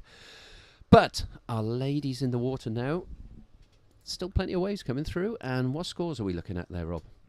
So I think we may be waiting for a score of Callie Cruikshank. No, that last of Callie Cruikshank, that turn and a half as you deemed it, came in at a 2.50. So Callie's sitting in third, but with only one wave ridden, which means she needs just a 0.50 to move up into second position, that qualifying place to get into the semi-finals. In second, surfer in yellow, Katie David, sitting on 2.33 and a 0.67. So she'll really be looking to replace that 0.67. And out in front by some way at the minute, quite a clear margin, is surfer in red, Tegan Blackford, sitting on a 4.17, and the last of her scoring waves actually being her best, a 4.43 for that wave that kind of went parallel to the beach at the end. So Tegan sitting rather comfortably at this point in the heat. How long have we got on the clock, Mark? It's quite difficult to see here, which our viewers won't appreciate because the sun is reflecting off the screen. 11 minutes 30 seconds there, Rob. So plenty of time remaining, but Tegan, surfer in red, in a very comfortable position at the moment. This is our surfer in yellow. I believe that was Katie. Katie representing Wales. So quick in and out. Yeah, I don't think that's going to go into the top two. It certainly won't be there by the end of that, I am sure. And Rob, as we have a little bit of downtime here as we wait for another set to come in, and I say we keep going on about the conditions and the rips and all the various intricacies of this spot. If any of our kind of overseas viewers that are tuning in today and not familiar with this part of the world, we have a huge tidal reach, one of the biggest in the world. Second biggest to only the Bay of Fundy. There we go. And we are a long way up the Bristol Channel here. In terms of the sort of geography and our location, that thinks this is the most southerly spot. That's it. And if you travel just a few miles to the east, it's not unheard of to have a 14-meter high tide, is it? Yeah, exactly that. And this kind of location just clips the last of the swell before it then really, as the coastline starts to bend round and face more southeast, that still gets some swell occasionally, but this is kind of the last magnet along the Welsh, South Wales coastline anyway. And what we're seeing now is this rip starting to run back out to sea from left to right, back down to West Wales, and on the really, really big tides, this outgoing rip is another level. You cannot paddle against it. It is too strong. There is no Olympic athlete I am yet to find that can cope with this rip, no matter what the craft. My dad's dad, my granddad, attempted to swim the channel from Penarth, from Lavernock Point to, I want to say, Weston, and he went out with the tide. He came back in with the tide. Yep. And he went out with the tide and came back in with the tide. Here we go. He did the double. Oh, that's up and down there. in white, I believe. Callie Cruikshank having a look at that one. But here goes your heat leader, surfer in red, Tegan Blackford on a nice looking left. Ooh, A good bash lovely. there. It was a good choice of manoeuvre for that section of the wave, wasn't it? The lip coming down. It offered a little bit of spark. You know, there was a little There's bit resistance of razzmatazz on that to one. bash off, wasn't there? Yeah, give the judges a little bit of wow and excitement. Speed, power, flow, one turn only, but you know, the judges aren't looking for. Well, Tegan's lowest score is a 4.17, so we'll see what the judges make of that. I think that was for two, perhaps not lesser turns, but there were two of them, so might just push ahead of that, maybe for a single turn. We'll wait and see. But yeah, so your grandfather swam with the tide out and in and out and in, in out, and is that a had conversation? Or I'm not sure. Yeah, old Fred. Do you know, I took a dip the other day because we've had an incredible summer, as everyone will know, and the water temperature here was kind of like a balmy 22, 23. Oh yeah, 5.27 last I've read. You called it. I thought they might like that, the judges. Yeah, record sea temperatures in South Wales. Yeah, and it was, everyone was swimming in the sea because there was no surf. But I took a down the coast walk, scaled the cliff, and decided to swim the one and a bit kilometres back to land to it with the outgoing rip. Nice. And discovered some new little local, again, rip intricacies that had me swimming for my life at high tide. And I bet my partner Beth that I could swim back to land to it quicker than she could walk back to the car and drive back to the car park. And she could pick me up, but waiting for her, And obviously. she ended up having to drive to Weston to pick you up. She was... when I finally arrived at the beach, gasping for air and looking very red-faced, probably about 40 minutes later than first anticipated. There was high concern on the beach for my safety, but yeah... Very dangerous area to swim, surf, without good knowledge of the area. And even with my 30-odd years, I managed to get caught out on that occasion. But enough of that. Where are we? 7 minutes gone. Red is absolutely in a commanding position here, putting on a stellar performance. Lovely-looking set approaching the lineup, Mark. Yeah, who have we got? Red again. It could be Red in position. She's not going to go on this. Priority situation, yes, she remains in priority. I'm surprised. Yellow second priority. Look at that. Obviously, she likes the look of the wave that's out the back. It might be a slightly bigger wave, actually. She's going to have a paddle for it. No. It's that outgoing rip. And what we see here, we've got some lefts and rights. Is that... If you can get into these waves, there is still plenty of scoring opportunities, isn't there? Especially on those rights. We... I think I may have said yesterday, but there's just directly in front of us is what we refer to as car park. It's back in the day before the breakwall was built, there was a really, really nice peak that ran right the way through to high tide. Wedgy, short, punchy right. And one of our local legends, Steve Sawyer, who was probably was I was a Grom, used to surf over the little wall that directs the river here, and he was famous for ollieing over the wall at high tide. We all as Groms used to watch, and Steve, a massive part of the local surf club, Channel Coast Surf Club, to which we are exceptionally grateful to this local surf club and community for keeping the water free, fully supporting the event.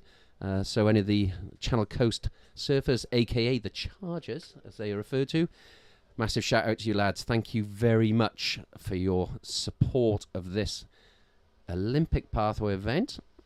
Although this is now the juniors, so this is the next tier of British surfing that's we will see in future years to come, battling out for team positions to go to those ISA World Championships and potentially qualify for an Olympic Games. Exciting stuff. I suppose that explains lots of the passionate responses we've seen from some of the surfers that have been unfortunate enough to fall short of the finals. Lots of slapping of water and so on. Hey, look, yeah. Desire, I heard you. Desire, passion, want. Desire. This means something, you know. There's money now in British surfing. Our athletes know that. You know, making the British squad can be potentially changing in terms of their funding, their training, their coaching, and their future in the sport in this country. It means a lot more than just a contest win.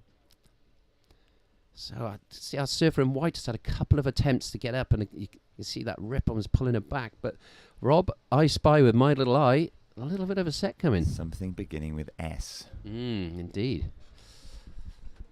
So earlier on, probably about an hour ago, and the tide was a little bit further out, Mark, we saw lots of our surfers gravitating towards the right-hand side. Yep. Even though the waves were much better in the middle, and it's because the sets were rearing up on the right-hand side as they felt the bottom further out.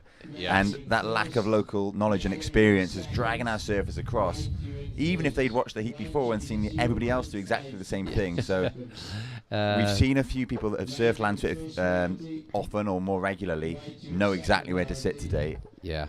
And I think it probably pays dividends, as we see Tegan Blackford surfing red up and riding on a little right-hander. Probably pays dividends to sit and watch the conditions before you go in. Oh yes, absolutely. And you know, this place changes per heat. It's kind of like the old French beach break scenario, where you want to be there 1 minute and over there the next. You want to be in there before it's good. Yes, you want to be in there before good. I can't remember who coined that expression or that quote. It's one of the CT. It's one of the CT from the 80s or 90s, isn't it? Yeah, I thought was it Potts? Or am I imagining it? Sounds familiar. But either way, that's exactly what you have to deal with here. And we've probably got another... What heat are we on here now, Rob? I've had a very busy... So I think we're into the semi-finals next. Yeah, we've got a situation, and this is where when Tom returns, I'll have to go back to my contest director role and just determine whether we carry on. Another 25 minutes of surfing action to complete for the round 3 here. Probably be one more heat of junior girls and then potentially on hold. So we shall see. But we are counting down 2.5 minutes remaining. Say Tegan in a very commanding position here. And we hope that our competitors from Wales and Scotland get one more opportunity in these closing moments to have a final dig at making that second place secure and into the semi-finals. But at the moment, it's our Welsh lady, Katie David, who is holding that second place over the Scottish surfer, and she also has the benefit of she is second priority. No, Callie Cruikshank, who requires only a 0.5. Wow. Priority, so all to play for as we approach the final few moments, the curtain call. Yeah, apologies to our viewers that my view of the screen currently is difficult, so I can't quite see the scores and priority, but look at this set, Tom. Rob. God, I'm Second tired. time today, that's funny. I know. Second time today, that is Guff. Yeah, they're both 3 letters, and there's an O in it. So it's 30, look at this one. 33% If right. someone was on this left, no. They would be reaping the rewards, I'm sure. Wow. Really great wave coming through the lineup then. That was an opportunity. Still, she paddles. And I believe that will knock her down the priority list. Yes, it has.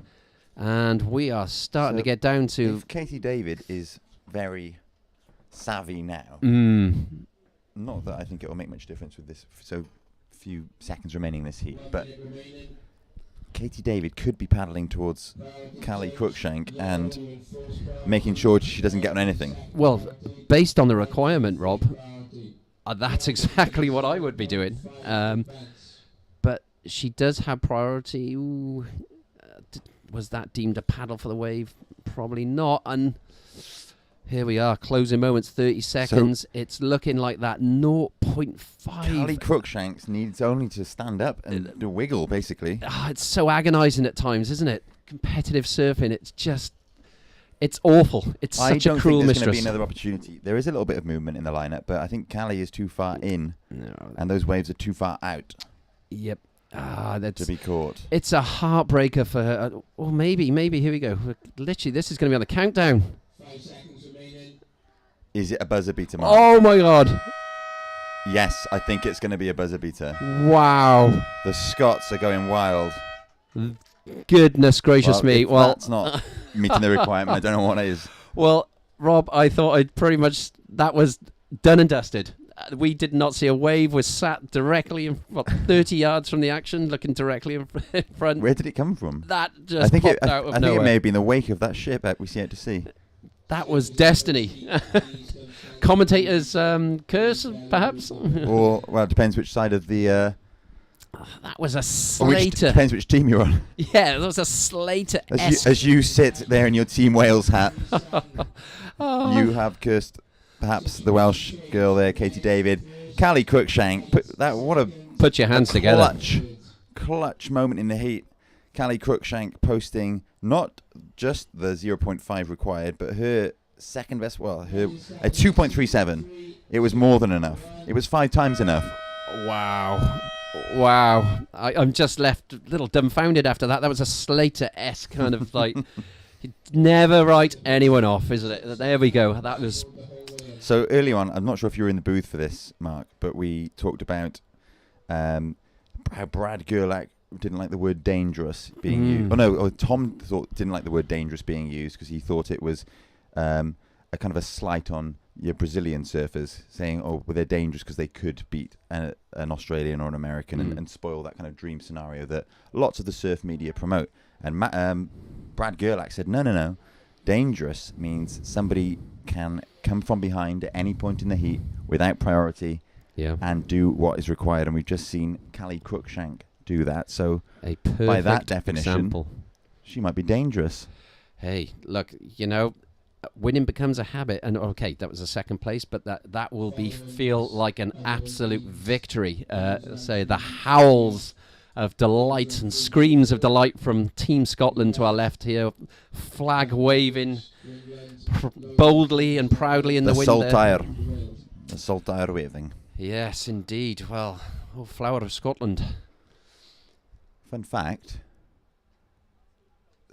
Flower of Scotland is my third favourite anthem. Wow. Welsh. Welsh first, number one. French. I was going to say, Yeah. I'd have to go along with that. It's an absolute belter, It's a belter. It's one of those you can't help but sing along to. I do enjoy Flower of Scotland at the beginning of the rugby internationals, though, when they're at Murrayfield and they stop, the music stops and the crowd carry on singing. Yes. It's a goosebump moment, isn't it? It is very much so. And, of course, the national anthem for Great Britain, United Kingdom, England. Recent change, yes. Yes, now has the God Save Our King, and as we all sadly bid farewell to Her Majesty the Queen.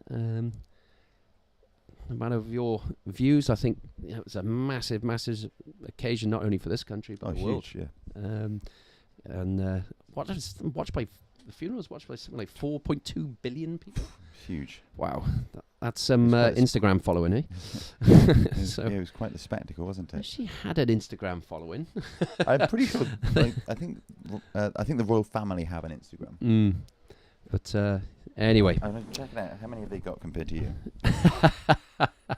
I think my following is probably reduced after my time in the commentary booth. But look, let's concentrate in the action for a second here, because we've got a heat on our hands. We've seen Alice Barton in red. One of the, if not the standout performers of this weekend, fantastic surfer, and she is looking to do a double act here. Yes.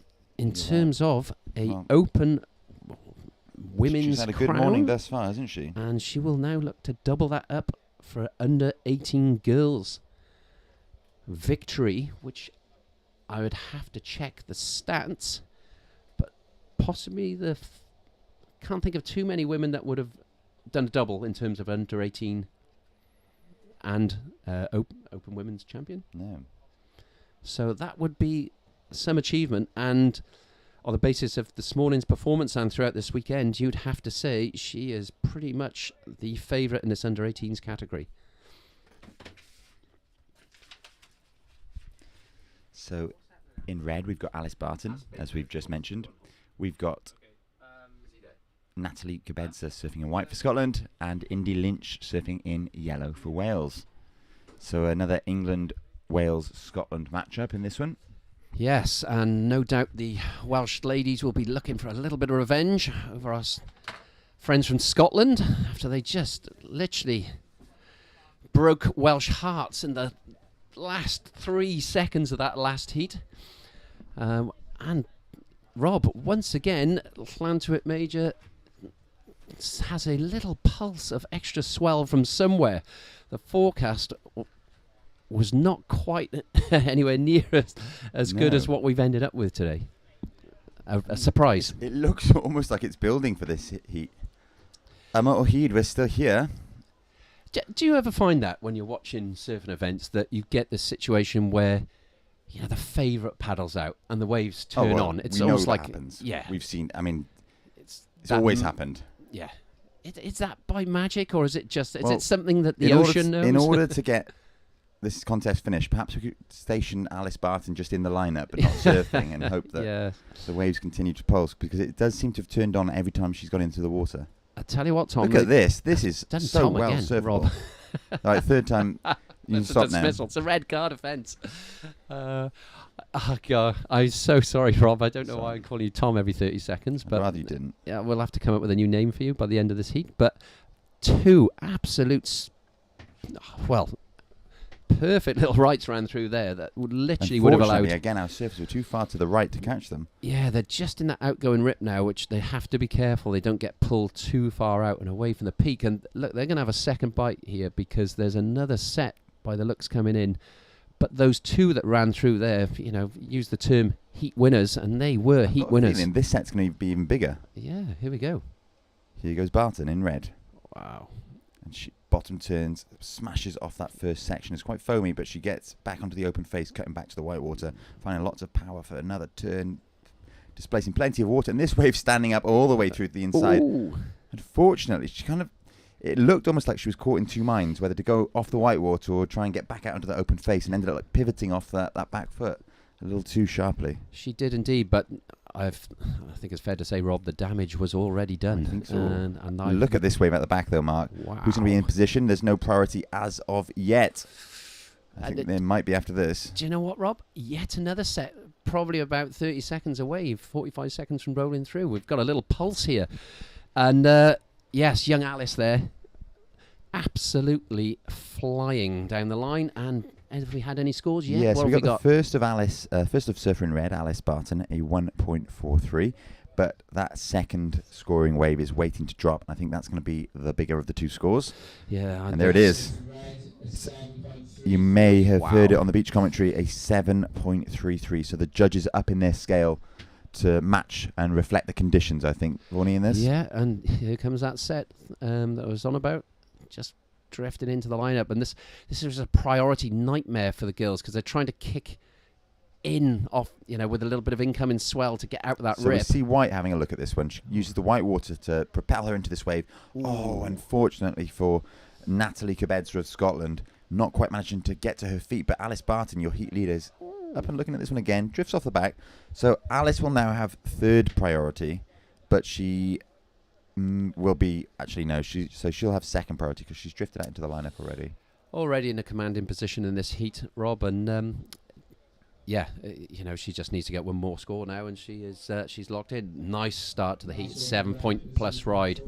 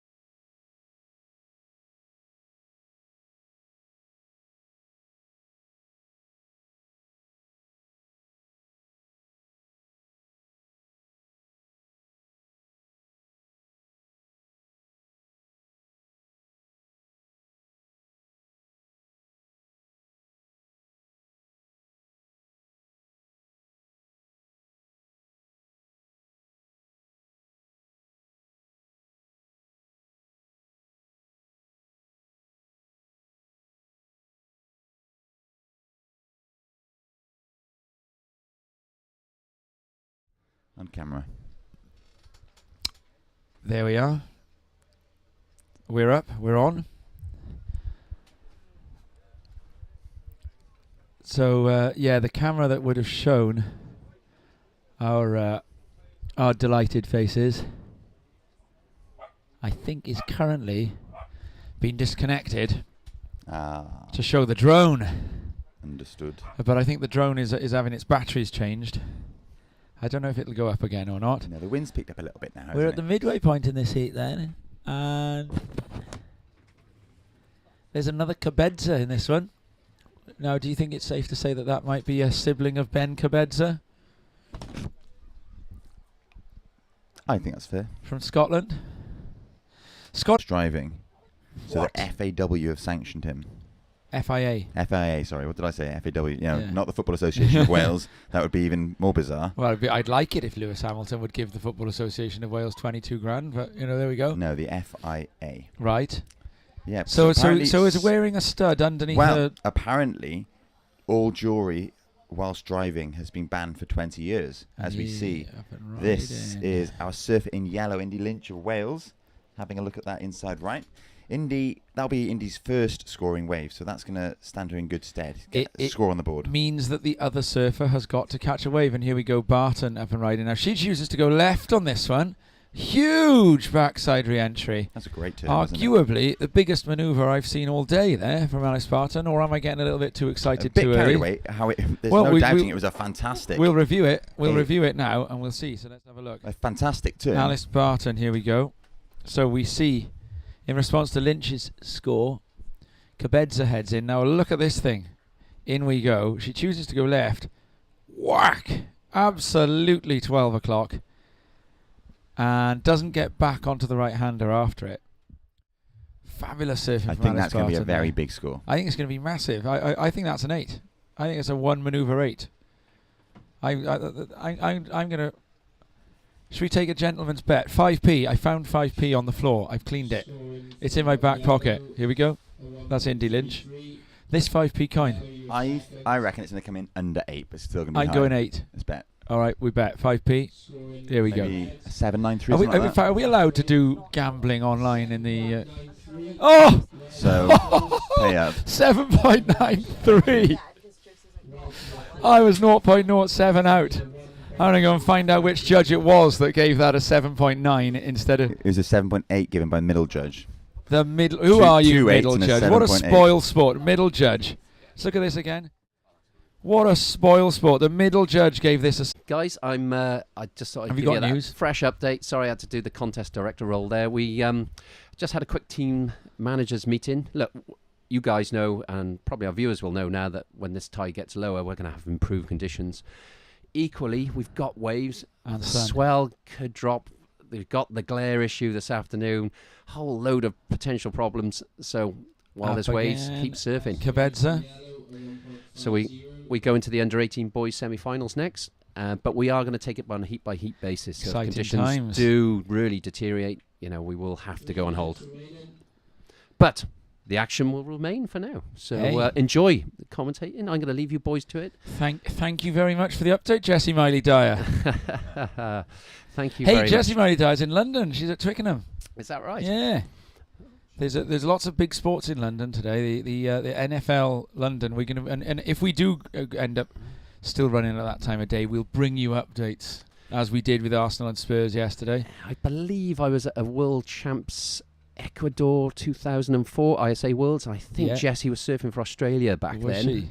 Yeah, it was won the event by Sofia Milanovic. Oh wow, great surfer. 2004. One of my all-time favourites, Sofia Milanovic. Yeah, and the men's open that year, Hira Tiruvanatufa. Hira. Yeah, Hira. I remember him. I was very fortunate to be on the Tahitian team bus on the way back from the beach. Oh yeah, there was this with Mark Splinter Griffiths. Yes, what an occasion that was! As you can imagine, the Polynesians celebrating a world title, second world title for Hira. Here we go. We got a. Is this Cabedza or is this Lynch? That's Lynch.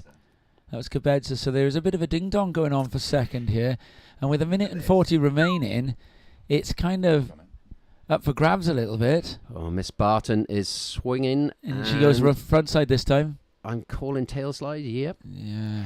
That's language style. Yeah. You know what? If she's getting those beach scores, if I was here, I might be thinking of maybe a quick early finish, rest up. She's done a lot of heats already this weekend. 2 categories. Titles of women it's hers and to under lose, 18 isn't it? girls. Yeah, title. But as I say, I'll leave you guys to it. Back to Rob, who's done a sterling job, and Tom. Hey, not sterling. Now we want euros and pound. We want euros and dollars, don't we? After Honey, I Shrunk the Quids. Oh, here we go, Barton again. Are you? With the one last question, did you manage to stay awake to match of the day after all your paddling last night, Vonnie? Well, I actually went.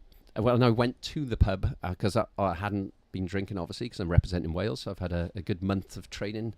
And that's genuine. I try and ensure, even at my ripe old age, to ensure I represent my country with honour. And you did. Thank you. You acquitted yourself very well. Oh, hang on, we got 20 seconds. We'll finish the answer to this question. We're just going to see now, because Kebedza needs a score. She reduced the requirement a bit with that last one. She now needs a 2.57 to advance. There's 10 seconds left, and there is going to be a paddle here. Although I think it's just going to bottom out on her, so it looks as though it is going to be the English and the Welsh surfers advancing. So well done, Indy Lynch, and very well done to Alice Barton. Go on.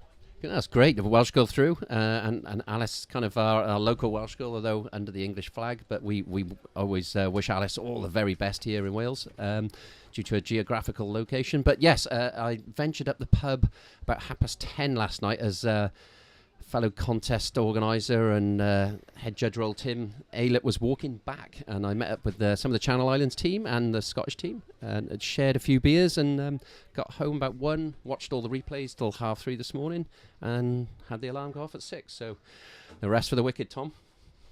So you caught match of the day. Oh, there we go. Yeah, the big North London derby win yesterday, and then yesterday the other match of the day. The other big sporting result yesterday, the Battle of the Marks. So we had the Battle of North London, we had the Battle of the Marks, and Mark Vaughan did come out over Mark Void. And then this morning, big battle between Stanley Norman and Luke Dillon. We haven't caught up with either of those yet. We had a chat with Alice Barton, the event winner. I'm sure we will have a chance to have a few words with Luke Dillon. If I think Vaughan's actually going to go and see if he can find him now, actually. And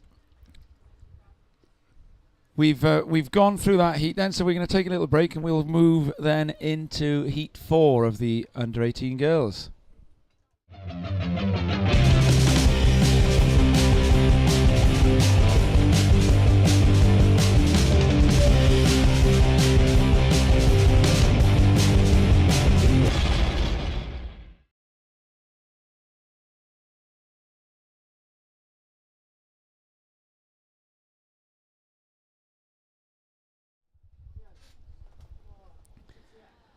And we're back. We're underway. Belle Bettridge, Rob, is in the event. Yes. She's in the water now. Yes. I think I said this morning that I'd only seen Bo here. Oh, no, that's why I mentioned both of them. Belle is here.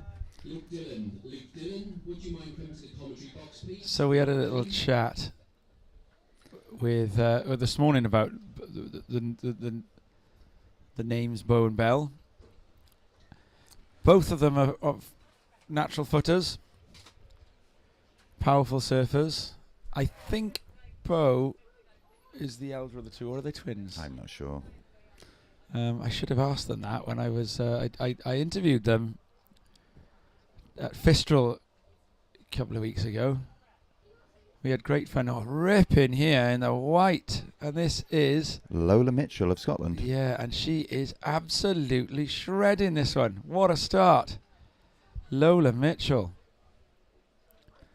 And up and riding out the back, this is your surfer in yellow, Poppy Owen. Now, I tell you what, and she's from Wales, yeah? That's right. I tell you what, right? The surfer, the Scottish, when I went out there to go and have a little snack just then, the Scottish surfers, largely led by Mark Boyd, they are cheering everything that their fellow competitors do. Every single time somebody rides a wave there, they're cheering it. And we'll have a little look at that again. A 5.17 for this. And look at that on the rail to rail there. Really impressive. So that is the future of Scottish surfing on your screen right there now. So she comes in at a decent start to that heat. And with a little close up of the lineup there, we've got another paddle going on, and that is the surfer in red, Belle Bettridge. And so she's starting her account. Yep. And just gets a little bit. I've got some good news for you, Tom. Good news. We're joined. Oh wow! We're joined by surfing greatness, newly minted surfing greatness. How we doing, Luke? Congratulations! We got Luke Dillon in the booth, the champion of the British Cup, and Luke and Belle Bettridge. Look at her going again on that one there. And this time, Belle just getting started. Luke will show you a little replay of that wave of Belle Bettridge now. And talk us through this one, Luke. I'm assuming you know Belle. Not too much, actually. She's got a really nice bottom turn. Oh, nice. Into the lip. Wraps it back with lots of speed. That's a good little wave for a couple wasn't it turns. just? It's getting hard out there now. Wave of the heat. Luke, let's start by talking. Right, Rob and I, we build narratives in here. Let's start by talking about a cold afternoon in Scotland about a year and a half ago, and a British Cup final, which you were leading before a gentleman called Stanley Norman took off, headed to the left. We fast forward to the next British Cup, and in a warm South Wales peak, Stanley Norman is leading a heat with minutes to spare before a gentleman called Luke Dillon takes off and goes right. What were you thinking in those closing moments of the heat? Not that, to be honest, but yeah, it was definitely a good heat. Get that mic as close to your chin as you there can. You go, up here. Yeah, it was looking fun, but I just needed a score that small. You can't surf for the 3. You have to just go as if it was a normal wave and just do what you would normally do. Did you think the work was done before you came through to the inside, or were you sort of, in your mind, do you have a point in the wave where you think, yeah, I've got here? Probably, but I didn't then. I didn't really have much out the back. It was nice and it was smooth, but there wasn't any real work, and then sort of got a couple of little turns in on the inside and then finished it quite well. So yeah, it was good. Yeah, and it was that closeout maneuver. You knew then. Yeah. Landing that last turn. 3.4.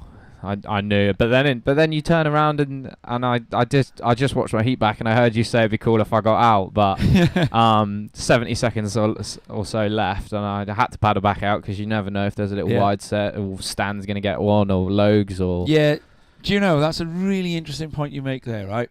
Now, people who've been watching the webcast all day will have heard the NFL are in London today, right? And we've talked about this a bit. You ever watch NFL? No. Right. I'll tell you something interesting from the NFL, and this is kind of similar, right? When I only noticed this when I went to watch them in a stadium. They kick the ball off, right, to the other team, and if the kick goes all the way through for what they call a touchback, and it goes right through the end zone, there's no need for the kick return to catch the ball and run back, right? Mm-hmm. That's it. It's done. And the entire 11 players who've kicked the ball all run all the way to the end zone and out and through, even though the ball's gone dead. Mm-hmm. And I didn't know why. And I said to my mate who I was watching it with, who's like a lifelong American guy, I said, why do they do that? And he said, well, the thing is, he said, when the ball is kicked, they know it's almost certainly going into touch. But you just don't know if someone's going to catch it. Oh, here we go, going down on the inside. Look at this. Lovely wave. Scottish surfer. Going now. We've got Belle. Who have we got here going on? This is that Poppy Owen that we've got going on there? This is Lola Peak. So this was Lola Mitchell. Wow. Yeah, because she was on the backhand at the beginning. She is a prospect, isn't she? Look at that. Lots of speed. Ripping. Absolutely ripping there. We'll get a couple of scores in as well here now. And here we go, and that is Poppy Owen then going on the left, surfing for Wales. She needs a 6.4 at the moment. Lola Mitchell got a 4. One of those was a 5+, and she's popped up into above Bell Betteridge there. Wow. Yeah, so he was telling me they run all the way through because they say that there's like 1 in every 100 times they take that kick, it's going to fall one yard short of the line. Someone's going to catch it. Yeah. At which point you want to still be sprinting to like chase them down. And then when the ball does go into touch, they've been told that they've got to carry on running all the way through. As we see Lola Mitchell go again here. Yeah, as they run through the end zone also so they can decelerate sensibly. Yeah. And I've always thought, like, in heats, there's 30 seconds left, there's 40 seconds left. You turn around and you paddle out till the bell. Yeah. It's almost like a discipline thing. Yeah. Yeah, for sure. My first heat, I had a really good heat, actually. I think I had about a 16 combo, but... You did. You had the first, and at the time, it was the highest and the second highest score of the day until Lucy Campbell got the 9.17 later. Lucy nudged me. Yeah. But yeah, that was a bit different because I had a couple of good scores and I had that one was sort of 3 minutes ago and I cut my foot. Was that walking down or walking back? No, so after the very first wave of the comp for me, I just jumped off sensibly, feet first, and hit a boulder. Got a nice little slash in the foot, but not enough to really get it stitched or glued. It's just this open wound, so just... been cleaning it and padded it up and wearing a wetty boot. It's been a bit minging, really, but but you've still won the on it. I guess it's that saying, innit? Beware the wounded soldier. Or And can I ask as well then about your trip to California, because you're on a real tear now. Then so this result today is a big one, but taking down Shun Murakami, and I reckon that I never saw Barton Lynch more excited about somebody's backhand attack than I saw him about yours during that contest. I'm assuming you have watched Barton Lynch's narration of your backhand back. I have during the heats, and I actually met him afterwards. And he was stoked. So did he praise your backhand? Yeah, he did. It's just it's good praise coming from him. Obviously, world champ. Awesome. And Cali was amazing. It was the first time I'd ever been, and it was my best ever finish. Got a 19th in the world, but felt like I had loads more to go. But when you get there and you're at that wave, it's just the tiny little differences. And I just caught a rail on one turn at the end, and that was it. Making that inside connection. Yeah, lost by 0.4. Just so subtle, but such a stinging loss. Yeah. But overall it was good. Team Britain, Great Britain finished 13th, which is a place better than last year. And Logs and Pat were obviously representing Wales, and it was a cracking little trip and got everyone excited for the future, really. Yeah, because of course last year's Worlds, you in El Salvador, you went on a bit of a tear there as well, didn't you? But most of it was on the non-televised peak, Zunzal. Yeah, I lost to Italo by 0.1. That was another highlight. Yeah, that was the early stages, wasn't it? Yeah, it's like round 3, 4. It was actually, if I'd have made that heat, I'd have been prime for the Olympics. So really, tiny differences, but we'll go again. We'll go next year in 2024. Just got to keep the young ones behind me for a minute, Yeah, 27 now, so I'm edging towards 30, and but you've got the power surfing, and look at that title's been won today in small waves, all on the rail. Yeah, so you've got to be pleased with that. Yeah, for sure. And I know Stan particularly is very good when he goes for the airs and the technical tricks. So he's always a danger. Doesn't matter what the conditions are like. So let's come back to my first question then, right? You said, here we go, Bell Betteridge, and she's going to get on rail here, and I think if she gets an inside connection of any kind, nice snap there. I think that Bell Betteridge is going to probably put herself into a pretty good situation in this heat now. If we look at that one, we'll just have a little replay back. We can get to enjoy that second snap that she did. So this one's more of a two-stage carve, and then here we go on the inside, and a real stomp with that one. So that pops Bell Betteridge into a decent position there, and it leaves Lola Mitchell needing a 5.5. The Tartan Army will believe she can do that, won't they? Oh yeah, for sure. The ladies have been ripping this whole event, so it's been really good to come and watch. Particularly, the under 18 girls. I haven't done many contests at home. Yeah, and there's not many contests where the juniors and the seniors get to compete.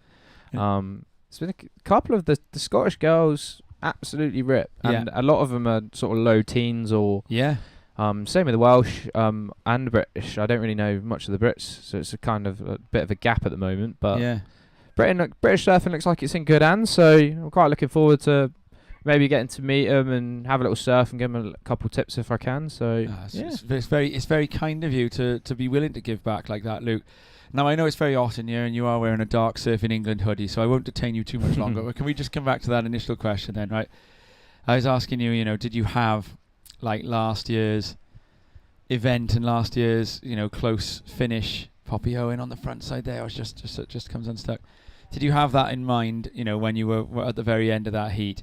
And you said not, okay, I said, what were you thinking? And you said not that. But does it make, rivalries are a good thing, right? And you talk about keeping the youngsters behind you, and you're praising Stan and the fins free, tail high airs and things like that. Are you, does it make it a bit sweeter because it was Stan and it was a buzzer beater? Does it feel like it put the ghost of last year to bed? It does now, because it was a bit of a sour taste last year for me, because I was... Well, it was a bit of both, because not many people know that I tore my knee ligament like 5 days before the comp. So I drove up to Scotland, had 28 painkillers on the weekend of the British, surfed with a torn MCL. So I've done the MCL before, medial collateral ligament. It's just an annoying one. But because you can still walk and ride a bike and things like that. But it's just the little sideways movement and obviously Logan's compressing. done it too. Yeah, I've had a few knee injuries, so it's ones that I'm accustomed to. But I needed to finish top 3 up in Scotland to qualify for the Worlds in El Salvador. So that was my goal. And then when I got there and was in the final, and he obviously nabbed me with about a minute to go. So it's kind of like bittersweet. I was happy that I made it, and but I didn't get the win. And as we were actually walking out here, we were in about knee-high water, and Stan turned around to me and said, "Do you remember when I smoked you in Scotland last year?" He said that today? Yeah, was we walking into the final here in Wales. So he turned around and said that to me, and I'm not going to tell you what I said back, but he put a bit of extra fire in the belly. He likes a bit of the sledging. It's all good crack. Between the lads, and you got Stan who's 18, 19, Lucas is like 14 or so. And then you got Logan and Pat, who has obviously joined me on the QS for the last couple of years. So it's good banter. But I wasn't thinking about it before that. And then when he said that, when we were walking out, I was like, right, it's all well and good saying you're going to have it, but then obviously we're in the sea, so anything can happen. But I think it was a little bit of karma, I reckon, when that right came in, and I made him eat it that last minute and a half to go. So. I love it. 4 minutes remaining here, and we've still got Poppy Owen needing. So Lola Mitchell's in a good position here. Poppy Owen needing a 7.67 to go into the advancing position, and Lola Mitchell, she could take the lead in this one with a 5.5. And the Scots will believe she can do it. Was that your first time in El Salvador? Yes. Yeah, and figures. Like I do. I really fancy both the waves. I think they're quite suited to the way I surf. Yeah. But I was actually just going to touch on the two girls. It's got to be getting quite tight with the Welsh and the Scottish. I'm not sure where England are too, but for that British event. Cup, so it's sort of getting down to that stage where every position matters now, doesn't it? Every round you can make. Yeah. Absolutely. So the Scots will be... I know I was sat on the rocks then with my girlfriend, and I can't remember her name, but she needed like a 0.8. What, your girlfriend's name? No. Yeah, she's not watching the stream. Oh, you're doing well. But she needed a 0.8 or a 0.9 with about 5-6 minutes to go, and she got it with maybe 30 seconds to go. And it's the basics, isn't it? Surfing heats are the basics. Especially at this spot as well, the tide makes a massive difference. So 1 minute you think it's going to be pumping and you're going to get one of the best heats with lots of waves, and the next minute it's literally like a lake. Yeah. But what does she need? She needs quite a big score. She needs a pretty decent score here, Poppy Owen. I think a 7+. Realistically, it's a 2-wave score at this stage in her career. But still, she's here and she's got to this stage of the event, and these girls, they're at everything. We did the little Grom contest down in Rest Bay, and there they were, and they're entering everything that they can possibly do.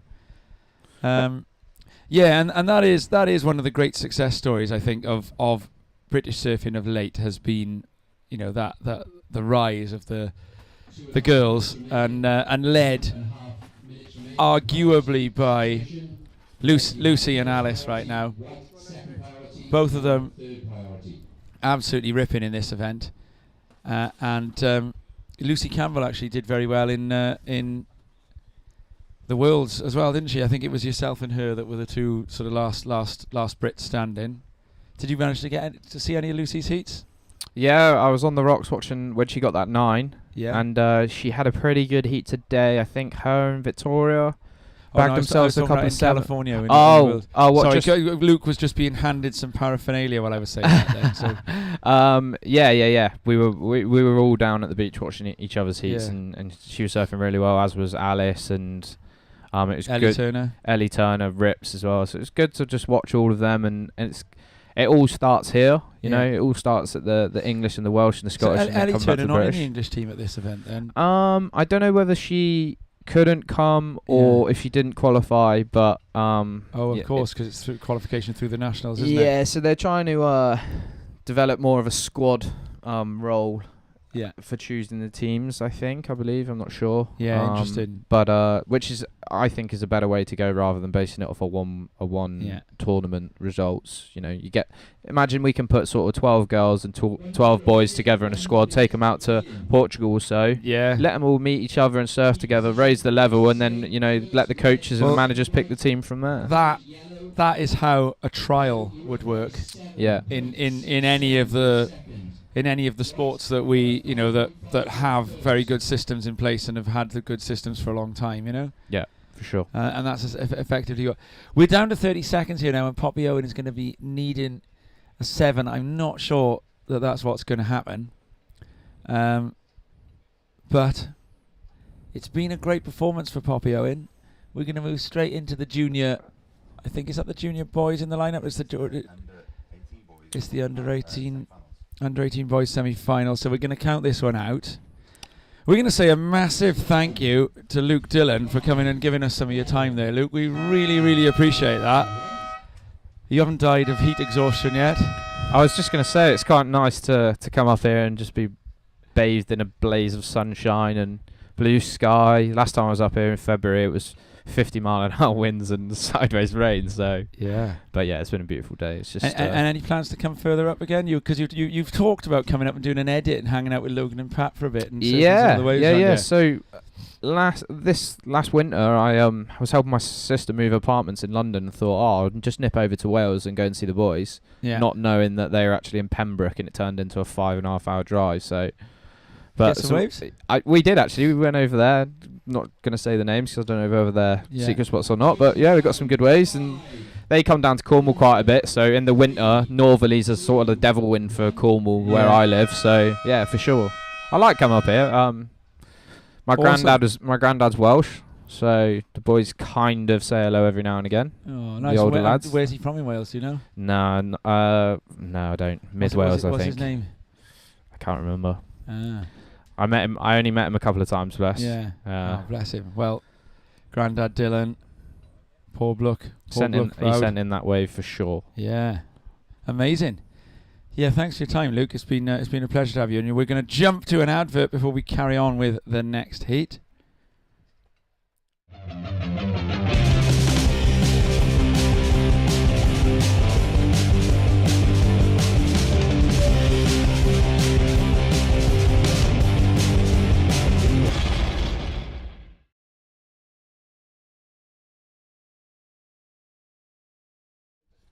And we've had a pretty good start just as that ad was run into this one. I think it was Craig McLaughlin. Distinctive style, Tom. He opened with a couple of lip hits. You can't miss Craig McLaughlin. He's either on a red surfboard, but he's also got that very, very distinctive style on his backhand. You're exactly really right. Powerful, very energetic style, I would describe it as, on his backhand. And we're going to see a score drop, and I think it's going to be a rather good one. Certainly a rather good one to start off this semi-final heat. It's a pleasure having Luke Dillon in the booth then, wasn't it? He's lovely insight from Luke. Do you know, I was observing this the other day. I was saying that in the 90s, and I think it was kind of, it was a worldwide thing, wasn't it? You look at we've got Craig McLaughlin up and riding again. You look at the famous Santa Cruz gang. You look at the Brazilian surfers of the 90s. You look at some of the brash Aussies. I think there was a sort of sense that, you know, it was a counterculture sport, and there was a sort of a. I remember in the 90s, I used to go down to Cornwall, and I'd be sort of almost kind of a little bit scared of all the famous surfers, you know, because they would all be so sort of tough, I suppose, you know, and often quite extreme individuals in the way that they lived, and I think it's interesting now that you meet the top guys in British surfing, and they're all really, really approachable, really kind people who just want to give back to British surfing, and they just want to grow British surfing. And I think Luke Dillon, we've spoken to him, we spoke to Alice earlier as well, they're very much in that mould, you know, and it's a pleasure to see, really. You know, I think there's a real sense that these people are, you know, they're sports people and ambassadors. Here we go in the blue, and that's a huge front side snap from Eli there. Perrins Davis. Okay, gentlemen in the water, scores are now in. So we're going to get the first wave of Craig McLaughlin, a 6.33 there, and that was pretty much straight off the buzzer. And then here goes Perrins Davis. Let's have a look at this. That's a big single smash, followed up. Now I don't know if the judges will give a land on that one. Interesting to see. Priority first is to red, second priority white, third priority yellow. 16 minutes, 15 seconds remaining.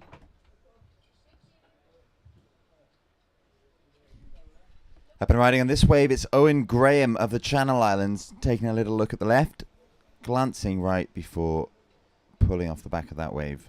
So, some tricky conditions, I think that's fair to say, for this semi-final number 1 of the under-18 boys division, but very contestable nonetheless. Still very surfable, and that's been evidenced by surfer in white Craig McLaughlin with his opening ride. He posted a 6.33. So a great opening ride there for Craig. That'll stand him in good stead for the rest of the heat. A few scores starting to drop now. First of red, a 1.17. First of yellow, Bo Betteridge, a 4.50. And first of blue for Eli Perrins Davis, a 3.83. And Tom's been out looking for people to interview, and you've got some. We found a couple of the girls from that round just then. Heat. The two Welsh girls, it's Poppy and Katie. Hello. So that's Katie. Hello.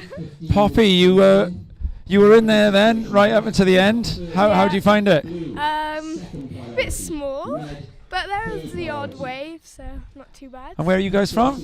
Pembrokeshire. Both of you? Yeah. Oh, lovely. There we go. And Katie, you've been on a run as well. Yeah, I was just out at the last 5 seconds. Oh, so exciting. Yeah, but it was tricky conditions. So. Do you think Wales can get themselves in front of Scotland and the Channel Islands now this afternoon? Hopefully. Yeah. I'm not sure. We've got a few left. Some of the boys, maybe. Yeah. You girls are doing your bit. You've got through your heats. Yeah, we've got 2 girls left. I think they'll do 2 well. boys? I'm not sure. Yeah. And girls, what are you thinking about conditions out there? It seems to have dropped off a little bit, but still well contestable, yes? Yeah, I think so. It's quite hard with the rep, and it's just really small, but I think there are a few ways to be caught. Yeah. Well, thank you very much, Poppy and Katie. Thanks for popping by. We're going to see if we can catch a few more now as we run through the last hour or two. We love having some words from some Groms in the booth, yeah? So, thanks, Thank girls. you, girls. All the best. Take it easy, bye.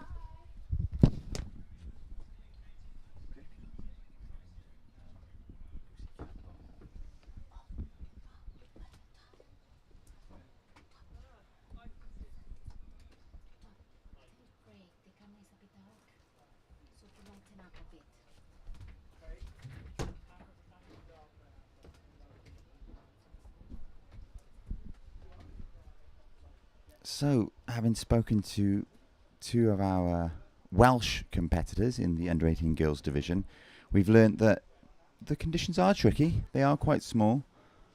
however, still well contestable. The situation in this heat as it stands, we have Owen Graham, surfer in red from the Channel Islands, in 4th position. He's looking for a 3.68 to move up into 2nd. We've got Eli Perrins-Davis, the surfer in blue from Wales, looking for a 1.15 to move up into 2nd. Bo Betteridge, the surfer in yellow, sitting in 2nd. He's looking to replace a 0.47, well achievable for him. And Craig McLaughlin, the surfer in white from Scotland, out in front, sitting on a 6.33 and a 0.93. So he'll look to replace that lower score, which again is well achievable for him. And Tom has once again dragged some poor competitor into the booth, the greenhouse as we've termed it, due to the plentitude of glass and heat. And I think Tom's going to conduct a little interview. I've got Lola Mitchell from Scotland, and you were ripping in that last heat. Lola, well done. Thank you. So how long ago did you come down here? A couple of days ago. Right. And you been surf anywhere else before here in the event? We went to Bristol for a quick couple sessions, heading up here. Right, okay. And how old are you, Lola? I'm 13. 13. You were absolutely ripping in that one. So you were you were chasing down the lead throughout that heat as well. You had a shot at catching Bell Betteridge at the end. Yeah. Pleased with your performance? What? You pleased with your performance? Yeah. And where are you from in Scotland? Fraserburgh. Oh, okay. So that's it's a few hours south of Thurso, isn't it? Yeah. Yeah. Okay, right. And you got any other plans this coming year or so then with your competitions? I've got the Scottish Nationals next week. Right. And I think that's it. Oh, okay. Well, you're ripping out there, Lola. It's a real pleasure to see. And I'm told there are lots of really good girls up and coming from Scotland as well. So congratulations, you're through to the semi-finals. We'll let you go and concentrate on the next one, and good luck. Thank you. Pleasure. Red. You need a 3.68 to go second.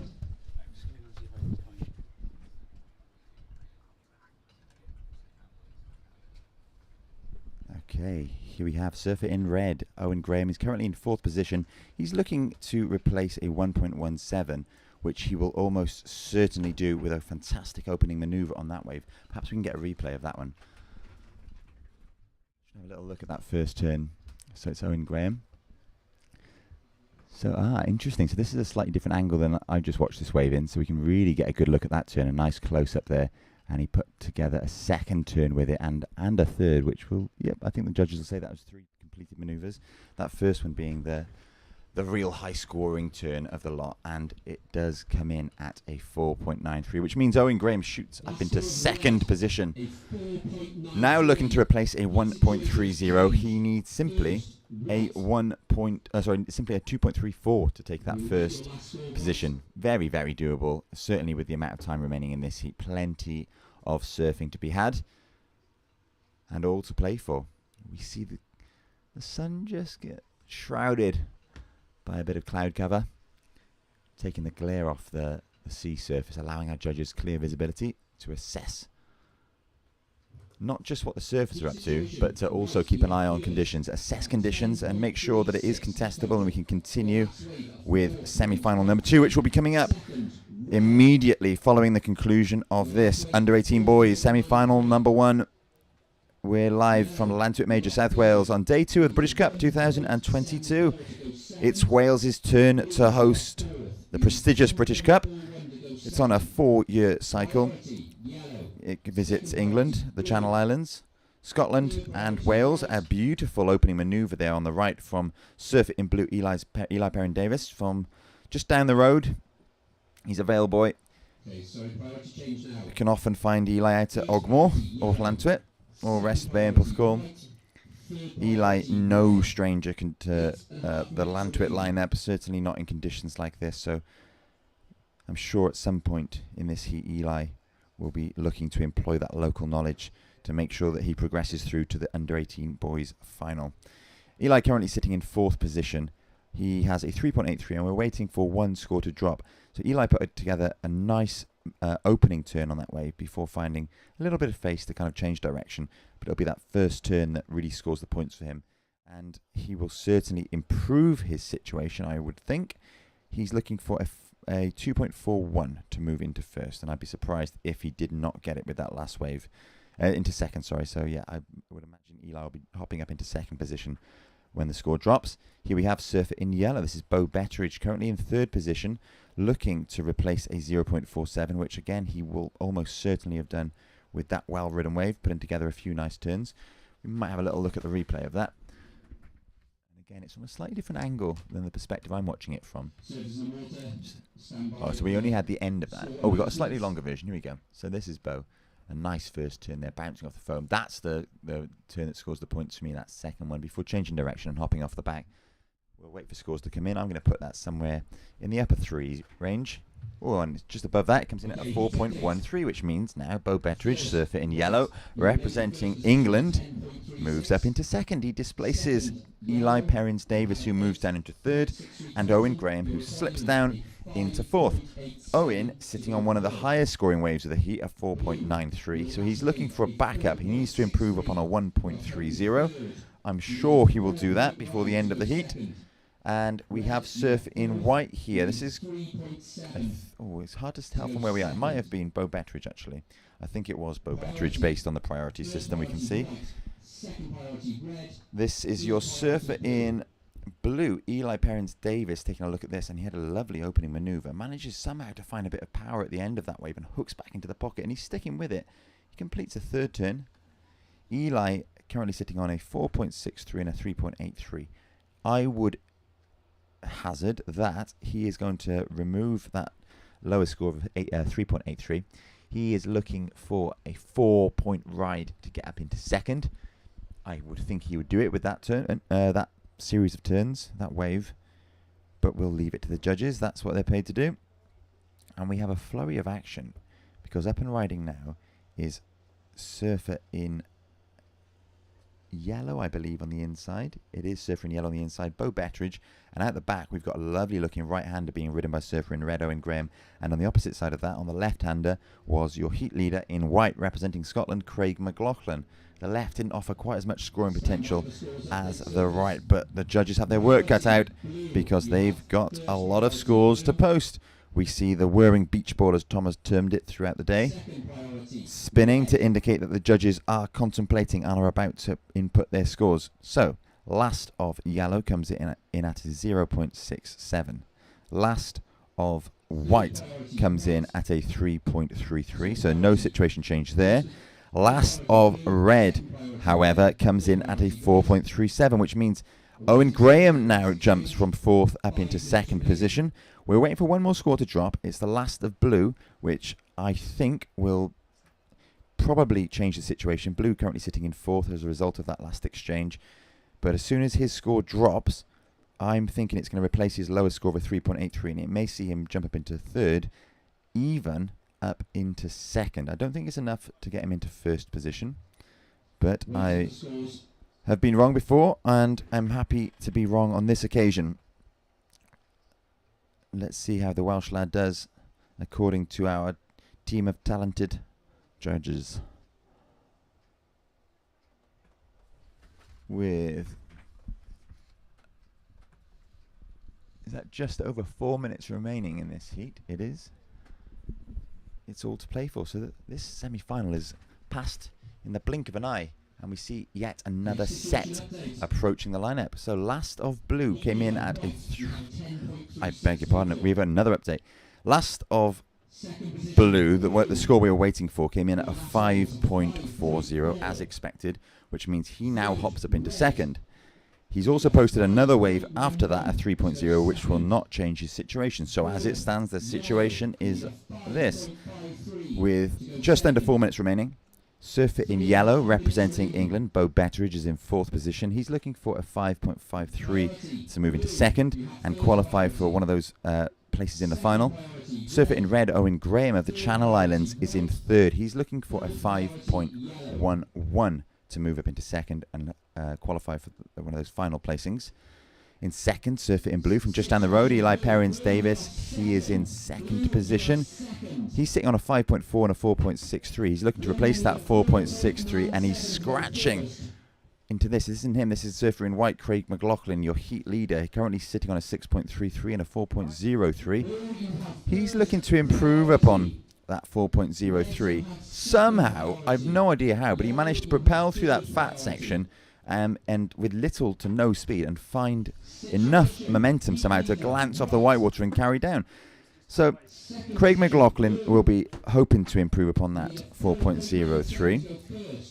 Eli Perrins-Davis, who is in blue and in second position, is needing a 4.97 to move up into first and really secure his position.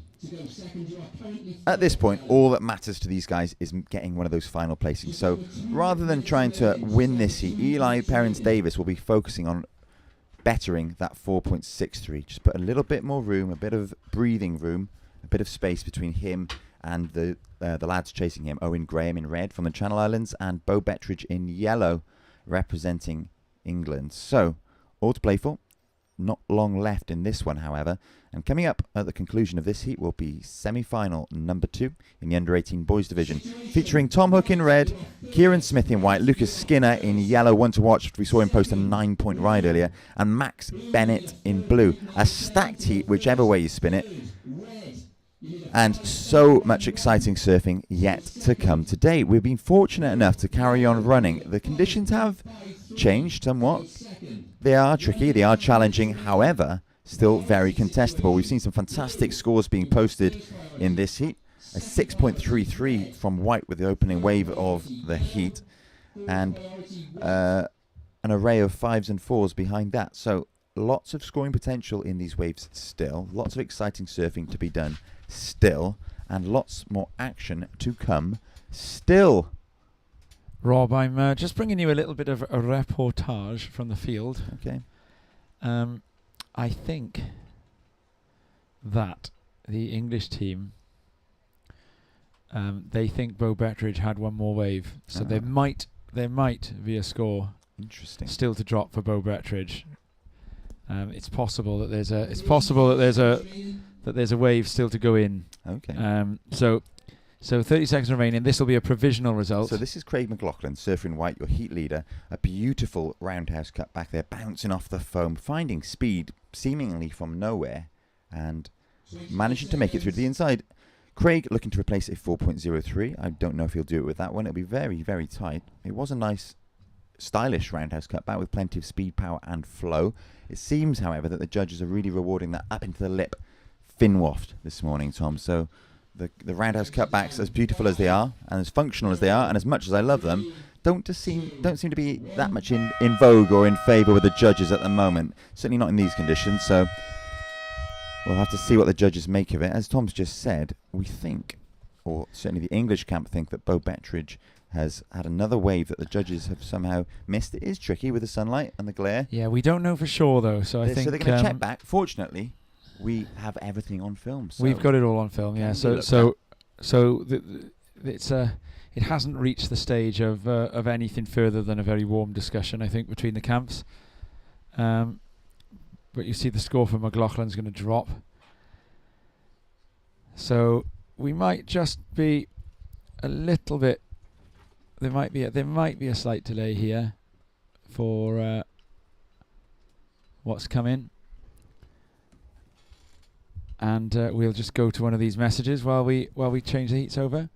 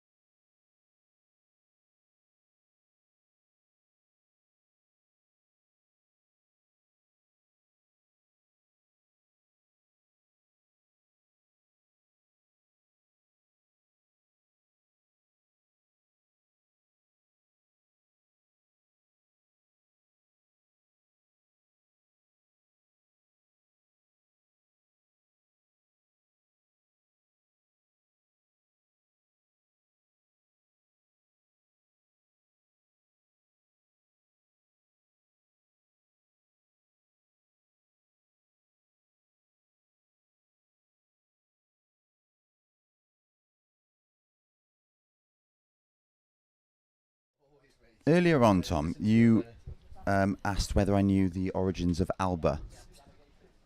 And I did, as it turns out. As you well know, Tom, today's quiz day. It's quiz night for me. Yeah.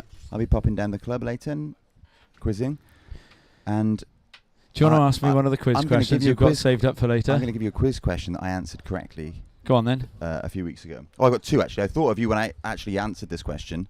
Okay. I can't remember the actual phrasing of the question, so I'll answer that second. Yeah. First of all, which Antipodean town, city, is named after the Scottish capital? Dundee. Oh no, hang on.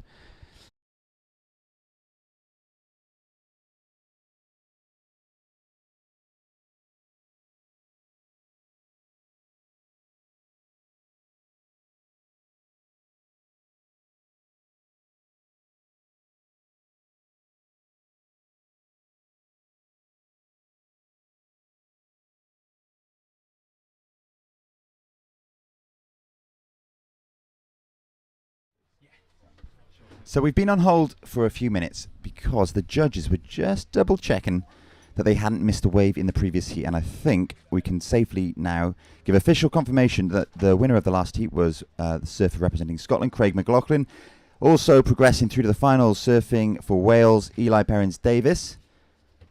We had, I think Owen Graham was in third, representing Channel Islands, and Bo Bettridge, representing England, came fourth in the end of that. So it'll be Eli and Craig McLaughlin that progressed through into the under-18 boys final. I'm once again delighted to say that I'm joined by your 2022 British Cup men's champion, Luke Dillon. Hello, Luke. Hello again. It's a very short break that I had. Yeah, thank you for coming back in so swiftly. We're into under-18 boys semi-final number 2.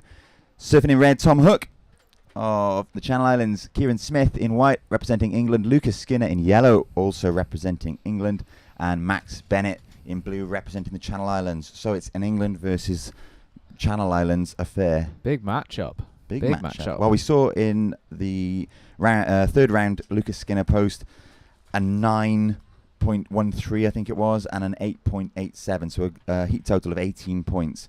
The highest combination of the day, I believe, and the highest single wave score of the day. Something we know he's capable of, but nonetheless, always a pleasure to see. Yeah, he's been ripping. Everyone knows about Lucas's talent, so it's just about him putting it all together in heats and making his way up through the age categories at the moment. It's been quite the upward trajectory for Lucas as well, isn't it? He's one of those people that seems to have been around forever, probably in large part because we've been so familiar with Ben's surfing over the years, and Lucas is like his little sidekick that's always been there. But it's been in the past 18 months that Lucas's surfing has really matured, hasn't it? For sure. Like you said, Skin Dog's been around for 25 years, and then Lucas is obviously in the last 18 months. He's a big kid now. He's 14. He's the same height as me. I'm not very tall myself, but he's growing into his body and he's getting some power, and he's obviously still got the airs, and it's all working really well for him. So everyone's excited to see where he goes. He's just won the European Championship, so onward and upwards. I don't like to put too much pressure on him when they're young, but he's on a very good path, and it's just about just keeping him there and improving and staying with the best in Europe and making his way onto the world stage. That's it. Well, under 16 European champion is no mean feat. He's been up against, he competed against some exceptional talent in that event, and he did it the hard way. He won. I think it was from round 2. He was in the repechage, wasn't he? Yeah. So you basically surf almost double the amount of heats of everybody else. Yeah. I spoke to him about it when he came back, and he said it probably actually helped him, shook off the nerves from I know what it's like when you're in those European Championships, and he's friends with a lot of his European friends, so it's not too bad. But once he was in the reps, he got to surf more. It's a bit like how he does at home. He surfs a lot more. He surfs a few times a day, so it was comfortable for him, and it said it really freed him up and got in a good rhythm. And then obviously that's it. When you're that age as well, you're so full of energy. I don't think the 7 or 8 heats in a row matter so much, do they? It's exactly. The same amount of time you'd be surfing anyway. Yeah, exactly. And once you get in that rhythm and you get in good waves and posting good scores, it's like a snowball down a mountain. So I was really happy for him, and he's a real good kid, and he's open to taking knowledge from the older boys, and just excited to see where he goes. So I mean, it's different now. He's in Wales in the waist high, tide dropping out, but I'm sure he'll be absolutely fine. I'm sure he will. So you mentioned a moment ago that Lucas is very friendly with lots of his European peers in the surfing community, and I know he spends quite a lot of time traveling around Europe, and I'm pretty sure that in the past few weeks, or certainly in the coming few weeks, he's been down in France, or will be down in France with the Phippses, so surfing with Jay, who is representing France, of course. Welsh mother, I should oh, say. really? Yes, Welsh mother, Australian dad, representing France, and it's a great system to be part of. I think the French Surfing Federation, there's a lot of coaching and opportunity on offer there. So it's kind of the model that I think a lot of the federations and associations try and replicate, isn't it? Because it's been so successful for them over the years. They've done so well in the ISA games year on year on year, and produced some household name surfers. Your Jeremy Flores's, and I know representing French Polynesia, but Michel Berez's, Joanne Defay's. As we see now, our drone take to the skies. I'm sure we might get some drone footage in a moment, and we are seeing that for your viewing pleasure, ladies and gents. So, Luke, we talked briefly earlier about your visits to Wales, your foray into the land of my fathers. How is it to be back on this sunny Sunday? It's very warm in here. I'm not sure if it's as warm outside, but we're blessed for the 1st of October. Yeah. The 2nd of October. For sure. Yesterday was a cold day. And today, from about 9 o'clock, really, 10 o'clock, the clouds parted, the sun came out. This is what it's normally like. Is it? Yeah. It's warm. I'm in a black t-shirt in the commentary booth, and I'm actually hot. I've just come back from California, so... we've had, as you well know, it's been the same down with you in Cornwall, I'm sure, but we've had one of the best summers weather-wise that any of us can remember. It's been absolutely baking for much of the summer. And we see a set approaching the lineup. I've got a bit of a paddle. I don't think we've had any waves ridden yet. No, we have not. Couple looking at this. There's no priority as yet, but it'll be surfing yellow. Lucas Skinner up and riding on this one, bouncing off the foam, looking to get out onto the open face again. He's light enough, and I think he might have enough momentum to do just that. Unfortunately, that wave kind of bending out to sea as it passes over the reef. It's looking very bleak for them. Wave-wise at the moment, isn't it? It's just you know more about this spot than me. Yeah, so I surf Llantuit very regularly. The contest control and the contest directors have a tough decision to make here, because the surf traditionally gets better as the tide drops at Llantuit, just as it feels the back end of that reef. Yeah. On the lower tide, that's where all the best setups are. However, as I'm sure you're well aware, we have the second biggest tidal swing in the world here in South Wales, or in the Bristol Channel. And so with that volume of water pushing out to sea, it's going to suck the swell away. Yeah. And with a dying swell anyway, we're a little bit concerned that it won't be hanging around for that low tide. So do we wait and chance having no swell but better shape if there were any, or do we try and run with what we've got now? I think they're hoping to get it done. Yeah, it's a tough one, isn't it? You don't... 3-3, so that was for that little change of direction on the inside and a smaller inside wave.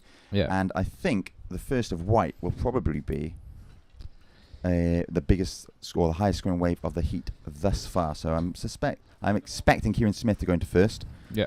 But we'll leave that to the judges. It's I commonly call this the grind.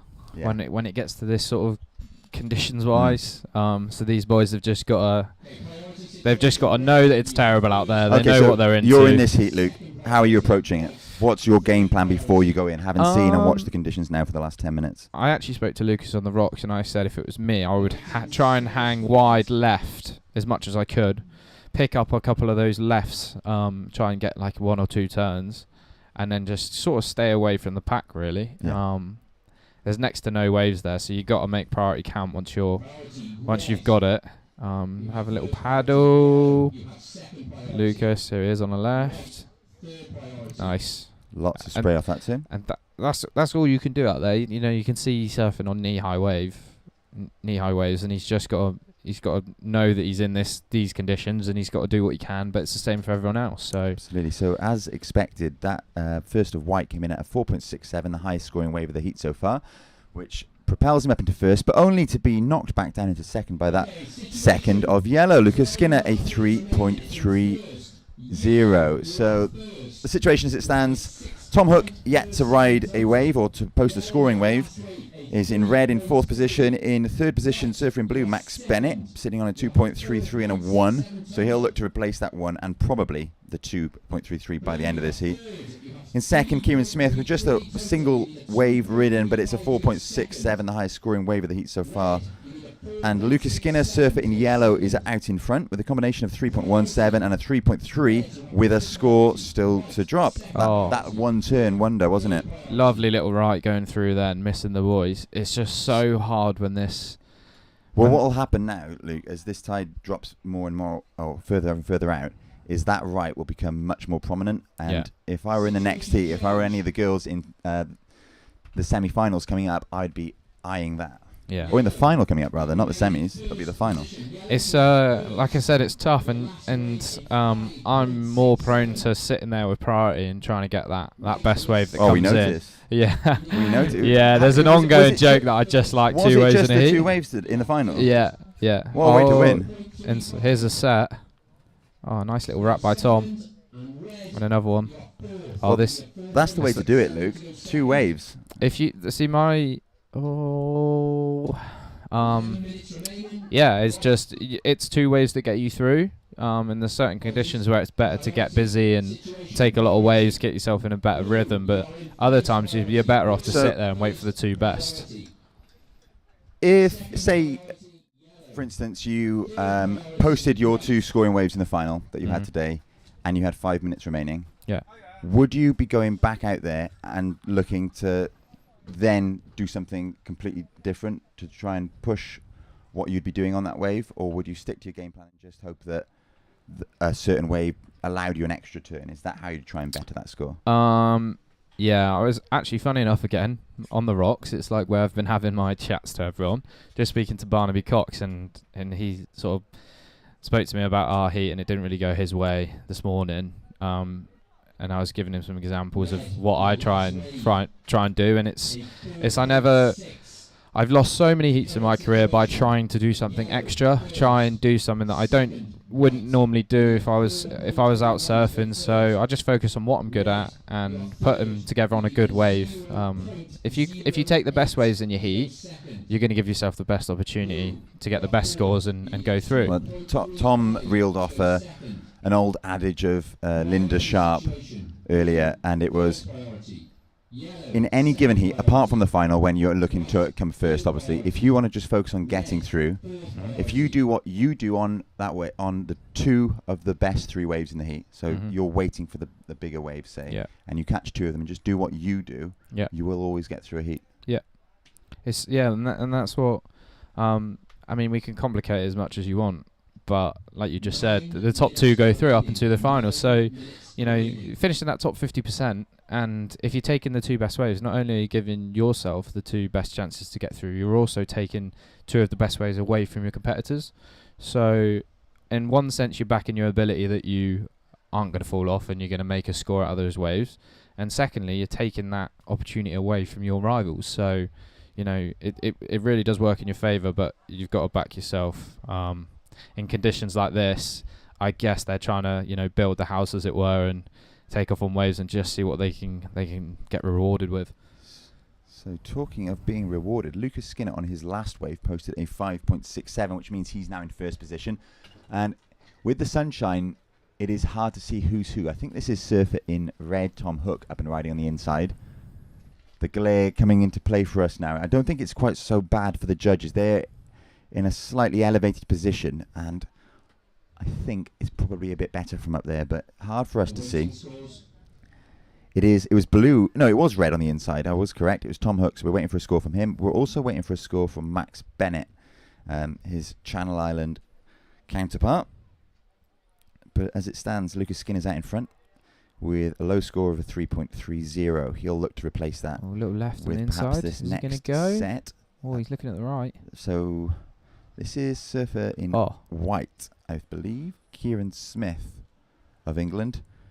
That right hatch actually held up. It was a smaller wave, but quite steep all the way, wasn't it? You can tell that looking at the backhand quite a lot because he proved me wrong there, and the right was much better, and he got a couple of good little clicks on the outside. So what seems to be happening? So as the tide drops out, there's this kind of like finger of rock that goes out by there, and that's what the lefts have been breaking on all morning. And beyond it, there's a bit of a hole until it gets a little bit lower. So the lefts will come back into play maybe in half an hour or so. But for now, I think it's going to be about the rights. Yeah, and local knowledge will pay many dividends if they could hear you out in the water now. But it's just so difficult to contend with that rip, the wind. I don't know if they can hear the scores. So, you're just trying to build that house. There seems to be catching a lot of waves. How is it in the water? Can you hear when you were surfing? Could you hear and see everything quite clearly? I could, yeah, and the wind wasn't as strong as and it you got was. that big LED board as well. Is that quite visible? Yeah. So the beach commentators have been really good as well with reading out priority and scores, and the PA system. The Welsh Surfing Fed have done really well with the setup, so it's been as good as it can be, and it's always good when you got lots of information out there. So these boys will know what they need and where they're sat. It's just about, it's easy to sit here and say, get yourself a couple of fives and you're through. But you can see how tight it is. There's half a point between third and first. So that last of white that we saw on that smaller but nice and steep inside right-hander for Kieran Smith came in at a 4.83. So Kieran Smith in white has now jumped up into first. Tom Hook surfer in red with his last posting a 4.6, moves up into second. Lucas Skinner on the highest scoring wave of the heat so far, the 5.67, has slipped into third. But that being said, there's still time aplenty in this heat, and he's only looking for a 3.53 for that second position. So if I were Lucas, I'd probably be feeling still pretty confident, sitting on the highest scoring wave of the heat so far. Max Bennett, surfer in blue, we've seen kind of looking at the inside waves, the smaller ones that haven't offered as much scoring potential so far, is in fourth. He's also in fourth priority. Perhaps that's why he's sitting on the inside trying to get those smaller waves.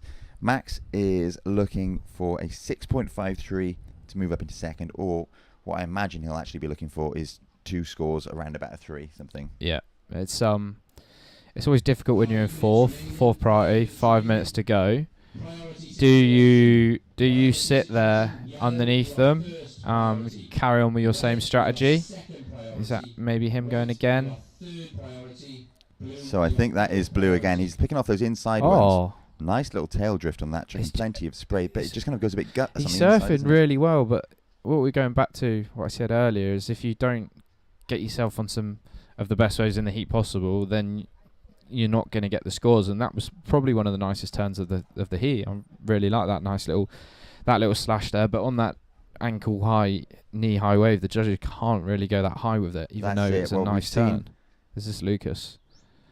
So this is Lucas, I believe. Surfer in yellow. Lucas Skinner. Again, it's hard to see with that glare, but it looks like his style, doesn't it? Yeah, so again, like, he didn't have a very good first turn there, but a nice little carve and another little wrap around. Good surfing, much better wave, just allowed him to. That's it. Well, I think that exactly as you're saying, if Max Bennett, who we've seen put together what you said it was one of your favourite turns of the heat, if he did that on a bigger wave that allowed him 1 or 2 other turns, then we'd start to see the scores come in for him. Yeah. So I think it's time for Max. Again, it's easy to say whilst you're sitting up here in the greenhouse, but Max would do well now to go out the back and wait for that first priority. Yeah, and a few minutes to go. There hasn't been that many good waves. He's in a sticky situation. Is this Lucas? Yeah, Lucas has just bettered his lowest score of a 3.3. It's now a 4.17, which means he now moves into first, which ups the requirements for the other surfers in the heat. Max Bennett requires a 6.3. So surfer in blue needs a 6.3 to move into second, and therefore one of those qualifying positions for the finals. Tom Hook, surfer in red, is in third. He looks for a 4.9 for that other position in the final. Kieran Smith, surfer in white's in second, looking to replace a 4.67. And Lucas Skinner's out in front with a set approaching. Luke. Oh, massive set. So surfer in red, Tom Hook, he's in third, he's got first priority. So this is where he just needs to pick the best wave that comes through. Is he going to be picky? He's going to go on the first wave. That seems an odd choice. Look at this one here, out the back. So it's easy to sit here and say, do this, do that, but Nice little turn, little hung up. Doesn't like it. So that was Kieran Smith, surfer in white, that took that. So he'll drop down to 4th priority.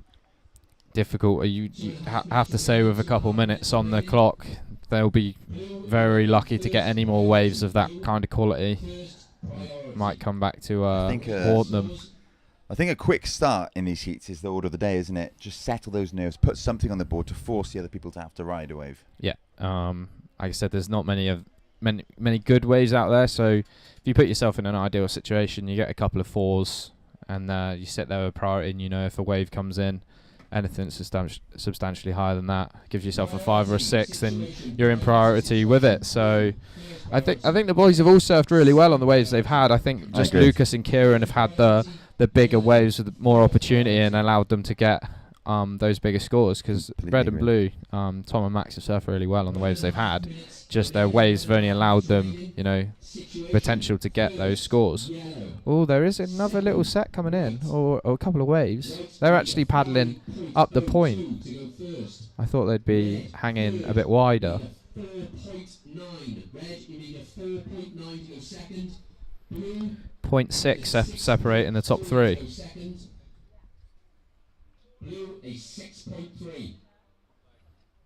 Is this Lucas?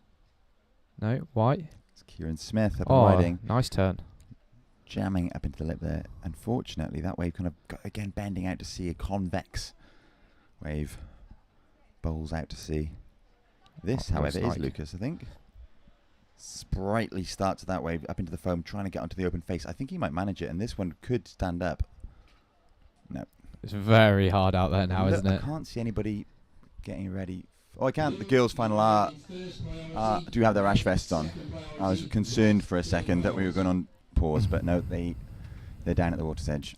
I think it's just managing your expectations out there. Everybody knows when you're looking at that, it's going to be grindy. There's going to be low heat totals, so it's just about trying to get yourself those waves, picking the best of the worst, really. Yeah, he goes again. A real mature approach to the heats and heat strategy will be so vital in these finals. 100%, and Lucas is European under-16s champ, and that doesn't come without immense ocean knowledge already. So he takes out the win with Kieran second. So I think all scores are in. So unofficially, the results of that, or we might have it officially. It looks like Max Bennett, surfer in blue, representing the Channel Islands, came 4th. Surfer in red, also representing the Channel Islands, Tom Hook, came 3rd. That means that it's Kieran Smith and Lucas Skinner, both representing England, in 2nd and 1st place, respectively, progress through to the under-18 boys final. Results of semi-final heat 2. First position, yellow, Lucas Skinner. Second position, white, Kieran Smith. Third position, Tom Hook. And in 4th position, Max Bennett. So we're going to move, hopefully, fairly swiftly on into the under-18 girls semi-final. Heat number 1, featuring Charlotte Mully, Callie Cruikshank, Alice Barton, and Lola Mitchell. Another good heat. I think at this end of or this stage of the competition, there aren't any easy heats, are they? They're all absolutely jam-packed, full of talent and prolific surfers. When you get to this stage of the contest, it's just about heat strategy and management, and everyone's totally capable of winning and getting through. So is this the semi? So this is the spot for the final, British Championships final.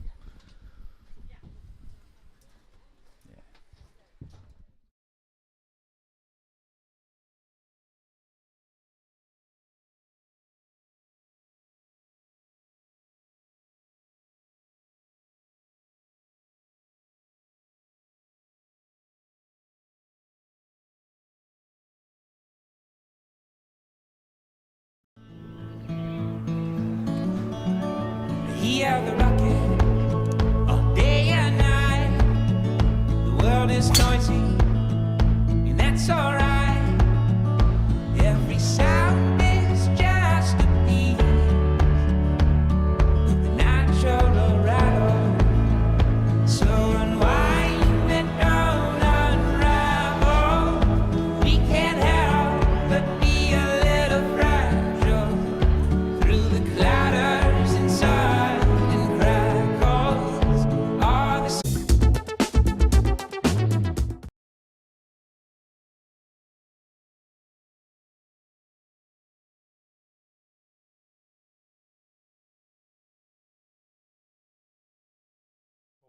hold, but I don't know for sure. We think we may well be going on hold. We can't see any competitors in the water.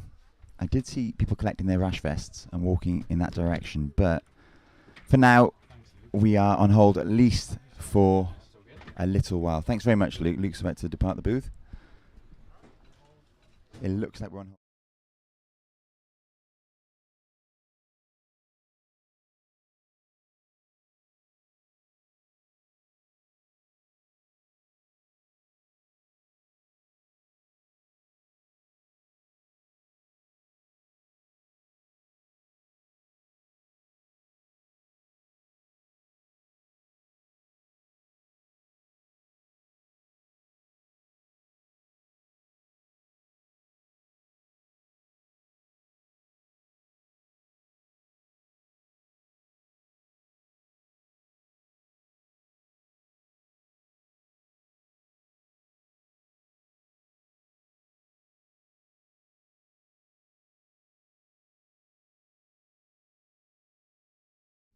So the official call has just come in. The contest officials are not convinced that there are sufficient contestable conditions at the moment, but though we are expecting the swell to fill back in as the tide drops out a little bit further. So the contest is on hold until 2 p.m. and as contest director Mark Vaughan files across in front of me, he looks exhausted. Word from the contest director, please. You look well. Yes. Well, Rob, not Tom. It's unfortunate that the conditions have deteriorated, but not unexpected. As we all know that live here, we are anticipating things to improve again. It was a very difficult decision to run that last 2 heats of semi-finals, but it was a team manager's decision, unanimously made by all. Left it in those team managers' hands, and the decision was to run. Therefore, we have the results we do. And there was still some reasonable surfing went down. Just great to watch. Just before we get our on-hold screen up, Vaughnie, do you have any updated information about where exactly the nations might stand in relation to each other in the ratings? I do not at this point. I have my suspicions. Well, England would be looking pretty from the first few rounds, wouldn't they? I think England are in a very strong position, especially with the 2 champions. Well, 2 champions, and you take that the women's final was an all-England affair. Yeah. So, yeah, I think that probably cements their position as retaining the trophy. Yeah. But you don't know between Wales, Scotland, and the Channel Islands where we're at? No, there's a real fight on there, and obviously as hosts, we would like to at least finish high up the medal table. Yeah. Well, let's see. Okay, so we're gonna go on hold then. I think what we'll probably do here with the webcast is we'll put the on hold sign up. When you come back, it'll be afternoon, so it'll be day 2 p.m. The day 2 p.m. broadcast. So the day 2 p.m. broadcast is going to start at 2 p.m. So we'll get the announcements out on social media as well. But we're going to go on hold. Thanks very much for tuning in, and we'll see you at 2 o'clock where we're hopeful of getting some more stuff up and running.